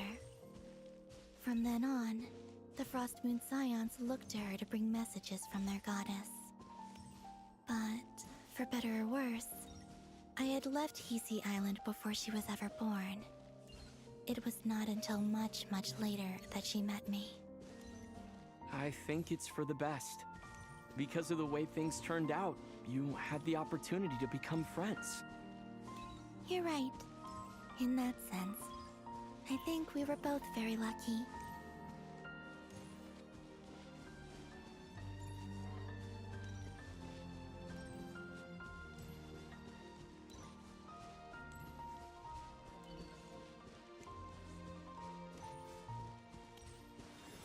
Oh, and about that mage, Nicole. I only recently learned that she has lived in Teyvat since the time of the Three Moon Sisters. The Moon Goddesses always had a good relationship with the angels. I suppose our friendship continues that tradition.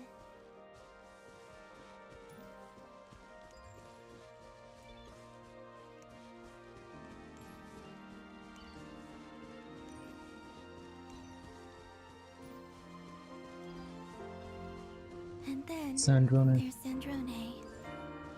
I never knew that much about her, beyond the fact that she was created by someone called the Lord Artificer. She, too, suffered for a long time before joining the Fatui.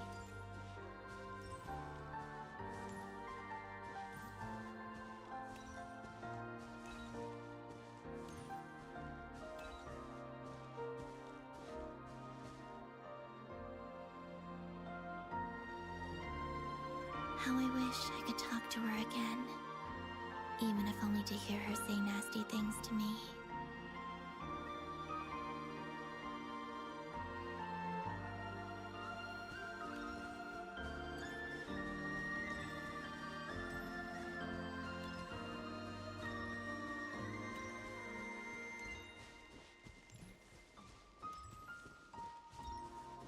Also, I saw your sibling's story. I'm afraid I didn't see much. It seems that she rarely came to the surface, where the moonlight shines. But I did notice that back when you first set out on your journey, she would often appear nearby, gazing at you from afar with a guilty look in her eyes. Lumine. Let us speak no more of the past. I probably shouldn't reveal so much about my friends. It's not my place. Let the moonlight carry us forth. We are very close now.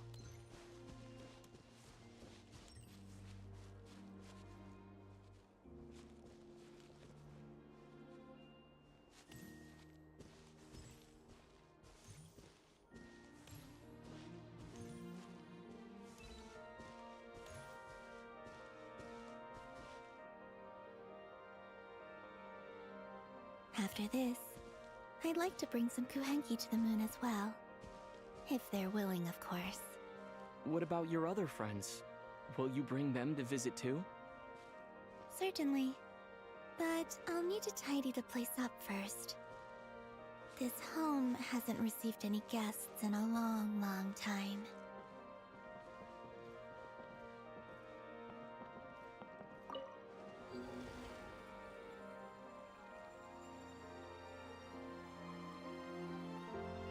I remember writing something similar with you on Moon Prayer Night. I believe it was called... Dodoko's Whirligig. Yes, that was it. You asked me if I was afraid to return to the moon, and I said that I was. The idea that I had gained something precious, only to lose it so quickly. That frightened me. But I'm not afraid anymore. Besides, this time, we're traveling together.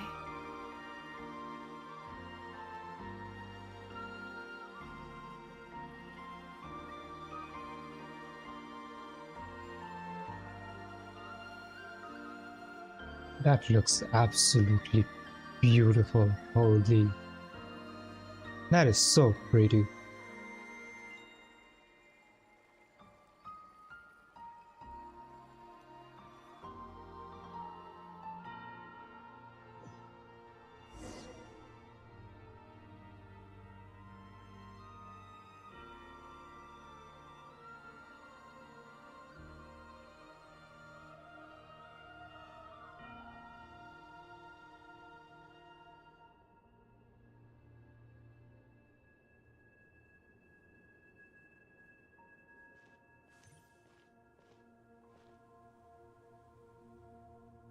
We're here.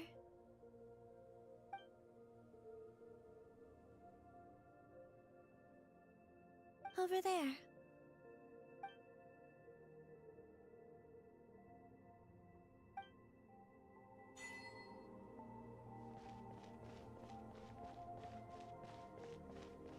Look at this crater.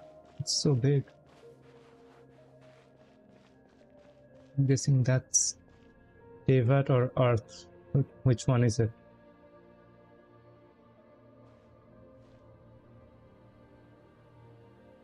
Our spaceship. It's huge. I suppose that the moon is the only place one could hide it. It'll be alright. Huh?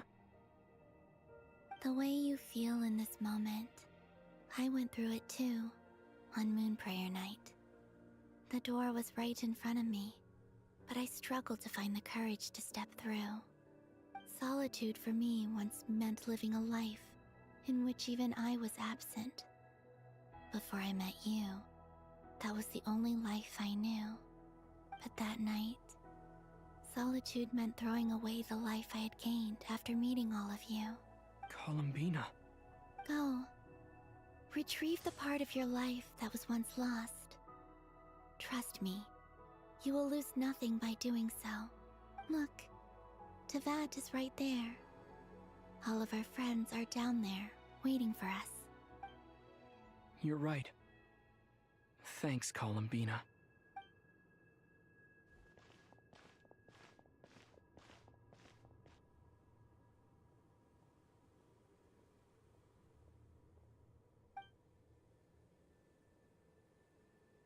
So we don't get to see anything inside, huh?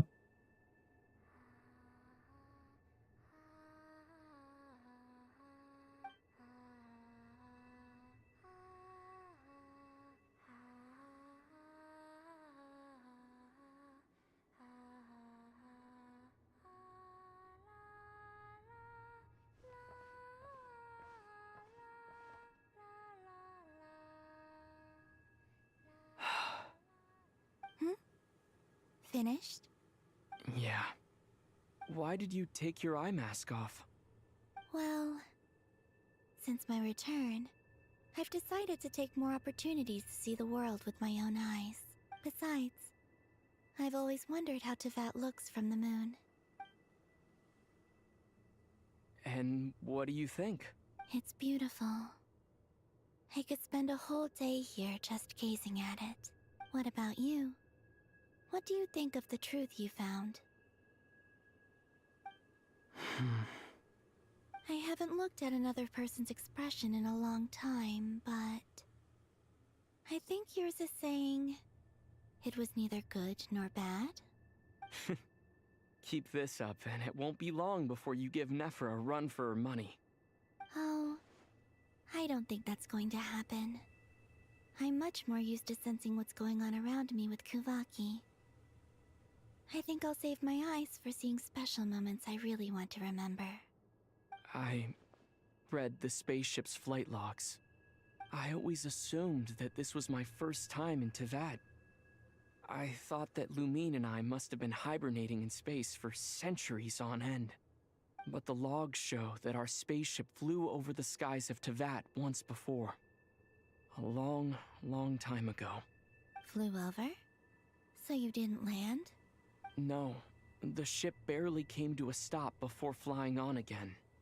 After that, it continued traveling through space for a long time. Some of the data is corrupted, but I suspect that it kept flying for thousands of years.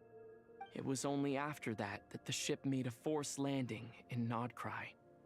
When Lumine found me, she came from outside the ship. Could this mean that she left the ship long before I did? Maybe even during our first pass over Tevat. Are you alright? Yes, I can feel that the truth is coming together, one small piece at a time. I remember Lumine telling me that when she first arrived in Conria, she could not recall the past. So this might be something that even she doesn't know. Here, I made some space for you. Your mind must be racing, and this seems like the perfect place to relax and clear your head. Oh, wait, there's one more thing. What is it? Wait here a moment.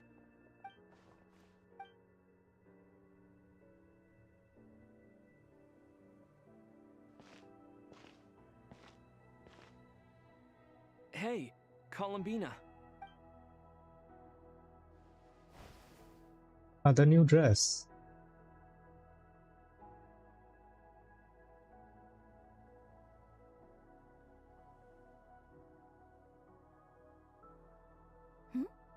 Is that a new outfit? An old one, technically. It's been in a cabinet inside the ship this whole time. It's a matching pair with Lumine's.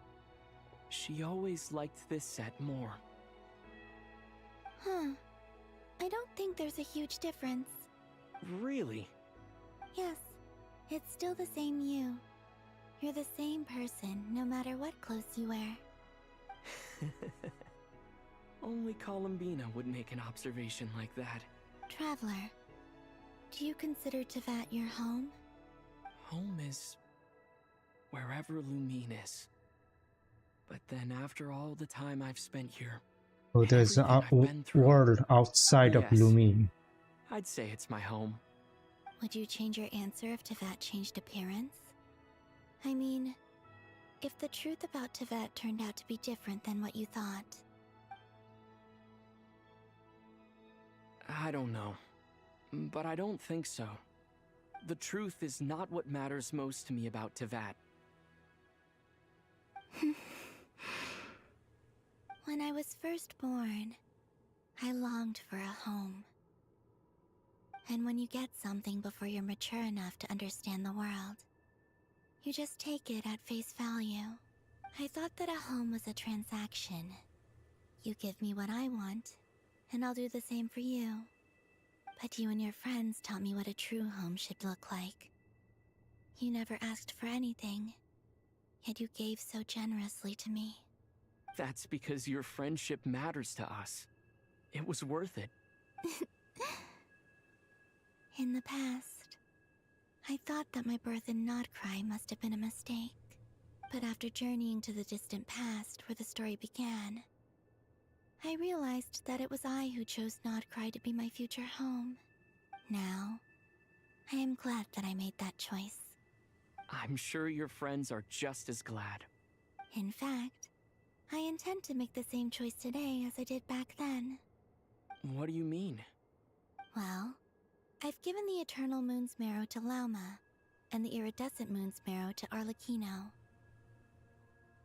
And now, I shall return my Kuvaki to Notcry again, that it may continue to protect my chosen home. Wait, but what about your body? Oh, are you worried that I'll disappear again? I won't. Not this time. The Frost Moon has now entered the false sky, and I am the Trilune Goddess. I am only returning to Notcry the part of me that it needs. I am giving what I can, because my home is worth it. Oh, and I have something for you, too. For me? Yes. Come closer.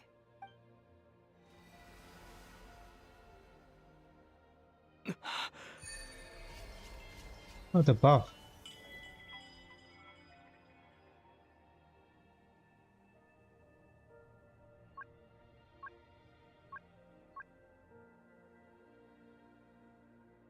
What was that? I lifted some of the restrictions this world placed on you. I trust this will help in your future adventures. My power. It feels like it's grown. I can use the elements more freely now. Thank you. This will be a great help. You're welcome. I see you as family, and after everything you've done for me, In fact, no. It's not because I owe you. It's because you're worth it. Here. I doubt it, but thank you. This flower is for you. Oh, this is the Lonatar flower. Isn't this a moon prayer blossom? Yes. Don't worry. You will never see these flowers lose their color again. I'm finally discovering the joy of giving. How I wish I'd learned this sooner. Hey, better late than never. What are you thinking about now? Why don't you take a guess? You get one shot.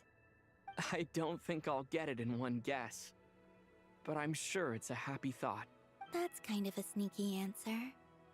I can't say you got it wrong. Down into that. The moon seems so far away. I felt it might always lie beyond my reach.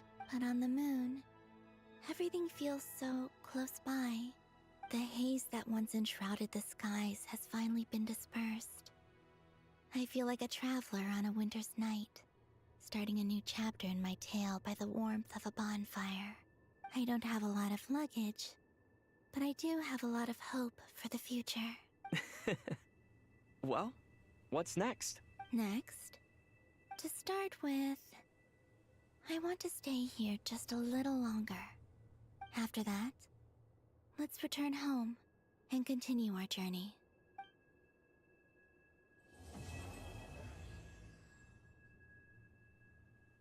That was a nice Archon Quest overall. These clothes bring back so many memories.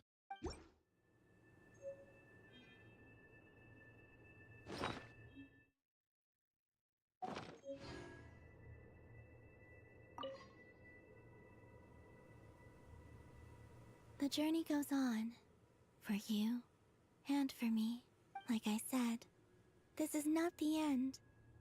I don't believe there has to be an ending. Oh, is that your next destination? Most people would probably tell you to pack some warm clothes. But I experience things differently than most people, so I can't know how cold it is. In fact, it is home to quite a wondrous heat source. I think they call it Kreshnik's torch. Every city in Snezhnaya is built around one of those. I sensed the energy it gave off as I was passing by on a railway train. It felt grand and distant. I also recommend the Korolievsky troupe in Snezhnograd. They give performances quite regularly, and entry was free for harbingers. I liked them a lot. Saritsa? Ice cold and sharp. Crystal clear in some ways, yet profoundly unfathomable in others. Like the thick layer of ice on top of a frozen lake. That's just the impression that Saritsa gives me. I was never able to glimpse what truly lies beneath that icy exterior. In fact, I don't think the people of Snezhnaya even know what kind of power their god wields. Maybe that's because the Tsaritsa herself has never acknowledged, nor accepted that power.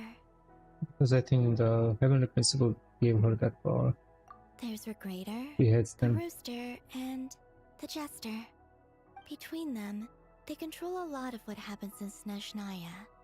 But I could never wrap my head around how exactly power is split between them. I just know they are each responsible for many specific domains. I noticed that the Rooster and Regrator often appear to get along on the surface, while working against each other in secret. And theirs is not a friendly rivalry. But I wasn't particularly interested, so I tended to keep my distance. Now that I think about it, the term Mistelton often seemed to come up in connection with Project Stuja. I'll keep that in Once mind. things settle down in Notcry, I'd like to explore the world beyond Snezhnaya. You've told me so many stories about the other places you've been to, and all the friends you've made there. I'm curious to visit those nations and see them for myself. It would also help me learn more about the journey that has made you into the person you are today. That's all the question I had for now. As you continue on your journey, don't forget to gaze up at the moon once in a while. It is, after all, no longer an illusion. It shall cast down its true moonlight, connecting us in truth.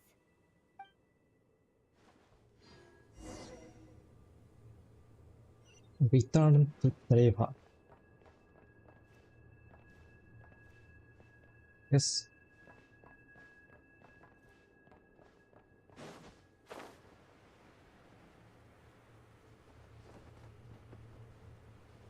I'm gonna guess that's the sun. So bright. Can I go up there? I'm gonna try going up there if I can.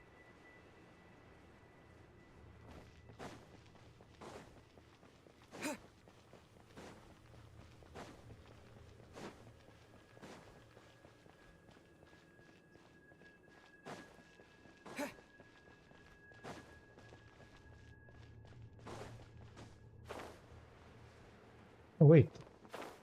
They actually got the gravity as well. Nope. Yeah.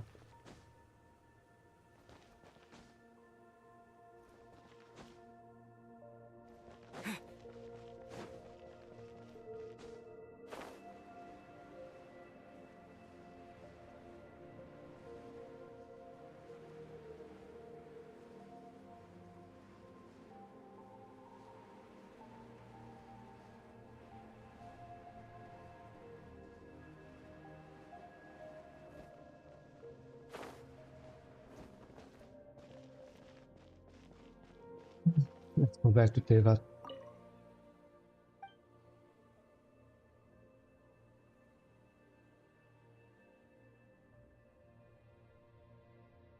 Let's go back.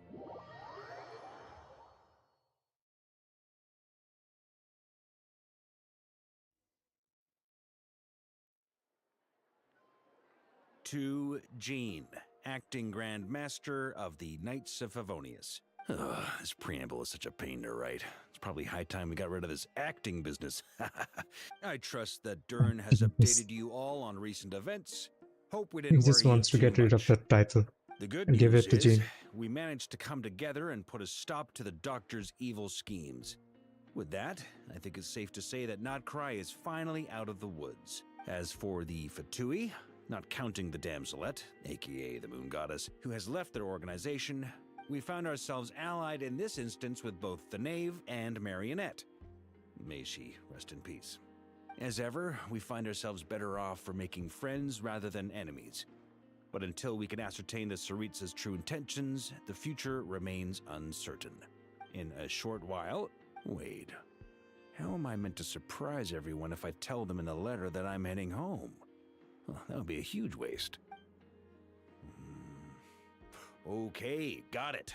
I will begin sending the expeditionary team back home in waves. I'm sure they'll be able to answer any questions you still have. I hope they won't gloss over the details of my many heroic deeds. But if they do, I'm sure it'll be because they're just too exhausted from the long journey. I think of Mondstadt daily. Please give everyone my best regards. P.S. The honorary knight went above and beyond this time. Are there any other honors we can give him? I'll leave it with you. P.P.S. Please be extra nice to Klee for the foreseeable future. I cashed in on the last favor that the Hexen Circle owed us, so we need to earn some more goodwill. If there's any serious problems, feel free to stick me in solitary confinement when I get back. I'll do the time for her. Whew. That's funny. And that, as they I like say, that. is all she wrote. End of an era. And with the moon shining down brighter than ever, I think everyone is gonna sleep The well real tonight. moon, by the way. Not the false moon anymore. What was that?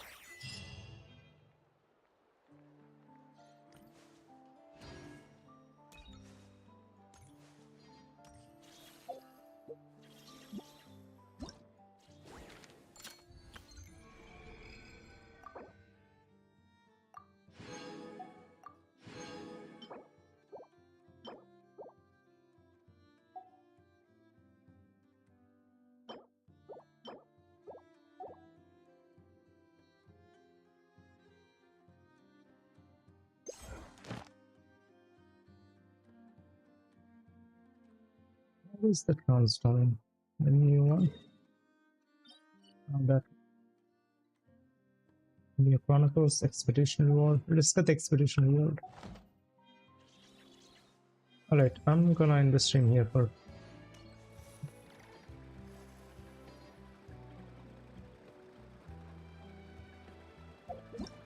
Is there anything else left?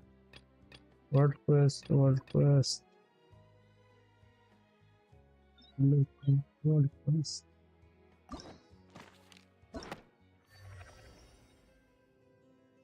This is it. That's it.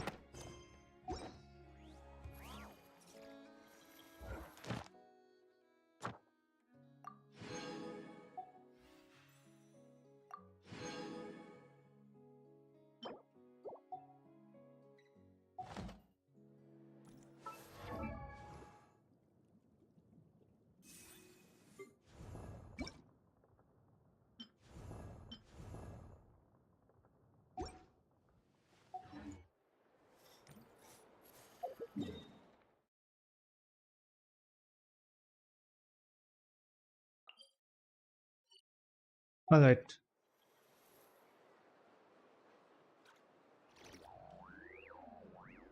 Good night then.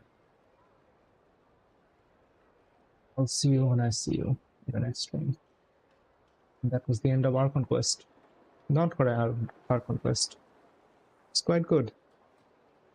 Better than Natlan one, I think.